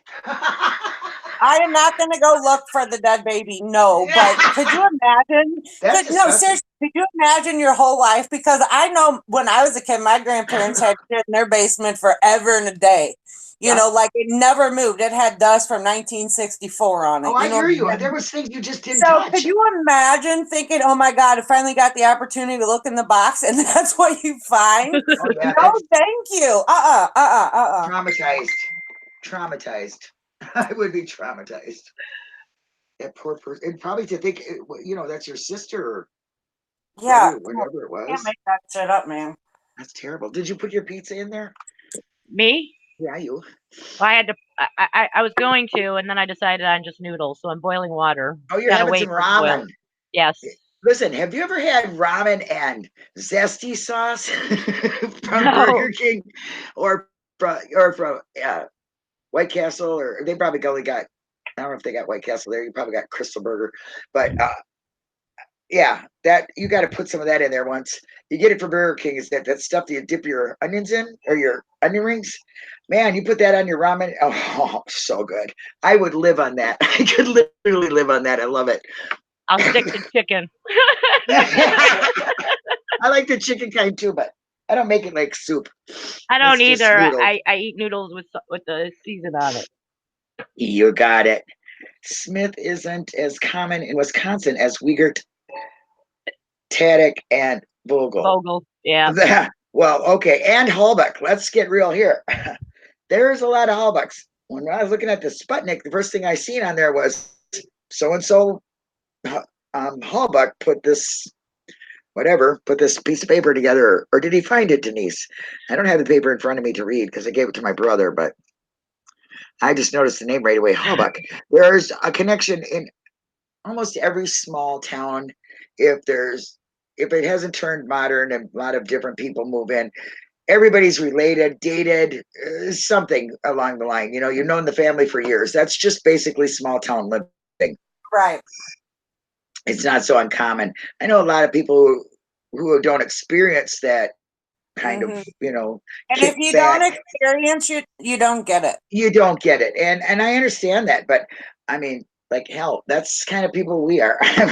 Right, Denise? I mean, we're like, we're simple people, and Right. there's municipal people and people who live in the cities and stuff, they're a little bit different on that, I mean, they don't know that stuff. People Yeah. that live in larger cities don't understand the concept of walking into the store and knowing absolutely everybody, what they drive, what they do for a living, whether Yeah. they're in their work clothes or not. You know everything about them fools. Yes, Whether exactly. you want to or not, you just know. You know what I mean? It's just the way it is. Yeah, it's like when I was growing up, North St. Paul was relatively it still is very small town. It kind of rolls up its streets at 6 o'clock, you know what I'm saying? Right. But the people, you couldn't get in no trouble. I mean, they called your mom. You knew you were, you know what I mean? You're in trouble. Exactly. The neighbors are telling on you. It don't matter what you're doing. I seen Linda at the skating rink and I know she wasn't supposed to be there. She calls my mom, tell me, where were you? I tell her I was somewhere when I wasn't, and I got caught in a lie. You know what I mean? So when you're a kid and you're growing up in a small town, it isn't always beneficial, but a lot of times it can be too. It can be give you a sense of security. Yeah, and that's just it. Small town living, it's not what you know, it's who you know. That's how you get out of shit. Yeah. That's so true. Oh, crap. And so not true. Oh, you have to pardon me for a second here while I read something. I don't know if it's important or not, but Yeah, Tim is a lawyer, and I don't get why none of them in the family question anything, especially now. Sorry, I was answering Kimberly. no, Allen. that's you. I read Quite. it the first time you did. She asked about. She's mentioned Hallback's brother is a lawyer, Yeah. and he was the bar president too. I think back then he had just gotten that position right around that time she had gone missing. Yeah, Lyra, how they don't like the Averys, how me and Linda were just talking about. That's funny, Linda. They were just talking. You were just saying how we don't like Averys and how where I live now. Like I grew up in the city limits, so like living out here in the middle of nowhere now. We have this family out here. Their last name is Glacken. You can look them up. I'm sure they're everywhere because they are just associated with bad shit. Not now, all of them are not. Actually, one of them was murdered about 20 years ago at a bar down the road. And he actually wasn't one of the bad ones. But because of his association being one of them, he was immediately targeted because of his brother did blah, blah, blah. You know, whatever the drama. Yeah. Whatever. Right. So even now to this day, like a couple of years ago, we sold something on Craigslist and the person that got hold of me, last name was Glacken, and I would not go alone to meet them for no other reason than that was their last name. Now, I don't know one of these fucking people. I ran into a couple of them at the bar one night, and they're the nicest people I've ever met in my life. But that name carries something. So just how you're talking about like the Averys, if somebody in town doesn't like them, the only thing that gets around is the bad stuff. Somebody screws up, everybody remembers it. And we have to be honest that they didn't make the best choices. So they kind of, you know what I mean? So it was really easy to see how no one in town liked them and how it would be easy to believe that, they would do that because, you know, they're Averys. Well, they were. And that's not fair. Like the lawyer said in MA1 that, you know, they had their own little community there. You know, they didn't do things like everybody else in the town did. So they were looked at as outsiders. I mean, they had their own road, for Christ's sakes. That's exactly what that lady says. But you know what the Glackens have, Linda? Honest to God, they call it Glackenville, and I swear to God, it's 8 Mile. I swear on my God. If I'm lying, I'm dying. When Wayne gets here, you ask him. I'll have him say it. I swear to God. And it's like they have out off the old Highway 21. They just have this little patch of land, and everybody calls it Glackenville. Swear to God. So that they just kind of run their own show too. It's insane. Yeah, and just like you know, Ziggy posted the Gates of Hell or something. The name of that place she's got over there by her. I was like, who in their right mind would even want to step in any place like that? Okay, I mean Blackenville, and it's an 8 Mile. That's kind of scary. I mean, we got an 8 Mile around here too, but we you know, we call it 2 Mile because it's small and dumpy. And you know, it's really small. I mean, it's like a U-shaped trailer park. There's only about 6 of them in there. Too. But once somebody once the family gets any sort of any family in any small town gets a reputation, that stays with them forever. Period. No ask. It doesn't matter if the next generation cures cancer and becomes president. That reputation will follow them no matter what. I agree. It's just like think of it as you're in high school and get a reputation, and it stays in high school and it follows you through every grade. You know what I mean? That's basically how I would look at it that way. That's a small town mentality. That is the same thing as in high school. You get a name for something, or you've done something that's a little out of the ordinary. Well, like I did lots of things. I felt bad for my brother having to go to school after me because he had to live up to his big sister's reputation. And I was like, I was not a very nice person. You know, I'm glad I'm not that person anymore. But I wasn't a bully or not like that, but I wasn't in for learning, and I didn't like the teachers, and I kind of let them know that stuff. But, you know, you get that, like, well, she don't like teachers, or, you know, whatever it was, you know, that person is a fighter, stay away, you know. So it is like that in small towns. Stephen burned a cat, or, well, Stephen didn't burn the cat. Stephen was a participant in a burning of a cat. Oh, let's just put it that way, because we really don't know exact things. But according to Mark Hodnott, which I really hold dear to my heart as to have truth, because he doesn't speak about anything unless it is, you know, because he represents Stephen in a very good way. So he said that Stephen wasn't the one that did it. So he was just there and he just took the blame for it, which I can see him doing too. Yeah. That's what people do. That's documented, Linda. That's like actually. Oh, I don't know that, Allie. You know me in documents. If I've read it, I don't know where it is, and I don't know if I read it. You know, I'm just not that document person. I'm actually, but thank you. That's funny though. I'm actually in a conversation with a guilter, I guess, on Twitter, which, you know, y'all know, I don't ever go on Twitter, but for whatever reason, I got dragged into this or sucked into this debate with this person. And one of the things they were talking about was burning the cat. And I linked them the document to show them. Kratz knows that Stephen didn't burn the cat, but he's still saying that Stephen burned the cat, threw it on the fire. Proof of a rape, but he claims there was one. So, well, yeah, but I guess the difference is that this is in Kratz's own request, I guess, to the judge, that, you know, these police reports where it says very clearly that Jerry Yonda is the one that threw the cat in the fire. Okay. From two different people. Okay. So he knows it, and he's still saying those things. And I was questioning, why do you believe this person who clearly has no problem lying? Exactly. And showed him the truth, and so it's just, and yeah. Did it change his mind? Well, he's saying that he's not so sure. You know, that's good. And he's interested and at least open. He said, if I'm wrong, if I've got my information wrong, please show me how I'm wrong. I said, well, give me something else, I'll show you.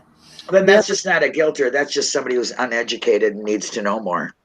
Yeah, they're supposedly a defense attorney, and they started out really aggressively, like, against Stephen, like he should rot in prison, he's a terrible rapist, and blah blah blah. A lot of people that are in law believe that. Yeah. You know, unfortunately, they don't want to think that they got it wrong. All right, you know? Because people that choose that for a living believe in the law, and they believe that it works. People, you know, I don't care whether you're a lawyer, a homeless person, or just a normal civilian. You want to believe that your justice system works regardless. And once you choose that as your profession, you do that because you believe so much in it. And to have it come back and smack you in your own face, I mean, it's bad enough as a civilian, but to know that that's your profession and that's the course of actions, you know, those actions are being taken by your, you know.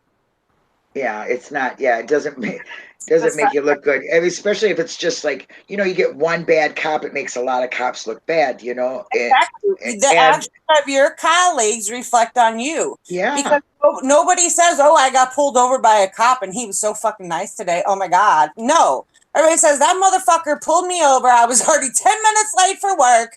You know, you never have a good association. But when you do catch somebody being good, that doesn't go around. What goes around is things that really set people back and be like, what the hell is really going on here? You know? Yep, exactly. I agree with you. Nobody really talks about, like you said, they always remember the bad. Everybody remembers everything bad. You know, they don't remember anything good. And it's really hard that, you know, like we got this, Rebecca Nash, if anybody knows, she's like really into, you know, Brendan, and she's really a strong supporter and stuff. And she's got somebody hashtagged be Brendan Brave. And she's, you know, doing this thing where you put the hashtag out and you know, take a picture and send it to Brendan. And, you know, it's a good positive things for Brendan. And, you know, when I wanted to do, like, Ben was doing that 80 days thing, I wanted to do like a 30-day thing on Brendan. Remember I was talking about that? Yeah. I don't know the family like that. So when I did write to him, I really, you know, I didn't get nothing, so I didn't do anything. But it's like, why can't we talk about all the good things that they're doing, you know, that they did? You know, nobody wants to hear it. That's why, because they're in prison and they only talk about the case. They don't bring up anything good. And I want to know, because I know for a fact Brendan is completely 1000% innocent. I don't care who you did what, whoever, whatever. I totally believe that with all my soul. Okay. Yeah. And I don't want to hear about him being in prison. I want to hear about what she's doing for him, like what, you know, Rebecca's doing. I want to hear those positive things. So I love seeing them positive things, you know. When it comes to Stephen, we can't talk about positive things. Nobody talks about anything positive, you know. It's like he's waiting, we're waiting, the damn state, and then we find out about this, that. This case has got to be, it has to be making history. I really believe this. It's got to be like a very historical case. Like they use Brendan's confession to teach people now and what went wrong and all this and that. It's great. I mean, that's great. It's too bad Brendan has to suffer for that, but at least maybe he can stop his story can stop somebody's. How are you going to tell Stephen's story? You know, that Stephen is even worse in my opinion. I'm back, by the way, because yeah, it happened to him thank twice. you. Yes, and thank you, because I was really like, I was striving for the words because I got them in my head, but I can't get them out, Jinx, and I know you will. I'm telling you right now. I mean, how can somebody be wrongfully convicted in our government that is supposed to have one of the, you know, better standing ways of doing things be convicted twice wrongfully? Right. That's, I mean, that's like being standing there and getting struck by lightning twice, same storm. yeah. It's And- like totally unheard of, and it takes. And so they were long trying to fix what was wrong with Yes. what happened to him back Yes. in 2004 and 5 with the Avery bill. Yes, and that did not help him. And then what did they do? They did the exact same thing. Blinders on, focused only on one person. Sheriff is completely involved in the case when Right. that's not likely, and it's crazy beans. That's why I think, you know, because the DOJ wrote up, even though Legenschlauer or whatever that lady's name was, said she found no fault or whatever. They still, they looked at it differently than the state, you know, the local police and what they had to say, you know. I mean, because They also didn't have that's how that come their state report was there. from Colburn, which said that he got a call in 95. They didn't give that to them at first. They didn't find that until the civil suit. Right. So that's what I'm saying. They found that there was, you know, there was liable there. There was some hefty meat on the bone, according to that lawyer, you know. So why didn't they see this?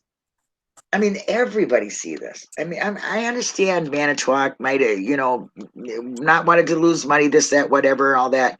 But how can they have such blinders on that they don't see it happening again and they don't try to stop it?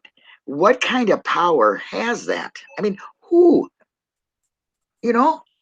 got that kind of power that people are just falling down for that? That's what I want to know. The police. What the fuck is right? I'm just, I'm sitting here with you and everybody else that's out there, and there's this going on in other rooms and on other chat things going on right now. We're not the only ones talking about this. We certainly have found out there's a lot of people that are, supporters. Why doesn't the legal system see this and put some, just say like, you know what, like the governor saying, this is crazy, man. This stuff can't go on. Let's, get this on. Let's get these guys in court. Let's let that kid go.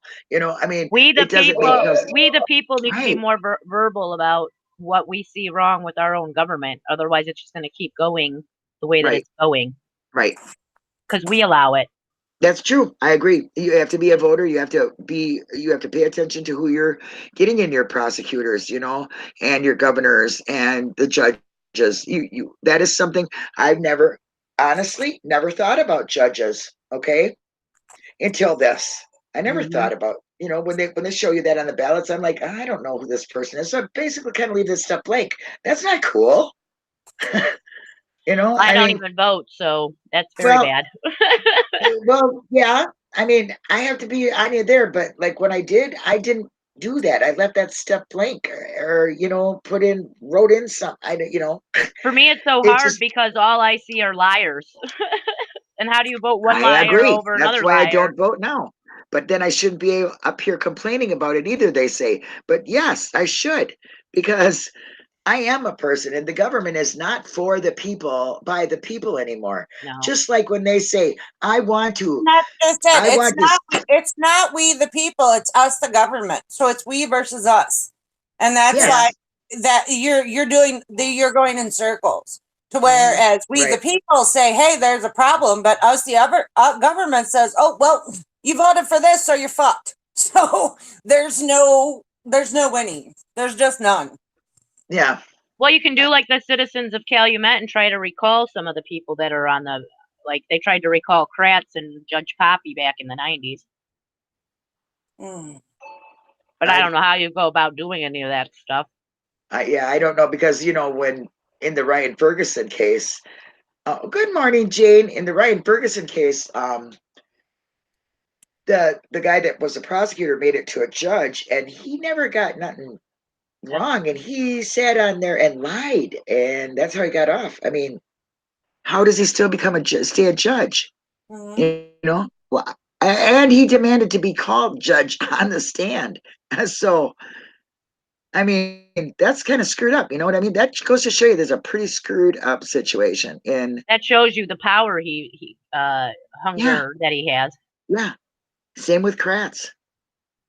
Kratz might have been a sexting freak, which I think he's a freak to begin with, the sweaty son of a bun.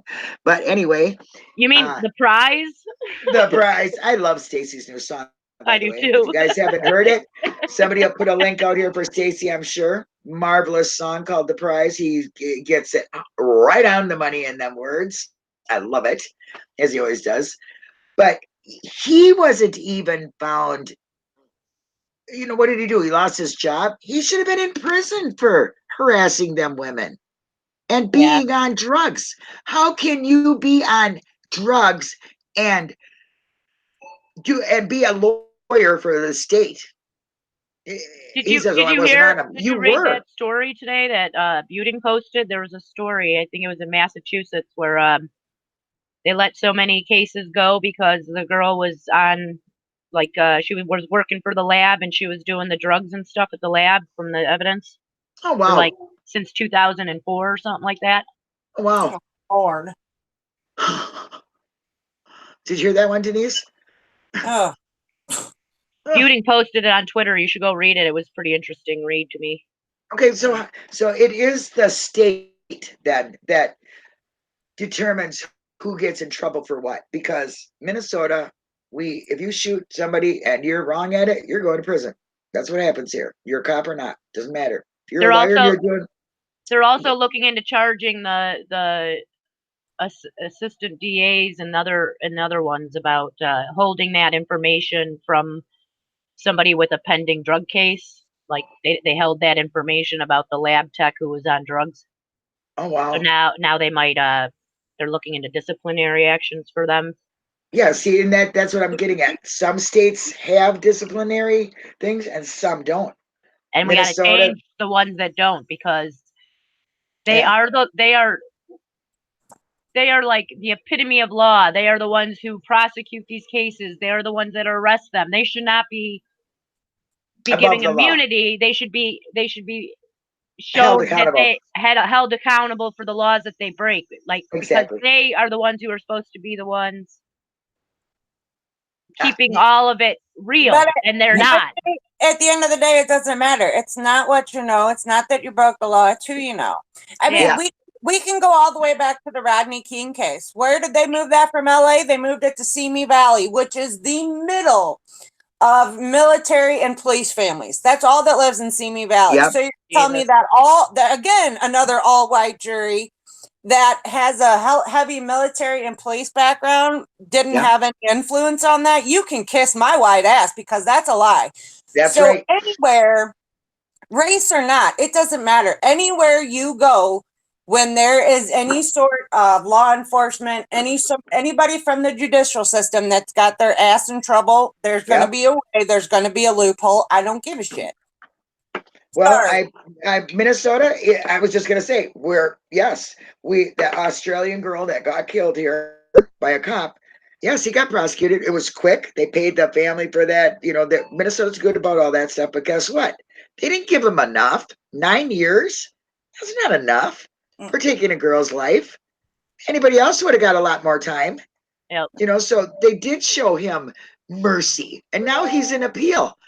And if he gets off and on probation, I swear to God, I'm gonna oh my gosh, I'm gonna die, because Minnesota, I've been held, felt pretty good about it, because they do hold the lawyers, the prosecutors, the attorney generals, all of them are accountable for their illegal acts. Okay, so that's good, but No, don't start. I'm not trying to be ugly, but No, they're accountable for what but you see only on so TV. far.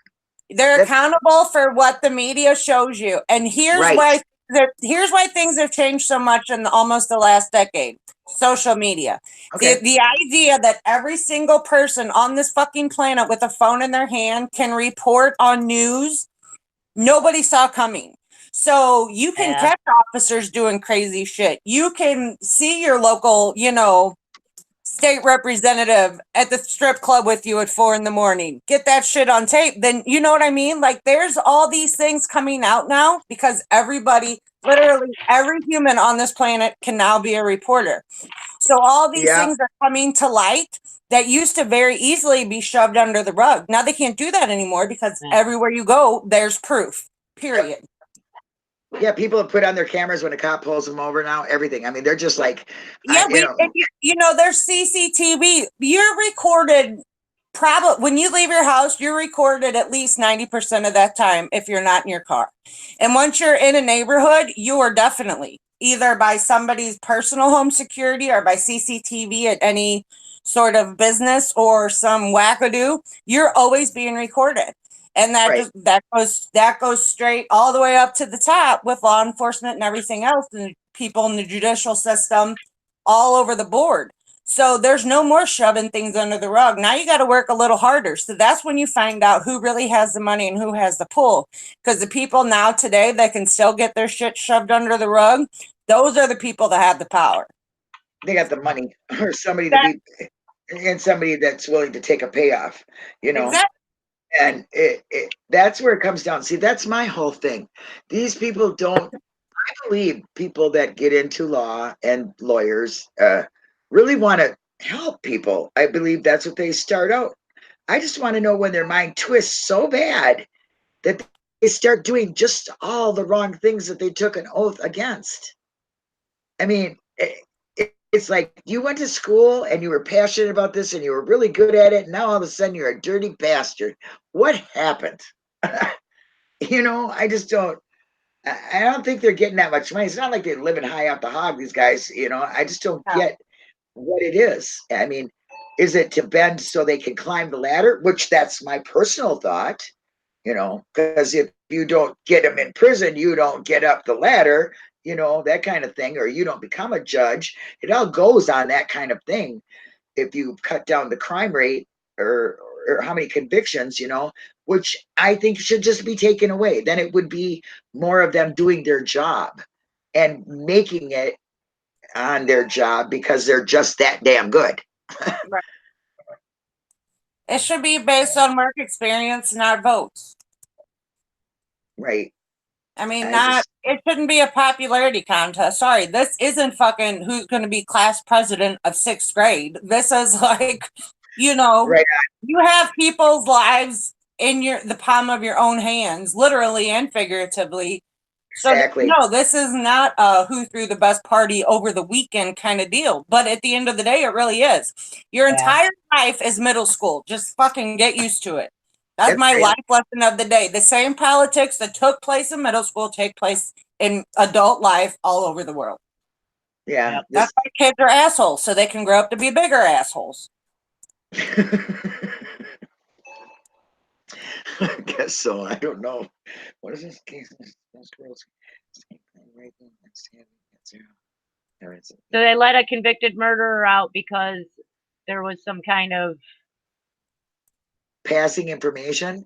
See, so where does the public really, like, it's not doing us any good. That person might be an actual convicted murderer, but because of some prosecutor or defense lawyer or whatever, they get their hands on some power and it's all gone. Hold on a second. I got a phone call. Okay.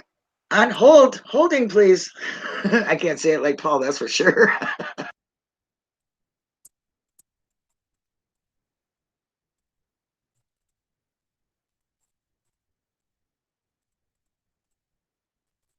Yeah, but to have somebody be like an actual criminal, somebody hardcore that has no business being on the street, put back out there because of somebody's stupidity is ridiculous.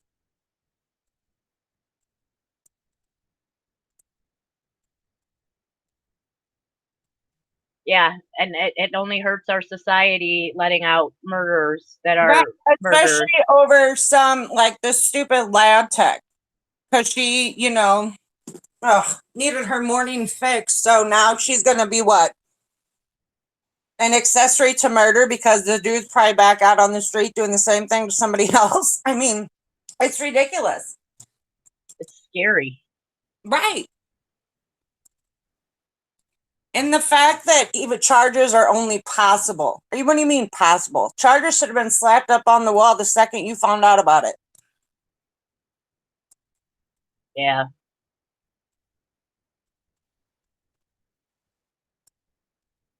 The scary, scary thought to think what our government gets away with. Oh God.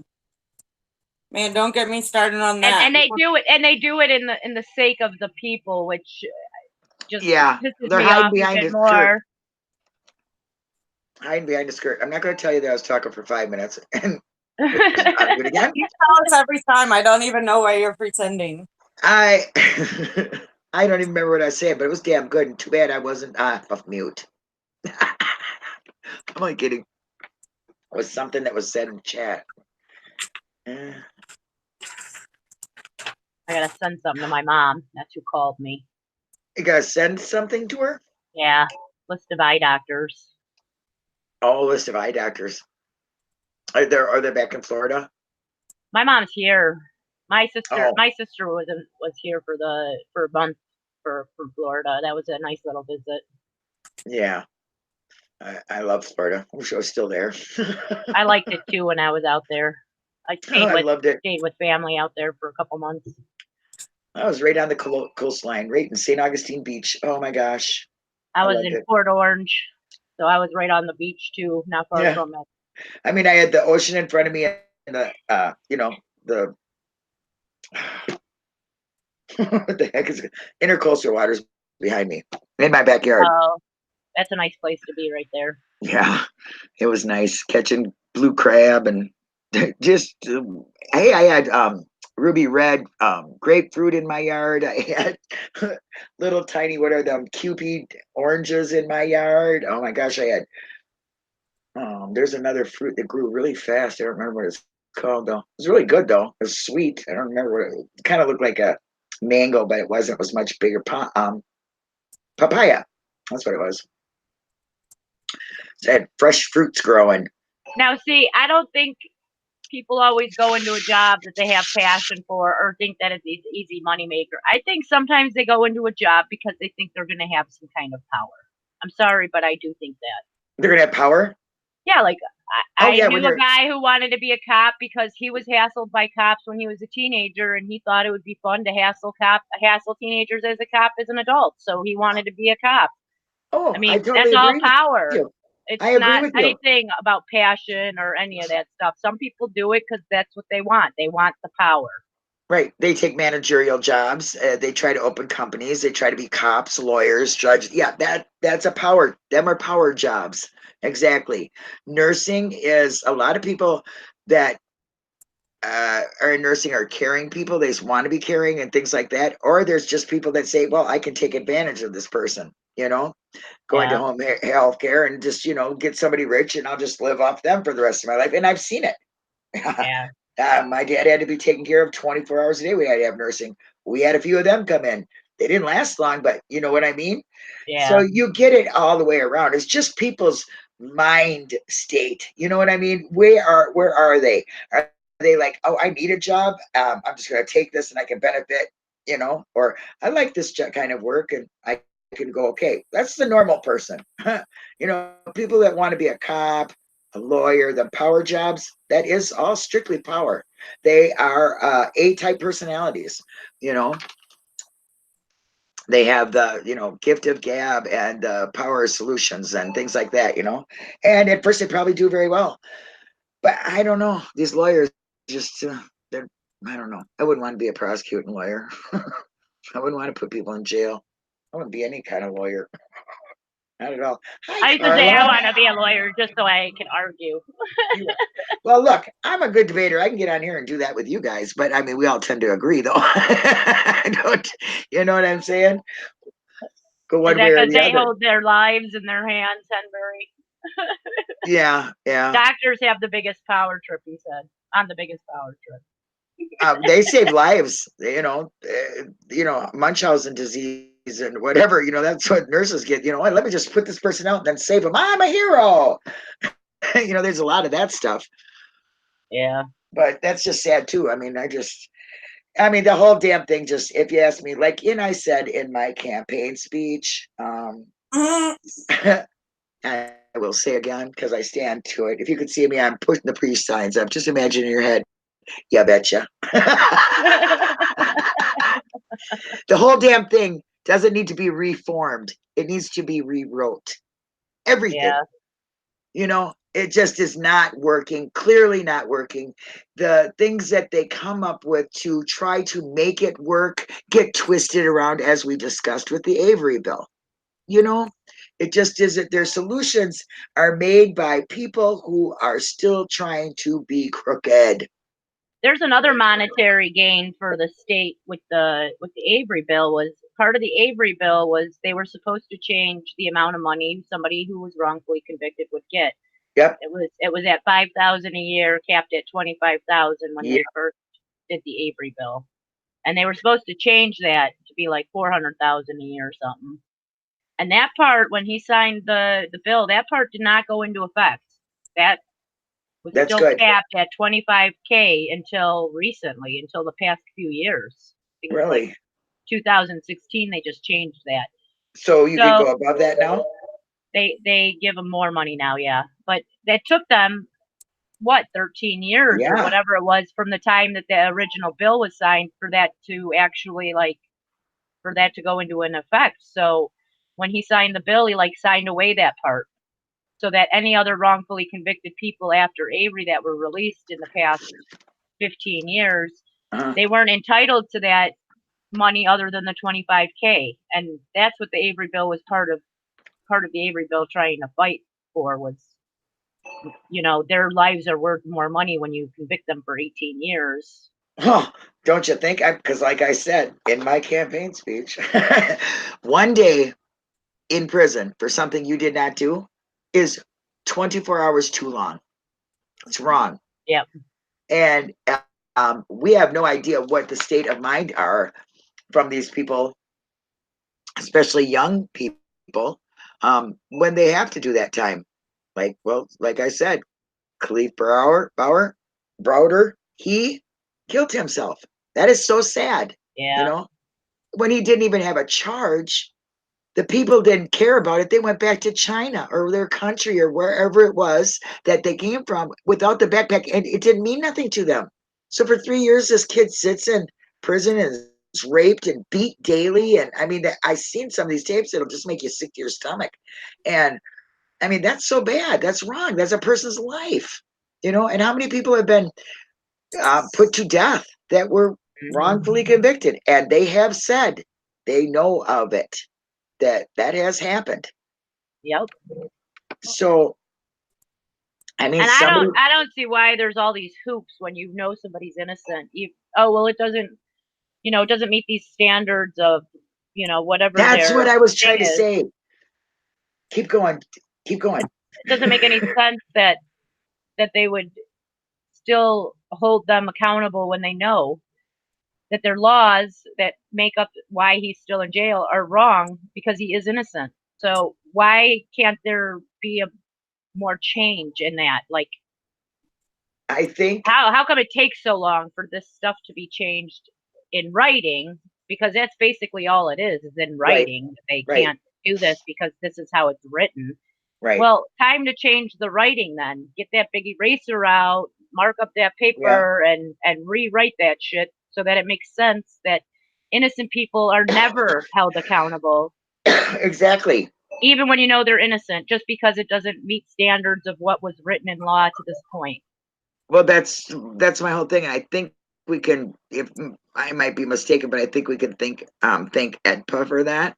Yeah.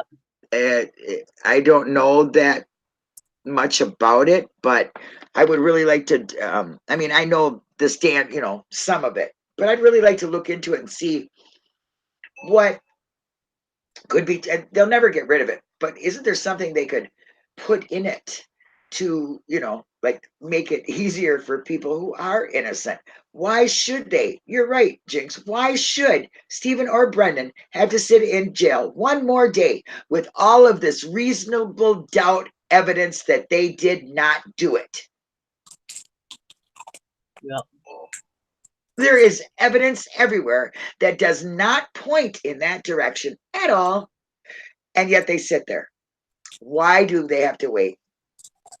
I think laws should be constantly changing too, because life is constantly changing. More and more people, more and more social media, more and more, all these things change, but the laws don't seem to change as quickly as life does. And guess what? You are now running for president. Yeah. Well, there's your You vice betcha. president. You're my vice Campaign president. partner there. You got to think up a hashtag line, because now you're my vice president. I nominate Mystical Jixie to be my vice president. I don't am have not no good kidding you. slogan. You got to come up with a slogan. Hashtag giggles. There you go. She'll laugh your law rate down the road. Yeah, that's funny. Oh God, yeah, hashtag giggles. You betcha. That's funny. I love your laugh. Gosh, we've been talking a long time, haven't we, girls? Yeah, We are have. putting out. We are big. I got off too early last time, and I don't want anybody to feel obligated if they have things to do. I understand, but I'm not ready to go or nothing like that. I'm not saying that. Don't get me wrong.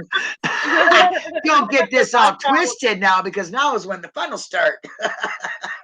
Oh, I don't know when is it that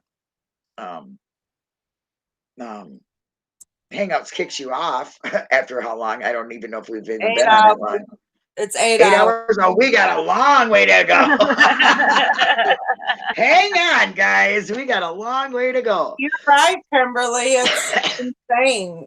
I mean, it's harder to prove you have to work harder to prove your innocence, and they have to work to prove your guilt. It's ridiculous. Yes. Yeah. And just by being accused, I mean, that innocent to proven guilty shit looks good on a piece of. You're guilty first. It doesn't mean shit. I hate to say it, but it doesn't, because as soon as you are accused, you're as good as guilty. You're fighting the uphill battle, period. Exactly. Oh, my chat is so big that I can't see people now. Don't know how to fix that. I did it. I double click it. How'd you guys like that lesson I just gave you on the double clicking of the pop out chat? I don't want it, girl. I don't know. I don't get strange. Who the heck's getting strange? Too bad, Ellie? too bad, too bad. I'm the prize is taken. I would have used that as my hashtag for vice Oh president. yeah. Well, you still can. You still can, but they might want to refer you to that, sweaty guy, and I don't like that because you ain't nothing about that. Okay, yeah, you betcha, and I'm the prize. I'm the prize giggles. I'm the prize president. That's funny. That is That's funny. perfect. And that is definitely your hashtag right there. I'm the prize president. That is great. Oh my gosh. Denise, we got another one right here. Nope, I got it. She's on it now. You Am I will get- see something. Am I going to get a video too? Yeah. My campaign video? Yep. We'll have to put that on our merch. Definitely have to put that on the merch. The prize president. Jinxie. I just love it. I'm gonna lose it, you guys. What's this? Wow. Kimberly, you work in the ICU. Do you work with adults or children? Oh, that's yeah. I see some terrible things. Not a fun place to be. No, I would never. I mean, I couldn't do it. My daughter came in from her motorcycle accident, and there was a lady, and she was going to take X-rays of her, and she looked at her and she said, "How old are you, honey?" And she goes, "Oh, 19 or something." And she said, "Oh, I'll be right back." And you know what she did? She quit her job.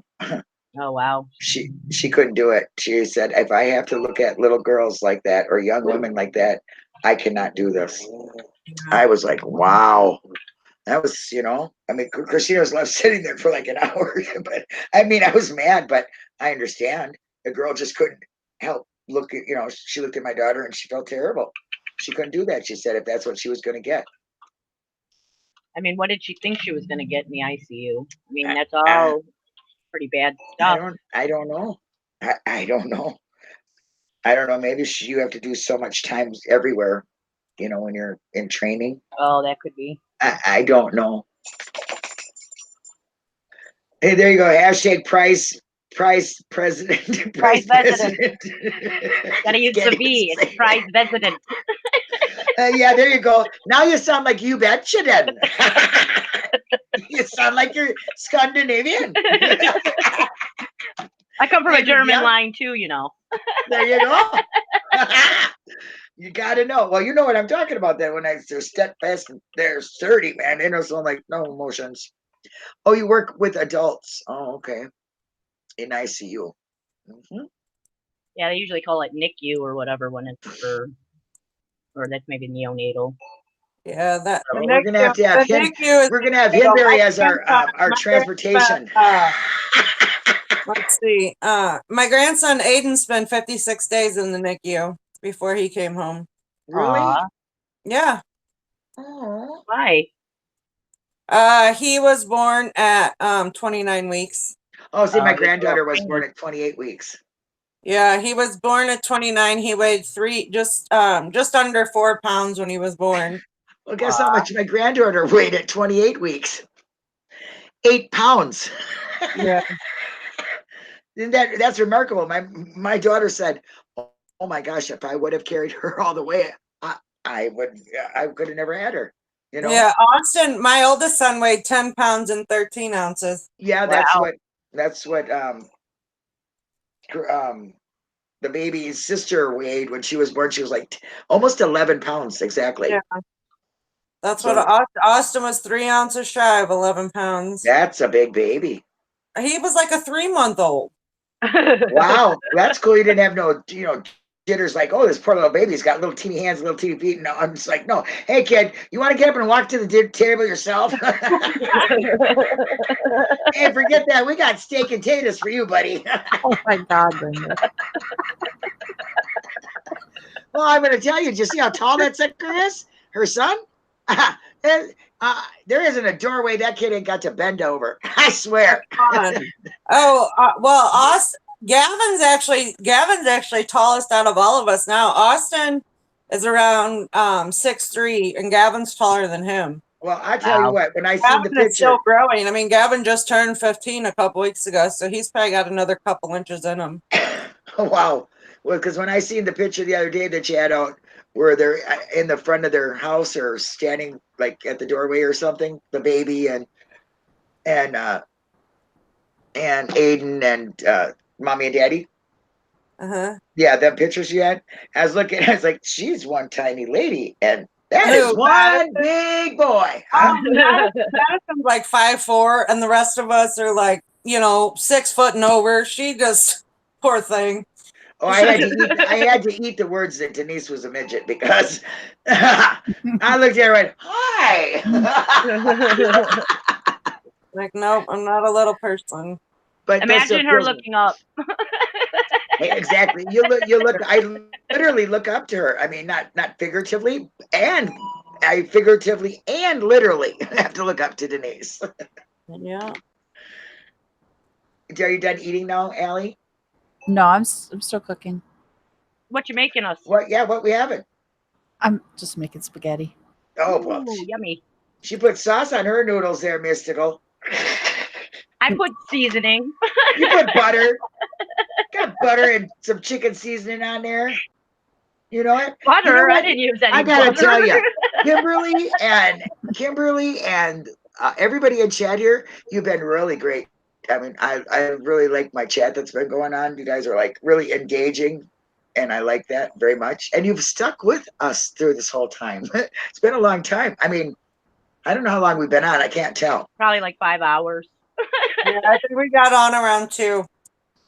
Really? Yeah. It seems like, I don't mean to say it seems like a lot, but it seems like a lot, but it's not. I mean, I could see where I'm not giving it up or not. Like, yeah, I got night shift tonight too. I don't know what I'm Squirrel. Squirrel. I went right up to chat and started reading. Oh my gosh, I need help. Nope, you don't.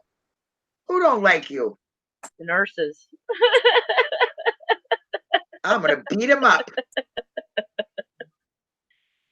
Tell you that That's right because now. the nurses do most of the work, and the doctors just write it. Well, let me tell you, sign their name. Henbury's going to be director of transportation, Department of Engineers for the cars. You know what? For real, got to give props where props go. Is there a body part he doesn't know the number to? I know somebody else like that too. Oh my God, I sent that to Wayne today. Oh my God, Wayne called me. He's like, "Who the hell is that?" Because you watched the video. For anybody that doesn't know, we're talking about Richard Boyd. Oh, I had to send him a video today. I couldn't even explain it to him. I like, just watch this. Wayne's like, I got about 30 seconds in. I was like, I don't have time for this kind of crazy today. He is messed up. God love him. I do. I like him. I mean, I don't. He's never done. Some of the shit pisses me off. He says, and I just don't react. Let's put it that way. But some of the stuff he just uses scenarios, and I just think he's funny sometimes. I mean, I just laugh. I don't know what to say. What video is it that you're talking about? I don't want to say on live. We'll talk about it later. Yeah, he's got a couple that are it's like, not. Yeah, I don't want to say it out loud. Stories, it just cracks me up. Like, I don't know. It's just stories. It's not even. Yeah, it's not like directed at. It's not like real life. He's like, let me tell. What did he call it? Let me tell you. It is invisible. Yeah, let me tell you. Diamond bullet. I'm like, yeah, tell me the tale, buddy. His diamond bullet that goes through the internet. That kills me. It kills me. Oh, but obviously I'm easily entertained. I don't know what to say. I got me off that now. God, thanks for the squirrel. I'm listening. She's cooking dinner. What you having for dinner?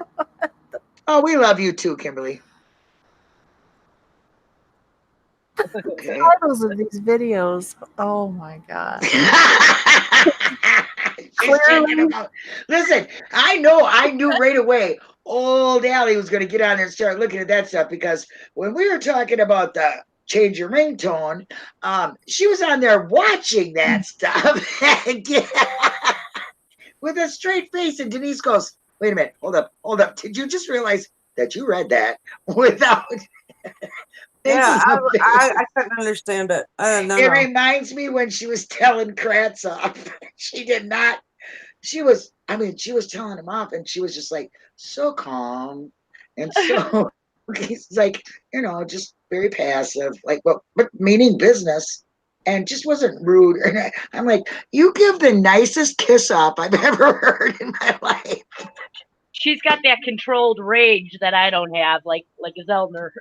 Yeah, I don't have that either. I'm a hothead, dude. I got a temper that just If don't I'm mad enough to talk to you calmly and tell you to fuck off with a smile on my face, you better run. I'm so far beyond mad that I can't even feel I'm numb.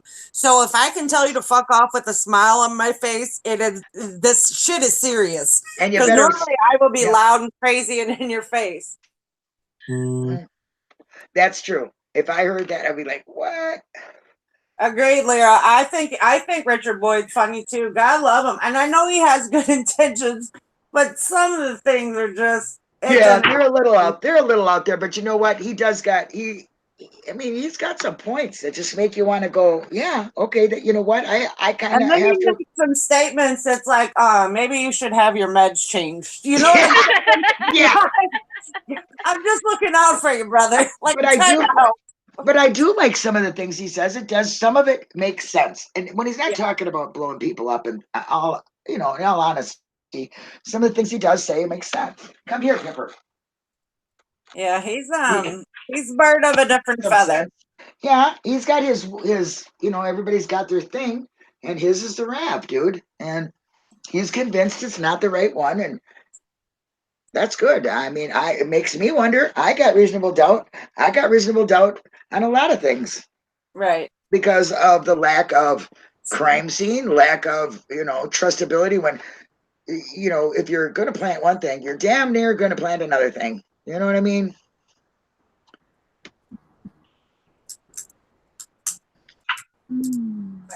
No, not professionally. I was joking. What do you mean? She said, what does Henbury do? Henbury wanted to know what Henbury did. And he said, nope, you don't like, she goes, Henbury, are you a nurse like me? He says, nope, you don't like me. And she doesn't know what that means. So she's curious. So I told her that he was a professional FOIA requester. Yeah. He's a professional rabbit person. That's why he's going to be the Secretary of Transportation. So, Richard Boyd's got a video called Allie Apperson, You're Fired. What the hell? Everybody's got named on here, but I don't want to name anybody else, but he looks like he's made videos for everybody. I can't wait to watch this. It looks funny. Yeah, I mean, some of the things, like I said, he does make me mad, but but he does. He also puts a smile on my face. So I'm like, I got you, dude. I feel you. Yeah, I mean, some of I don't know how to explain it. Either like him or you don't. And I happen to watch this stuff every day, and some of it just cracks me up. Henbury, don't worry. Go over to Richard Boyd's, and you'll see the 4 Rab theory. Oh no! But he's went down again. Oh, okay. Okay, he has went back down. I gotta let you know, his recent posts have went down, and he's starting to get some of it. He's really starting to understand some things, and that's what I think is cool. He is looking at things a little bit different now. Only 2 now. There's only 2. Okay. Yeah. No. Is that what he says now? Only 2? I don't believe in the multiple Rab theories. I look him up, Kimberly. You'll just don't take. Here, I'm gonna post it. Oh, free advertising. Oh, I don't care. You betcha. See? Vote for us. Right.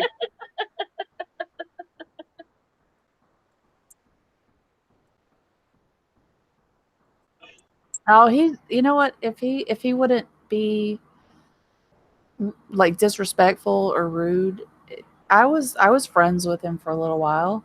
You know, we were cool. I don't But think I I've don't- talked to him at all. I I don't have a like hard being. time. I have a hard time listening to his videos sometimes, so I just opt out of it. I don't care if he doesn't agree with me, even if I show him something that goes against his theory. But whatever, cool. But I don't like to be called a liar. And he would get disrespectful and rude and yell at me Yeah. and stuff and harass me and things like that. If he didn't do that, we'd be fine. Like I don't care what he believes. Makes no difference. I appreciate that he's trying to, keep people talking about it, giving them something to talk about, making lots of videos. He makes a lot of videos a day. Yeah. I just said a whole bunch of things and we'll forget what I said. We just make very, very long ones. Yeah, we do. We make very long ones. Exactly it. We do. I can't believe that I've done this all night long or all day long. Put it on mute because the dog's barking. There's Richard just did another video. I just popped up. He's got 86 videos with the same t-shirt. I was like, I wouldn't be surprised if we made them all on the same day. He does. I get like 3 or 4 of them a day. At least. He was making like 12 or 13 a day, and I was like, geez, you got to stop, dude. You just have to stop. Oh, you guys got. Can you take the conversation? My dog is really wanting to go potty, and she might not be able to do this thing like we can. So I got to take her out. It'll take me 2 minutes. Oh, he's cool.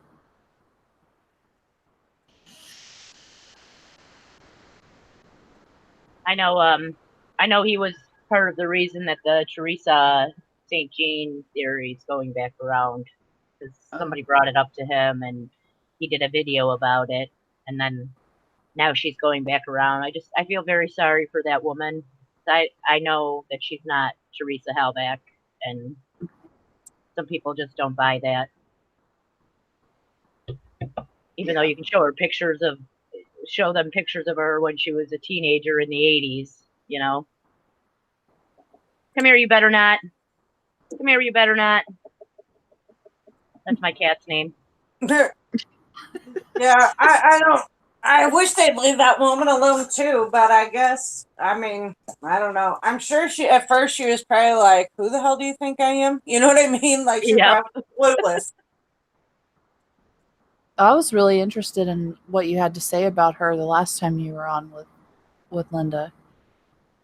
About how she went into the groups and was saying, no, that's not me. And you found all that other stuff on her with the old pictures and stuff. Yeah, Really you cool. just have to do a little bit of a social media check. And she's in videos in 2011 with her family. It would be weird to think Teresa implanted herself into this family, made herself 14 years older, Mm-hmm. and has been working on implanting herself into this family since she was 8. It doesn't make any sense. No. What's your question, Kimberly? I don't even think she looks that much like her. Everybody says she's had face surgery. If she had all this surgery, it doesn't look like her then. Yeah. I don't think, the mouth is totally wrong. It's the teeth, supposedly, not even her mouth. It's just the teeth inside, the way that they're straightened or whatever. And it's like, that woman has nieces with the same exact teeth structure, the same smile. It's like, then is that her too? Then that must be Teresa also. Yeah. Or that's her kid, but the kid's 20 now, so she had the kid when she was what? 10? No, it just doesn't make any sense. Oh, we must be talking about Teresa St. Yeah. Whatever. Yeah. Like a Well, doppelganger again. Yeah. I'm still waiting to meet mine. I want to meet my doppelganger. I've met mine. I once had a woman tell me, "My sister looks just like you," and I said, "Yeah, but I'm more beautiful," and she got mad. Listen, what's really funny is Catnip looks just like Georgia. My daughter. I don't know who either. I mean, I know who they are in here, Right. but I don't even know who Georgia is, though. I don't see her name. Well, Denise and Allie, you know what she looks like. Yeah. If you look at Catnip's picture in Discord, she looks just like Georgia. Georgia's Linda's daughter. Yeah, Oh, my okay. daughter.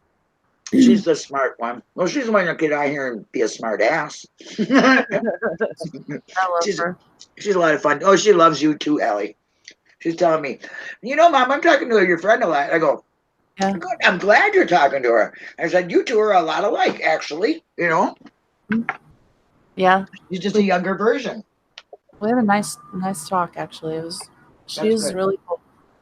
Thank you. Hang on, my sun's in my eyes. Oh, I gotta go cook dinner. I'll be back. Okay, back.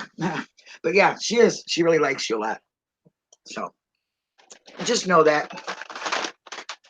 What are some of Okay. the other young blood violations that there are, Henberry, other than the bones? Oh, wait. Bones aren't. Ooh, yeah, I want to know. Would that piece of poop be also a young blood violation? Because they did return that piece of shit with hair on it. To Remaker, no less. You're serious. I know you are. I mean, But it's true. just for shits and giggles, we need to look The at Rav. another case. And Barry says the another Rav. case is like evidence logs and like see what other like real investigators like collect because oh my God, like you just can't even wrap your head around some of the stupidity. But you'd have and to the find a items case that they that wasn't corrupted, because and that probably Right. would not be in Wisconsin. You'd have to look elsewhere. So where isn't Right. there a place that's corrupted? That's the problem. But Illinois. seriously, I can imagine that Illinois some corrupted. places are Yeah. not gonna, collect dog shit. Oh God, I can't even stand it. Makes my head hurt. Well, he says our Henberry says the Rav. Well, they didn't give the Rav back. They still got the Rav. That we know of. We don't really know for Well, sure, though. I'm going by what the state says. You're granted, right? But see, unlike them, they're innocent until they prove themselves guilty. Well, with the bones, they actually put it in the ledgers. We are giving this back. This is a human bone. We are giving it back to the funeral home for Teresa's family. Whereas the RAB, they don't have that anywhere. It's, as far as we know, in the ledgers, which they're not afraid to use them to give back bones. You would think if they did do something to the RAB, there would be some kind of sign of that in the ledgers. So Right. as far as I know, it's still in there. Been fully detailed and put on Craigslist. Don't play.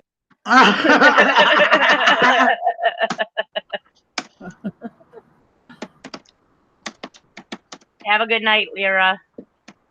Yes, my Lyra. You better not. Come on. We got a kitty or a doggy. I have two cats. One is named, it was supposed to be named Dusty, but he answers to "you better not," because he likes to knock things off my desk, and I tell him "you better not" all the time. Well, I'm gonna get a bird and I'm gonna name it Grounded. I'd like to hear about that, Henberry. Yeah, wind us up. What are you talking Bye, Lyra. I'd have to say Henberry's the biggest tease that ever comes to chat. Right? You tease. Ago, when me and Linda and Jinxie did this, he was in chat, hinting at something else. He's like, "Oh, my wife says I talk too much," and poof, he disappeared. I'm like, Yeah. "No, come back." Oh, another video. Of course there is. Is that what that ding is? Yep. He pops them out one right after the other. He sends them to me on Facebook Messenger. So I see him first. He goes, "You're the first one that gets to see it." One day I saw that he subscribed to my channel, and I thought, "Oh, fuck me." Like this is not like I just need to think before I speak. Just knowing he's watching and God only knows what he would say about anything ever. I know he has Like, used my name, like, but I'm a good girl still. I don't know. He's something else. I would like to talk to him though. I would like to have get We're hold gonna of him. set that up. Just have a conversation. We are gonna set that up. I tell you what. I know we've already talked about it before Yeah. too. I think you and I. So yeah, Yeah. I definitely I want to see him talk in person. Like his videos are something, but to actually watch him in like real time, I think I would have to be on mute because I'd be laughing like the night you announced. I would die. I would. I'm I already need to dying. have Wayne home for that. You know how bad Wayne could get him fired up. Oh my lord! Oh my gosh. I could just imagine. Okay, well, Hanbury, I didn't get Hanbury. What is this? I don't mean to wind you up. Yeah, something about the RAV4 and the pretrial. What about Come it? on, tell us. Come on, he's leaving. We're Are you already leaving? round. Thank you for your spreadsheet. Ah, come on. Right? The Rav Hashtag giggles.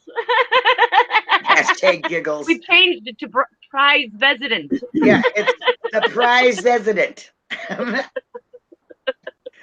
That is perfect, dude. We are getting that on a cup. We're getting that on a t-shirt, you betcha.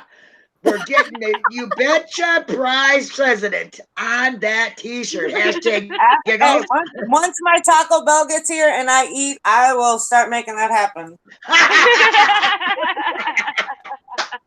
So y'all stay tuned. We're gonna have great merch right underneath this video. In fact, I'll just send the damn merch link out to everywhere. Twitter, here we come. And I have been off Twitter for, I think it's a month now.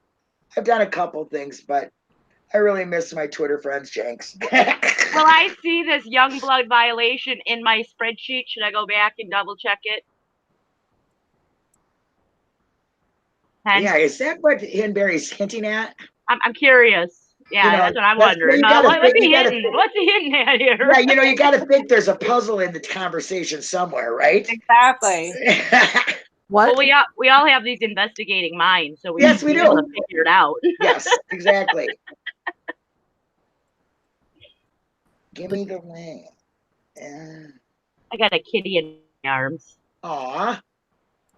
He doesn't like me on the computer. He wants something. He's like, I'm gonna sit in your arms until you open the door. Well, it could be like Paul's dog that uses the dog's paw for a mic. It was so funny.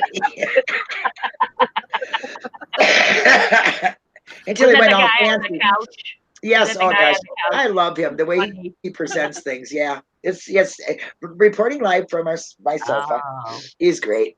I'm actually wearing his T-shirt right now.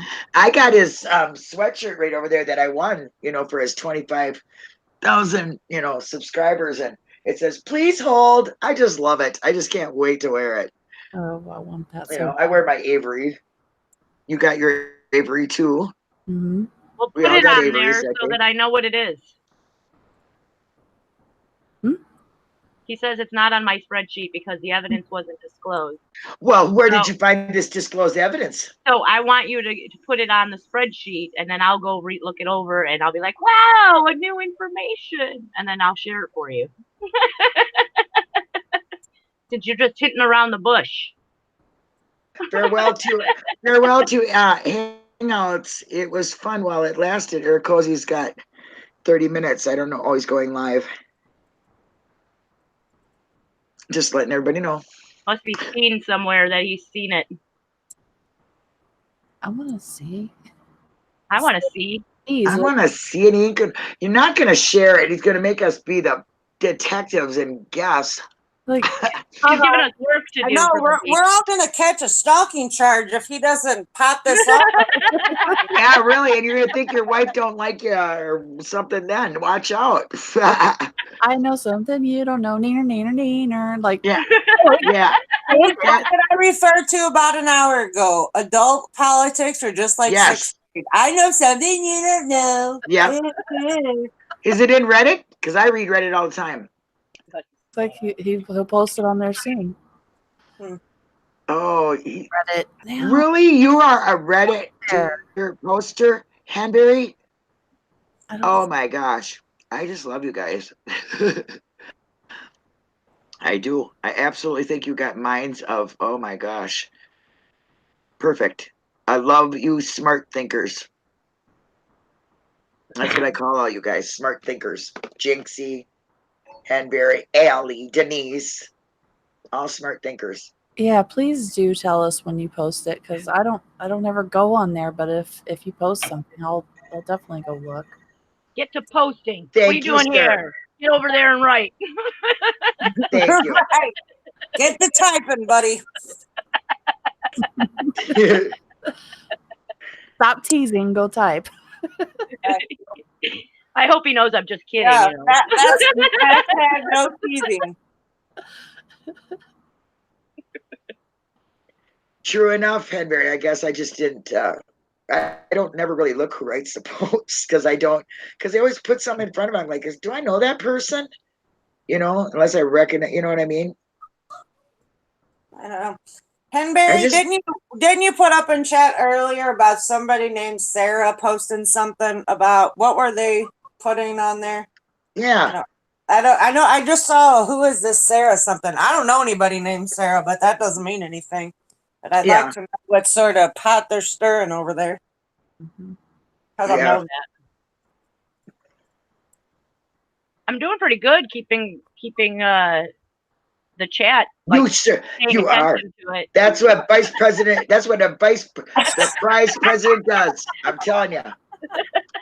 Oh man. I gotta have worker bees because I'm clearly not functional all the time, right? Gosh, I wish you would quit posting a damn video, man. You see how many fucking ding dings I'm getting here, dude? I'm not even kidding you. It's like ding dong. Ding. Sounds like a gosh damn slot machine over there. That's what you're doing. You're playing the slots and you're just trying to fake it. Oh hell no! When I got into this, listen, that's all I ever did was play slots until I watched Making a Murder. Now I tell you what, I'm 24/7, 365 ID channel on the YouTube. I need a YouTube intervention because I watch way too much YouTube. I traveled over to the drama once and I was like, what the hell is this shit? There's another damn video. Oh my God, how many has it got today? The pixelation is deliberate photoshopping. Oh Lord. What? To remove the front door handle? Why would they want to remove the front door handle? That makes all sense. Okay. User search. Oh, wait, did they remove the door handle to open it somehow? Maybe that's how the door was opened. Two-door model, and there's a German Shepherd in the front. Oh, Christ. What? Oh, yeah, we just talked about that earlier. I seen a German Shepherd in there, but it was just an illusion. It was a reflection. I know that now. My drugs wore off. No, I'm kidding. But yes, I did see that. Now, that was not you, Hanbury. No, that's what you did, Sarah, 1863. Okay, thank you very much. Because the last thing I seen on that, I was like, that was not no. German Shepherd circled and I seen all that. Oh God! So they photoshopped it to be a two-door model. Not really her car, huh? Yeah, it sounds like she's got a bunch of stuff going on there, Henbury. Yeah, well, her. I don't read a lot of Reddit. I do, but her claims are like cuckoo. I mean, because I looked at the picture when I went somewhere else and looked at a different picture, okay, and which was the same picture. Okay. And I didn't see that, so I found you know what I mean? Because zoom in on the door handle, you'll see a square around it that's tilted, not lining up with the body curve in the door, which means the door handle image was altered after the original picture was taken, i.e. photoshopped. All right, let me look. Okay. Do you see the German Shepherd? You see the German Shepherd, don't you? I can't zoom into it. It's freaking little. It's a tiny little picture. You can't make it bigger. Oh, well, I made mine bigger on my phone. I Oh don't know. God, it's the light. It's a I light. know it is. Yeah. Oh my God, this is stupid. I Well, couldn't like screen share to show it. let me tell you something. I honestly was like, okay, because I was talking about the side view of the RAV that one time, and it claims to you could see. I seen a girl's face in there. It looked like Teresa. Okay, I know it was lighting. I don't know why my eyes were telling me it was a person, because I know it wasn't. But I kind of gave that divulged that earlier today that I seen that. So the German Shepherd lighting thing doesn't really, surprise me. I don't know. It's lighting. And it's, if it was a German Shepherd, his face is kind of long. And the pixelations are basically just little squares, so that's probably why it looks Fixated that on way. poor quality pixelated versions, exactly. See, you can't tell Henberry nothing about that RAV, dude. You're gonna have a fight there. We should get Henberry and Boyd on together on there. Oh man. So I think we talked about this a little bit last time before we got off with Linda and Jinxie. But Henberry, do you think that there was any sort of blood or blood evidence in the RAV as it sat on the property? Now, are you talking about her blood or his blood? Either. I think her yeah, blood, okay. I think her blood was in it. but I don't think his was. Yeah. I know you can. Hold I on. know you can tell me lots Hold on. about the RAV. That's the point there, I just Henberry. asked you a question. Hey, Linda, Wayne's here. Yes. Who's the family in Ditmer that everybody's scared of? The Glackens. What's the neighborhood called? Glackenville. See, they know I was joking. Brother Wayne, I love you. You should see the look on his face. He's like, "Why the? You're live, by the way." I went to school with him. Oh, lucky you. Were you afraid of him too? They're just strange birds. Yeah, they're different. Brought the Taco Bell. Yeah, damn right. Yeah. So sorry, I wanted to make sure that you knew I wasn't making this stuff up. I believed you anyway. But listen, Henberry says no blood in RAV before 11/6. That's exactly how I feel about it. I don't think there was a drop of shit in that car. I just How about don't. her blood? Yeah. Now, and here's why I question that, because if they can look in that back window and see a little memory card and not notice blood, they're full of shit. So sorry. Wait, how would they have gotten her blood then? Because if she's dead on the 31st, let's say, Hell, I we don't really know it's her And blood. there's no, unless they got blood that she had once donated or something, because even if they found her body after she It's had not been gonna dead bleed. for a few days, how would they get her blood out? Because it starts to coagulate and stuff. I mean, she's not moving in her body and stuff. It starts to settle. Right. Exactly. That's why I said there was lack of blood of hers in the back, well, like, from a head injury, because she was dead and it isn't going to produce anymore. See, Henberry and I are kind of on the same page, because if they could visibly see, and I just keep saying that, if they could visibly see that memory card that supposedly said her name and they could see through the window, They said, they would be able really? to splat that blood in the back. Period. So, But who really looked that closely? I mean, Pam obviously didn't look that closely inside the RAV. She tried to open a couple doors and then read off the thing. She was more curious to know if it was actually her RAV. right. So she's not really looking at it that way. And then the people who are saying that there was no blood in it after that was what? The cops? And what do we believe about? I mean, Her blood was. they might have seen it and just not said anything. Oh, her blood was in the RAV on the 31st Yeah, from but her then hair. okay, take that a step further. What do you take of my callback statement on the 8th, that article that printed on the 8th where he said... Because they didn't tell him. They don't tell him that there's blood in the RAV. Why don't they, though? Yeah, That's a why good don't question. they? Yeah, why don't they? Because they said Because you got to remember, Mike's going on what he's hearing from the investigators. So Yeah. And he did say, he said, well, they found the car and there's no sign of anything going wrong with Teresa. You know, Right. like no blood or whatever. You know, no evidence of harm is what he said. Correct? And by then they already had swabbed supposedly the blood and stuff in there, because what is that? That comes into the receipts as swabs and stuff on this. What was it? The 7th of November. So on the 8th, he should have known there was blood in the car. Right. I So agree. here, I'm going to Henbury. post the article right now. I agree, Henbury, where you say that. See blood inside the car, and you don't open it. And why didn't they open it? Why didn't they try to open it?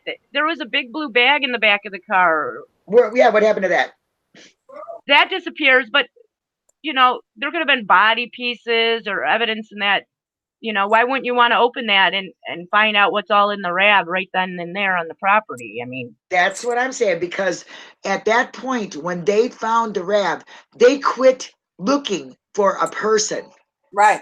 So they knew she was dead, or they thought, or whatever, but they quit looking for her as a missing person. And it turned into a homicide investigation by that being on property. How can they do that when it hasn't even went to the crime lab, hasn't had any evidence supposedly of blood or anything? How can they do that? so they opened it on the property, but we have no proof of any of that, really. We just have speculation, right? And why would they not say they opened it? Because And then, yeah, exactly. Why would thing they? you want to do is look in there. This is a person's who's missing.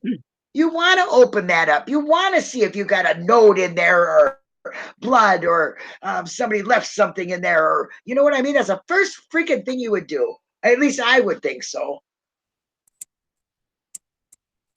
Am I on mute? No, God you're damn here. it. You're here. You're here. Okay. That's funny.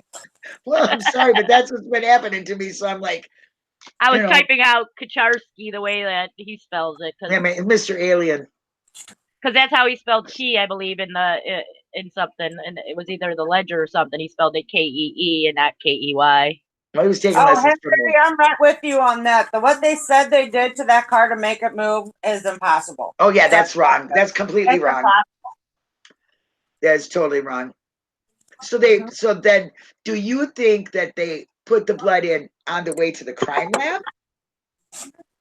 Well, he says not before the 6th, so that would mark out them doing it on the way to the crime lab, because that was still on the 5th. Okay, so it had to be done before. So was it done at the lab then? Because when does it get to the lab? Yeah, nobody sees it until when? Until the 11th, right?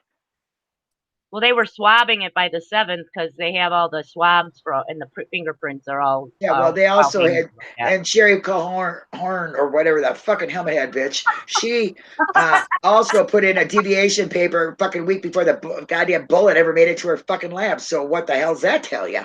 I mean, so when do we think it went to the lab? The 5th? So that's just the dates again. Here we go with the dates again. Never adding up. Never fucking adding up. I want to know why they got a report of the fucking RAB being there at the 3rd. Yeah. What did they put? Okay. Seized evidence on the 3rd. Let's imagine I put on my tinfoil hat. I got one. Should you want to borrow mine? No, mine's bigger than yours. I'm just kidding. So there's that piece of paper that says that they have her car, and that's the piece of paper that says kidnapped. What's the likelihood that they found her car and then went to the family and like, hey, what's up with, we found, call. Like, I want to put on my conspiracy theory hat, but it's hard to take it that far because I don't really fucking know. But I just don't think there was blood in it on the property. I just don't. And we know Erdo was lying. Right. The way they said they moved it is impossible. Yeah, there's no way. Erdo is a complete fucking nothing but hot air. I didn't even want to listen to him. He's full of shit. Didn't understand nothing he was saying. I agree. Oh no, that was the guy with the tow truck guy. Yep, I'm thinking about the fucking FBI testing agent. Erdo is the DCI guy. Yeah, the one that had pictures of him standing by the RAB there with Fassbender. Yeah. Yeah, that's Erdo. Oh, of course he's a liar. Well, they all seem to be liars. I mean, I every one agree. of those testimonies, you can impeach them. So it makes it very hard to think anything they say is true. Like I said, you got one thing that brings reasonable doubt to your head. Anything else they do from that point, especially when it comes to evidence, is going to make you put up red flags all the way. Doesn't matter. Unless you are seeing the person with bloody rag in their hand and standing over a body. Everything they do and said was questionable. And then it's still questionable. Exactly. And Never, yeah, ever exactly. Because you can't believe every single thing you see, even if you know what I mean? It's like, I don't know. Well, I feel like a nutcase sometimes when I'm going through all this stuff. It's so much information. And that's why we need people like Ann Barry, who just zooms in on one thing, and does a great job about it, I mean, you need somebody who's going to do that because it just gets so confusing. Like, I mean, I don't know whatever happened to her, but moving on, man, she did the barrel thing so good. And then, She's got some health issues she's dealing with. oh, well, I wish her luck if she's listening. Good luck and good health, honey. A thing in Discord a while back, and she's always had some health issues, but Yeah, she just lost her mother. Take it up a notch, some things for her. So hold on, You're right, Kimberly. It does not. The chain of command is so shaky, and most of this evidence, especially the stuff that means something, it's like who handled what. And where did it go? And how come Fassbender had a disc for 12 years in his own personal care? I mean, come on. But you know that you got Brendan, and he was right. Yeah. Want to shoot them people? You laughing at me, Allie? Yeah. Why? Ah, I'm brawling. They just make me so mad. I mean, I just don't know what I would do if I was faced with some of these people. If I stood in front of O'Kelly, oh my gosh. Well, we'll better put that out of my head because I'm becoming a mass murderer thinking about that. I'm thinking about torturing him in every possible irritable, slow, death, painful way in front of a bunch of people. Yeah, we don't want to talk about that. Each one of his little mustache hairs one by one. And his eyebrow hairs. So they dry out and the fake tears can't fall. Strangle him with the blue ribbon. Right in front of the church. I mean, stick a couple pencils up his ass and tell me if he got the story written right. I don't know. There's so many things I like to do to that guy. bleach his asshole.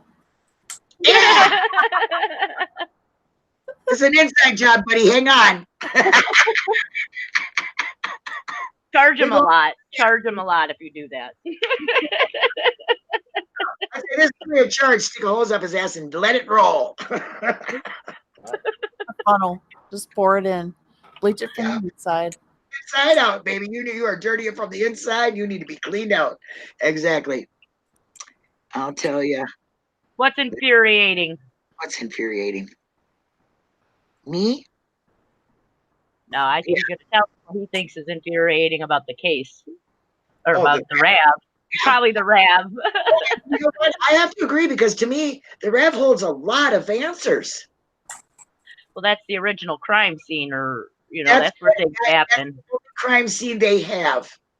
That's funny, Barry. What are the odds? Strange.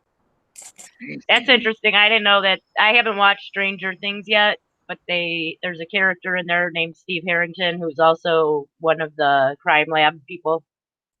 So now when you search for Stephen Harrington from the crime lab, you get a lot of stuff from Stranger Things pop up. Oh, okay. Well, that's kind of interesting. Yeah. That would be annoying too. Actually, looking something up, and yeah, I was looking something up and I Googled it, and you know what? It came up and some entertainment thing, and I was like, what is this? And I thought, well, it has to do with being in a movie, and it had to do with being in a movie. And the term I was searching was a song, and I didn't know that. I was like, What is this? This is music. I mean, I know this is far from what I'm looking at, we're needing to look at. There it is. Okay. Change Leaving? Is he leaving? Is he saying so long, ladies and gentlemen, or is he just saying hashtag something's long? Because I don't know.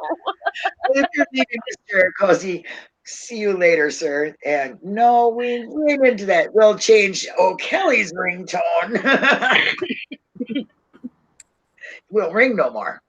That's what- It's interesting because he was his specialty was also cell phone stuff. really? Like that's what his CV thing said or whatever. All of his qualifications. Let's put it this way. They Google, I mean, Len, Mr. Meow Meow, Googled him and got him off the internet. That's how she found him. Or he found him. Yeah, but that's a she. But Mhm. I mean, let's just Google our pest, something for, a very important case, and we have no idea what this guy's credentials really are. Everything. He does everything. Oh, yeah, he does everything wrong. Polygraph test, Yes, he does. lie detector. Very good at that. I should give him a certificate in it. You're the first class failing asshole. I have had a hard time finding information on him because the name O'Kelly is kind of common, and Michael's kind of common. So Michael O'Kelly is hard to. Had a hard time searching for him for stuff on him that would help the case. For him, and maybe under a rock. I couldn't find him either when I looked. Like it's like where is he right now? That's what I wanted to know. I And want to know his address in Illinois was to a storage unit. Oh God, he probably lives in there with the blue ribbons and everything else that he's got for his next cases. I'm sure that's where he stores all of his equipment for all the specialties he has. But how can he have a business like address for like his storage unit? Just slide under the garage door or whatever. I mean, does the storage company do that? Like when they get mail for one of their, It's weird. that's a self-storage unit. I mean, it's not meant to be lived in or officed out of. It's supposed to be storage. So would they even deliver that mail to their storage unit? I don't think so. He probably has a P.O. box or something. I don't know. Maybe he's got a P.O. box there at the storage unit because that's a lot of places have them. That could be. So that's probably it. He probably picks his mail up at a storage facility. But it makes it very hard to locate him and his business because it's all like a storage unit. It's Right. like, and honestly, that's probably the way he wants it because he's like a most hated wanted man in fucking the United States. You Google search my name and only one other person has the same first name as me. You Google search mine and there's oh my gosh, it went right through my ears. I want to and I have earphones on. Oh my gosh, shut up. You guys don't know my name. So. Shut up. Yay! Oh my gosh. Sorry guys. Puppy wants some love. No, a leaf dropped in the yard, and that's what that puppy wants. A leaf dropped in the yard, or a squirrel went by breathing, something, I don't know, a centipede walked in the sidewalk, and that dog hears it. And her bark goes right through me, and it's like, I'm like, oh, can I pull out your throat? I love the dog. Don't get me wrong.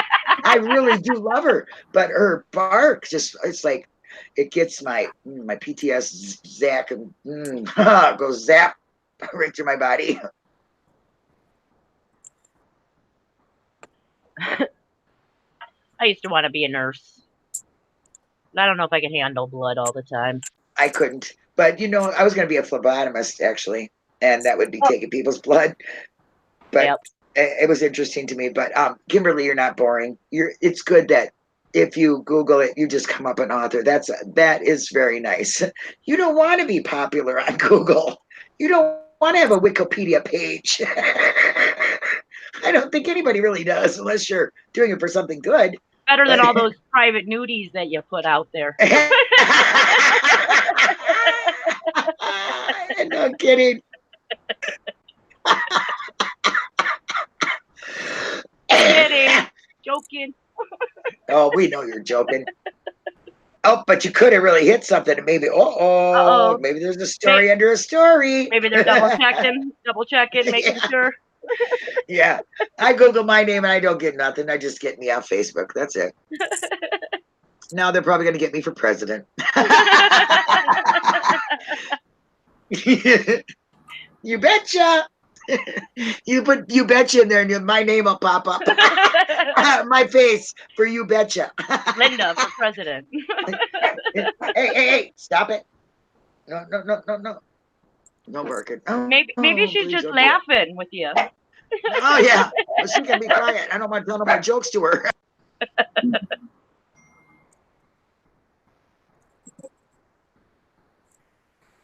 Oh man. She goes low and then everything gets quiet. Well, that's because the dog's barking and I got to put it on mute because nobody wants to hear this, I'm sure. Is that funny? Shh. Nobody wants to hear you. Oh, now you'll be quiet. That's good, girl. Oh, now she's like, now she wants to be petted. Oh, yes. Come on, let me sit on your lap. Thank God she's not my daughter's dog. Oh, my gosh, that dog sat on my lap yesterday. And he's huge. He's Clifford, the big yellow dog. That's how my sister's dog is. Thinks it's a lap dog and it's like 100 pounds. It's like, no, you're not a little dog. Right. Oh, Kimberly, please don't worry about my cough. I'm quitting smoking, see? So I heard within the first couple of weeks you quit smoking, you cough a lot. So I'm hoping that's what it is. So, and I'm doing really good. I think I'm doing very good. Like a pack a week instead of a pack every other day. Nice. Yeah. And I'm doing it with no nicotine in my, we won't go there because Denise will lose it again. I still don't know what set you off that day about my no nicotine in my pipe, in my I don't know. puff box. I call it a puff box. I got some new stuff, Allie. Some new juice. What Yeah. flavor? And I like it because it's really good. It's oh my gosh, what's it called?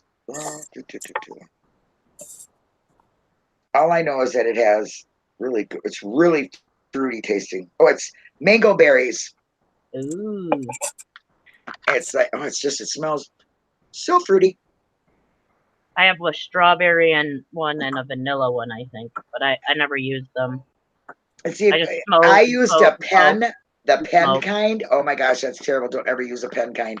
I went and got me a puff box, and I like it. It's way better, way better. And I got a can puff blow box, clouds too. like I can blow clouds like God. Can you blow smokeless rings? I heard that somewhere. What's that joke? I heard What that. I don't joke? know where. I don't There's a know. joke I that never goes heard with of it. There's a joke that goes with it. Something about I have no idea.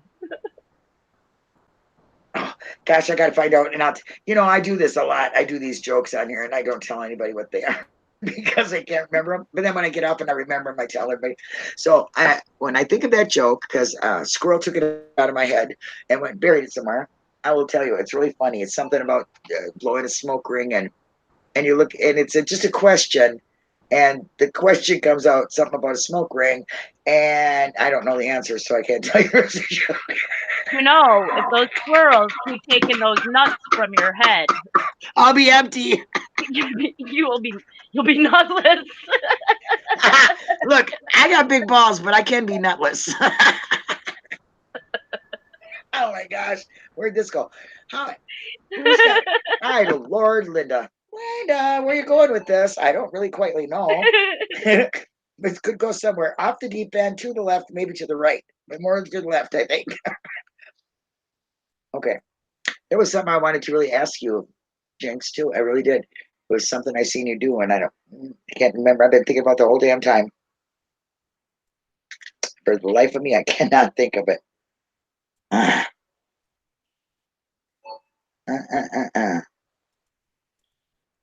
Oh, that kind of sucks. You can't even. I'm looking at something. It's not. Okay, let me see. Oh, there it is. Okay. Oh. Okay. Are you there, Denise? Are you there, Allie? I'm Denise, here. are you there? I'm waiting Okay. for your question. Yeah. Okay. Well, geez, you know who's else is here? We got Kimberly. That's it. I love you, Kimberly. You have not even deserted us, and it's us four and Kimberly. Oh, is that it? Everybody Yeah. else left? Everybody else left because they're. Henbury closing up. left us without giving us any clues? Yep, I told you would do that. Yeah, just like last time. I'm Told gonna you have would to do kick him in that. the ass. Yeah. So I don't know. You should probably go over and catch some of Eric Cozy too. You Is know? he on now? Is he doing Yeah, a he's live on. too? He's on. So, it's like that's fighting competition. We've been on for a long time anyway. We've you been know? on for like 6 hours, so I'm good with getting off for a little bit. My headphones are starting to Yeah, mine are hurting my get hot. ears too. We're not diehards like Allie, and we can't come up with the Lyra whatever ears that you get there. You know what I mean? Yeah, I What don't is know what that? those are. What are those from Star Wars? What were they, Allie? What were they called? The Do you what? have Your ears. When you take off your earphones, you get your hair looks like Oh, I had the Princess Leia. Princess Leia. Oh, and Henbury still is the here. indentations in my hair. Yeah. Crimped my Well, you fucking went quiet. Where's our clue? Yes, Henbury. We thought you deserted us. Oh. Oh, he's trying to. He's gonna show us Okay, something. Kimberly, stay tuned. Kimberly, don't go nowhere yet. Got some good stuff coming here. Henbury's still with us. We're waiting for our clues. Yes. Oh That my gosh. was It's- one I of feel my like I'm- favorite games growing up. Yes, me too. I love it. I love guessing or figuring out things. Yep. There was this other mystery game we used to play too. I can't remember the name of Mystery it. date. Not mystery date. It was a mystery game. Like you had to find out who the killer was or whatever. It was kind of like Clue, and it was it had an electronic device thing that you had to play with. For the game. Is it Haunted Dinner or something like that? Where you? I don't even know, man. I'd have to freaking go and look at some old '80s games and look. Well, geez, I got to go way back to the '60s and '70s. It might have been from that era. We just still had it. I mean, I don't know. He's Googling, but Stranger Things screwing with him. It's something I saw but didn't save. Oh, that's sad. It must have been about Steve Harrington. Yeah, it has to be a Stranger Things. And who is Steve Harrington? He's one of the lab tech guys, I think. Okay, the one that was doing first entered the RAV. I think that's where he's mentioned. Yeah. Yeah, that's where I think I've seen it too. That's what I'm just making sure if it's the same thing because I heard so many names today. He's one of the guys from the beginning when the RAV was first brought to the lab, I think. How long have you been studying that the RAV there, Henbury? Since the beginning? 3 years. Yeah. That's why, I honestly would love him and Richard Boyd to talk. Does he ever listen to Richard? I He don't know. talks about the RAV so much. He knows every individual part and the number and, I've gotten it, so. I don't know get if Boyd would really pay attention. No, because, yeah, that's just it. Henbury's more of a sensible and I'm not saying that Richard doesn't make sense. That's not what I mean. What I mean is he puts it out there in a scenario or a play form or something like that, He refers movies to it and things like that. Oh, got charged my pup box. He's been looking at the RAV since just before MAM 2, so almost a year. Well, then you're right there with me. Well, because that's the first thing I got into. Is that how you got into it? Was it MAM 2 that caught your eye, or was it? No. It was MAM 1. Okay. But digging into things, I didn't. I just watched a lot of platforms talking about it. Things like that. Right. But when I joined Hangouts and got into it with these guys here, then I was on the rab, dude. And I didn't want to admit it a lot of times because everybody was so controversial to be talking about the rab, because there's so many damn opinions about it and what people think and see and this and that. So I kind of quit talking about it. But when I would see something and it would catch my eye, I was like, damn. You know what I mean? And then I would say something to like Allie or Denise because they were really the only ones I would trust with my crazy thoughts. You know what I'm saying? So, are you leaving, Kimberly? Thank you so much for being with us. I really enjoyed you being in here, made our chat great. Come and see us again. Have a great night. Thank you for being a nurse and taking care of the people. Yes. You're a sweet person. Need good nurses. Yes, we do. We certainly do, especially when you got aging parents. You know what I'm talking about. Yeah. It's really hard to find good care for your parents or for anybody. Allie's. Let me see. Farewell to Hangouts. It's a fun while it lasted. Sarah Cozy. I just got his little message. Yeah, it was. I'm glad I got to join you guys on it for a couple of times. Well, we'll find something else. You'll be on. Believe us, you're like my favorite guest outside of my girls here, Aw, thank you. I'm happy I could join and chat. Yes, I'm so Look how long too. it's gone. 6 hours. Oh my god. Awesome. I told you I could talk about this case all day and all night. Yeah. Well, you know what? You're like me. We got a lot of time and we do that 24/7 pretty much, I'm reading and watching and you're researching. So appreciate the research. Love it. I love everybody who does research. Allie does it too, and I appreciate it. And Denise goes without saying she does it too. And I get too lost. I'm too squirreled. I'm too squirreled to stay steady. Unless somebody says, well, Linda, can you look this up for me? Because Denise gave me a job one day and I went through that and it was great. I went through all the evidence things and found out. It was cool. I had a good time doing it. But you got to give me like set on point type kind of thing, Otherwise, I'm just not no good at it. Sometimes it's nice to have a little direction. Yeah. I mean, I can't just pick out things like that. I'm just too squirrely. Okay, Anberry, you are going to have to get back to us on this. Because yes, on the front drive shaft and on whatever young blood evidence. Yes, because I'm with you on that front drive shaft stuff. That's a bunch of crap bullshit that talk about how they got that there and up there and all that other shit. I know that's stupid. Okay, but the I'll have to do a little research into that because I'd go with I know a lot of mechanics and stuff, and if you ask them, they'll tell you. Yep, I've went over that scenario that bullshit story they told with myself and a few other people, and I knew right away what they said could not be, but then the more I talked and found out more, it's just how dumb do they think people are? It was 4-wheel drive. You could undo the back one, but it's not going to do anything but go forward or whatever. I was always suspicious of Paul Rabbis, who was the fire chief, aka car wrecker guy, and that's the one who's he's the police chief in Maribel. The tow truck people, wink, wink. Yeah. Rabbis didn't get there till almost 10 after 7, but then they left at 8:20. So they did all this magical shit to that car and got it loaded in an impossible way in under an hour. Yeah, right. Yeah. I can send you links I've got about the rab. Even if what they said was true, the ground clearance on that rab is like 7.5 inches. So the car would have had to have been touched quite a bit to get up underneath it. Oh, yeah.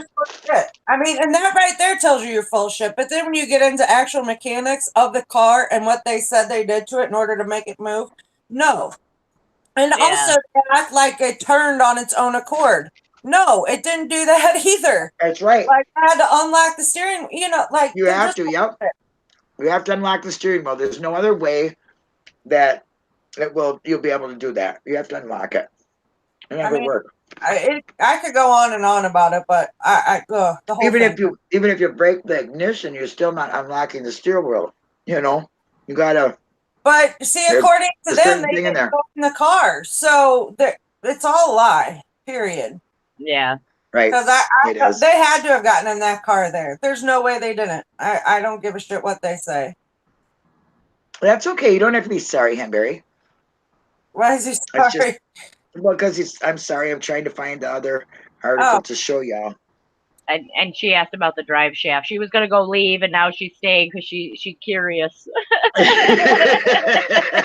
like all of us, curious. Yeah, like we're all just gonna sit here. We're in a private chat now. Nobody can see us on air. Okay, no, that's not true. I'm lying. It I'll tell says you I'm live lying. right there. Yes, it does. You see that, do you? Believe it or not, we can read, Linda. Oh my gosh! I just have to go by the color. Researching Right. would The be red so says hard if I stop. couldn't read. Yeah, really. Oh my gosh. Yeah, your interesting research would be really different if you couldn't read. You guys be getting a lot of dots, and you'd have to feel around. Yeah. Oh yeah. What was it? I was sending I go sticker crazy. Anybody who gets texts from me knows I'm a sticker crazy person. I send all these little things. And I sent it to Jinx, and she goes, "Oh, I'm tempted to scratch and sniff." Those are all your stickers you send Yeah, me. I know. I was laughing my butt off.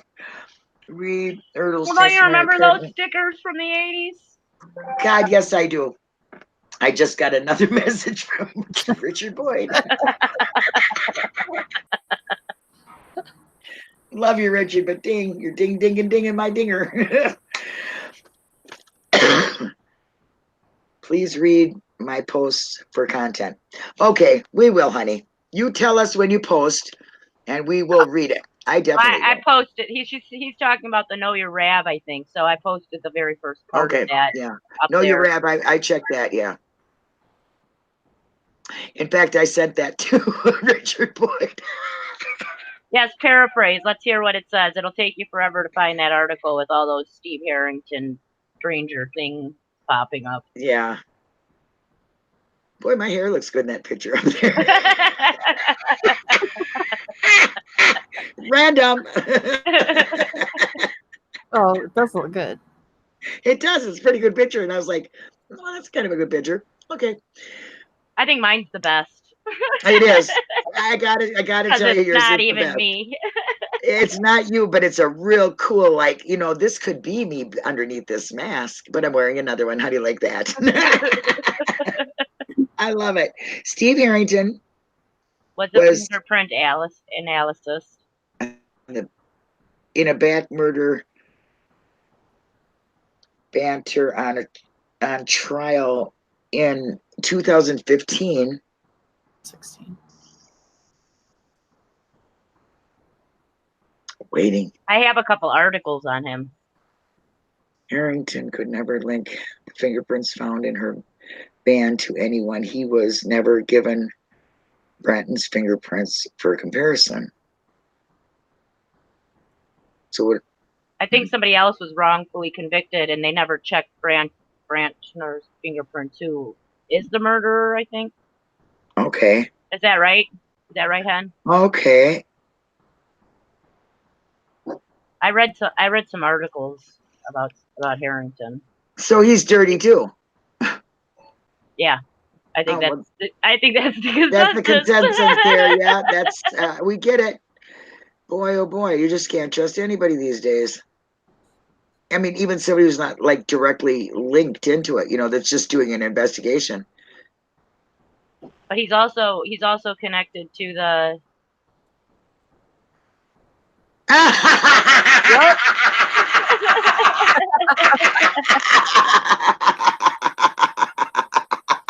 No, Fuck! I just realized I might be searching the wrong case. Is that why you can't find it? Did you get a squirrel? I'm sorry I sent it your way. Oh God. Oh, Henry, I love you. I just love you. It happens to everyone. It does. It is so hard to keep anything straight on this case. You're looking at one thing and then all of a sudden something else will pop.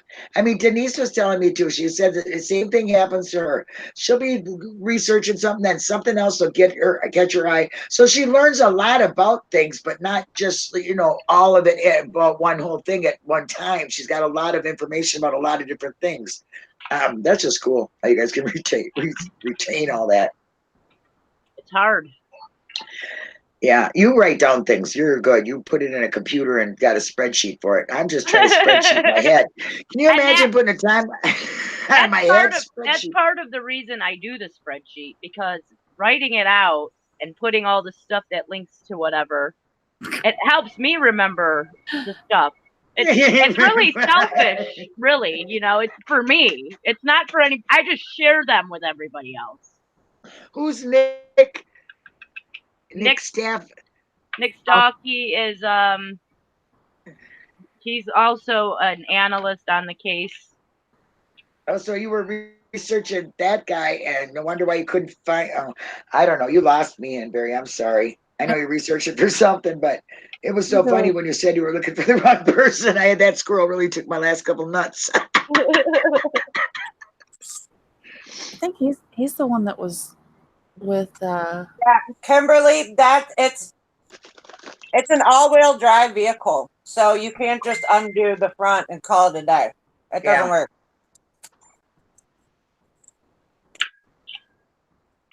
Oh my gosh. It's a 4-wheel, is that what you mean? Not like a 2-wheel?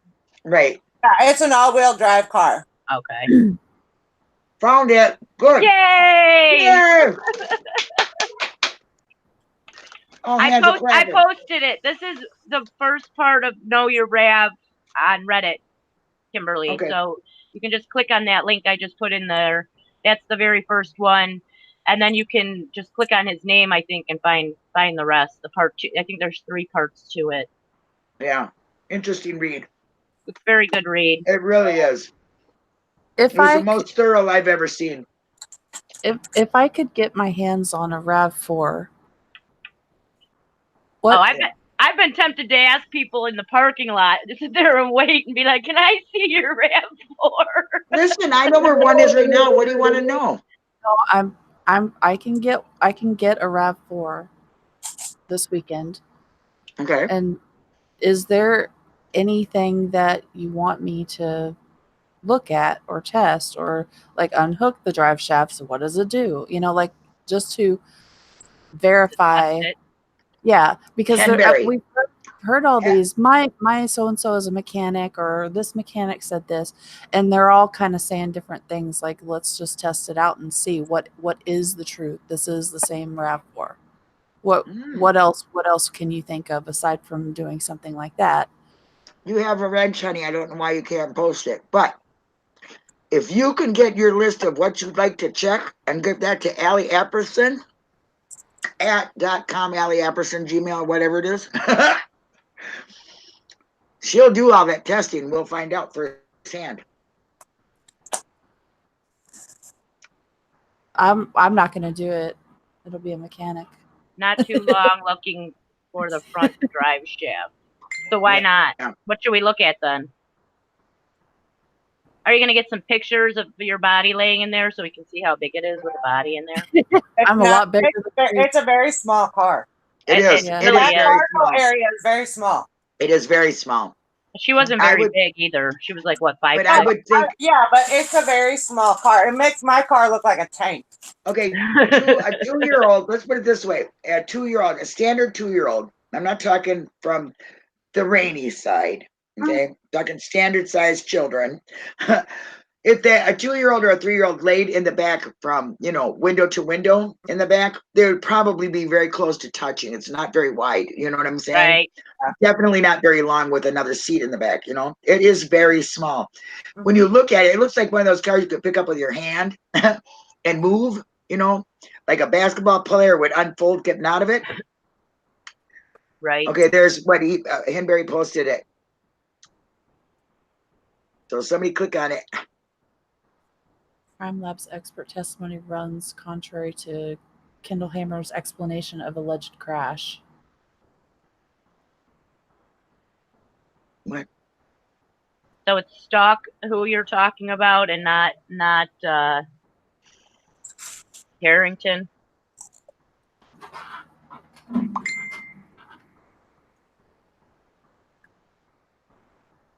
Little play button, And but I don't this want is to play it assuming right now. that where there was no keys to it. They had a key made. Correct? The crime lab had a key made. Yeah. Because Kimberly's saying, and this is assuming the keys to the RAV are where? No. What are you doing? Give me the article back. Pepper, stop.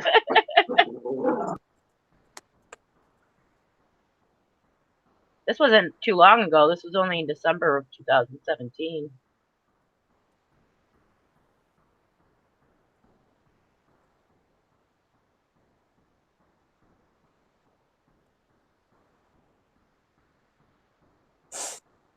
Okay, I had to scream at the dog. What the heck? He was going nuts. Ouch. Okay, well, what are you guys reading? Okay.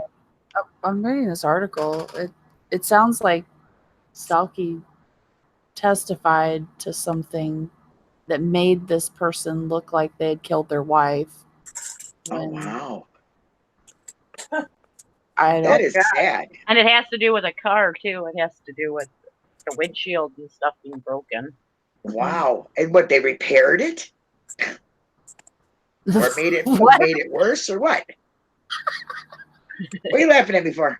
the hell? Huh? They repaired the windshield? I don't know what you're talking about. I'm not reading the same article you are. I can only do two things at once. One is look at you and look at Chad. And so I'm not clicking on nothing because I'm afraid of it all going bye-bye when I do. I'm afraid if I click on a link, it's going to take me somewhere and you guys are going to disappear. So I didn't want to do that. Right, Kimberly. It can be easy, but what they said they undid the front drive shaft and that it rolled just perfectly fine and straight and all these magnificent things so they can back it into the trailer, which is clearly impossible based on, I mean, their story is bullshit, period. You got it, Kimberly. No problem. There can be idea. loss of evidence due to weather. Yeah. Sounds like a similar scenario, he says. Right on, Yeah. Henberry. You give me a lot to think about already now. So now, because the person that knows the most about the RAV outside of Richard Boyd has got me thinking again, I'm going to go back to that RAV and go cuckoo crazy over it again. Like I got to stop myself from reading shit on that RAV. I just do. I get really, really on it. I don't know why. I don't know why it's an obsession for me. But I think it's because I believe it has most of the answers. You know. Everybody's deep. Oh, you got them all reading really deeply there, Henberry. Thank you so much. So he lied about what? About taking it to Madison? Yeah, I think he took it somewhere else and did some shit to it. I do. I mean, in this case, it's also a car being moved in a trailer to the crime lab. And coming out, then going somewhere looking one way and coming back looking the other way. Yeah. Right. I mean, that's the scenario for Madison. No, it's not hard to tow a vehicle. It's really not. I mean, I've done it before. Right, I get it, but And it also is not. They backed it into the trailer. There's no possible way with what they said they did. Right. How do you back doesn't it in without being in it? There you go. You back it in, you got to have those tires rolling, period. And they wouldn't have been rolling. But Because the fact that they say back it in makes me think that they were in the car driving it, backing up. I mean, otherwise, I said the same thing. Would you be pushing it in? That's what I said. I felt like somebody was in it steering it. If you're backing it in. I think that term is the tow truck driver is the one backing the RAV4 in. I don't think the RAV4 is backing in. I think he's backing in himself up to the RAV.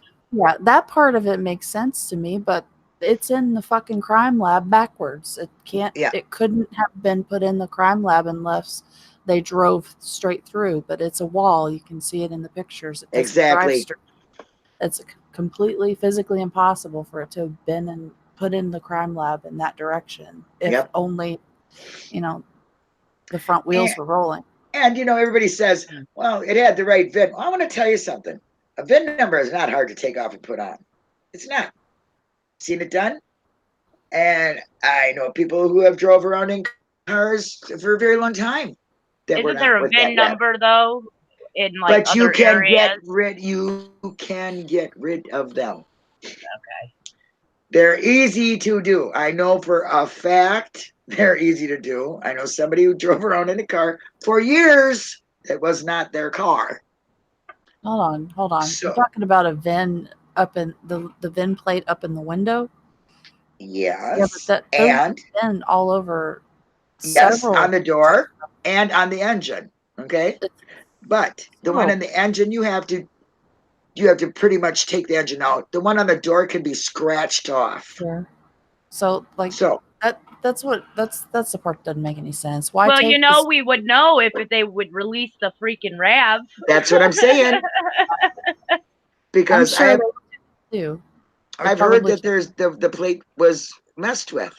The VIN plate looked See, like it was I tampered. wonder about that. Like, they took the plates off and I think it was because, of course, See? Colbert Yep. called him See? in and he was hiding the Remaker- fact that it was there. Remaker testified that the VIN plate in the windshield looked like it was tampered with. Yes, I agree. And I kind of thought, well, maybe they figured, well, we'll remove these plates, and then we can also try to remove the VIN plate, and it'll make it look like Avery's hiding it even more. But then they decided, well, if we remove the VIN plate and we send over Mrs. Pam of God, how will she know it's the car unless we leave the VIN plate? So they decided to leave it. Or yeah. And Yeah. that's why it just looks like Yeah. it's tampered with. It might Could not be. have been removed at all. It just might have been a thought to remove it Yep. and then change their mind. And that makes sense. Okay. It does. Why would you tamper with it? Maybe because you're thinking, well, if they don't run the VIN, they won't know whose it is because it doesn't show on the door and you got to take the engine out practically to do it. I agree. And then they thought, well, maybe not, It could have been a last minute thought on something, and it makes sense to think that they might have wanted to do it, not do it, There's a VIN number sticker on the rear passenger metal frame. That looks correct too. Is that on the? When you have to squint. Well, I could never do it. I have to get my magnifying glass out. So the 344 number, whatever it was, last 4 digits. Okay. I'd have to go look at that picture. I don't even know which picture you're talking about. So Yeah. Well, there we go. More studies again. Here we go. Yeah. So guess what? back to the drawing board. That just leads us right into something again. So we'll have to continue On another date. this When, at another date. Jinxie. Who are you talking to, Denise? What happened? I Talking said- away. Oh, you're talking to Brother Wayne. Hi, Brother Wayne. Brother Hey, Wayne. what's up, Blair? Not much, honey. We got to get on a conversation sometime and make me laugh. But He done walked Anyway. out of the room. I guess he's done talking. He's so I fucking guess he's done with Linda. That's okay. No. Hey, I'll catch him later. But anyway, he don't give a shit. He's done. I know. That's that's the way he is. We're all like that. When you're done, you're done. But anyway, thank you so much, Kimberly and Hanbury. That's the people I need to say goodbye to outside of my wonderful people on panel who I love very much. Thank you so much for your time. I really had a great day. I did Talking too. to you. Thanks again. Oh, well, thank you, Jinxie. Thank you, Denise. Thank you, Allie, for making your presence. It was so nice to see you. I miss you. I missed you too. Thanks for inviting me. Oh, always. Denise, I'll talk to you later. We have some things to do. I'll be around. Okay, hon. All right, you guys have a wonderful night. Thank you very much. Go check out Eric Cozy. He's on. All right. You guys have a great night. Love y'all. Bye. Guys. Bye.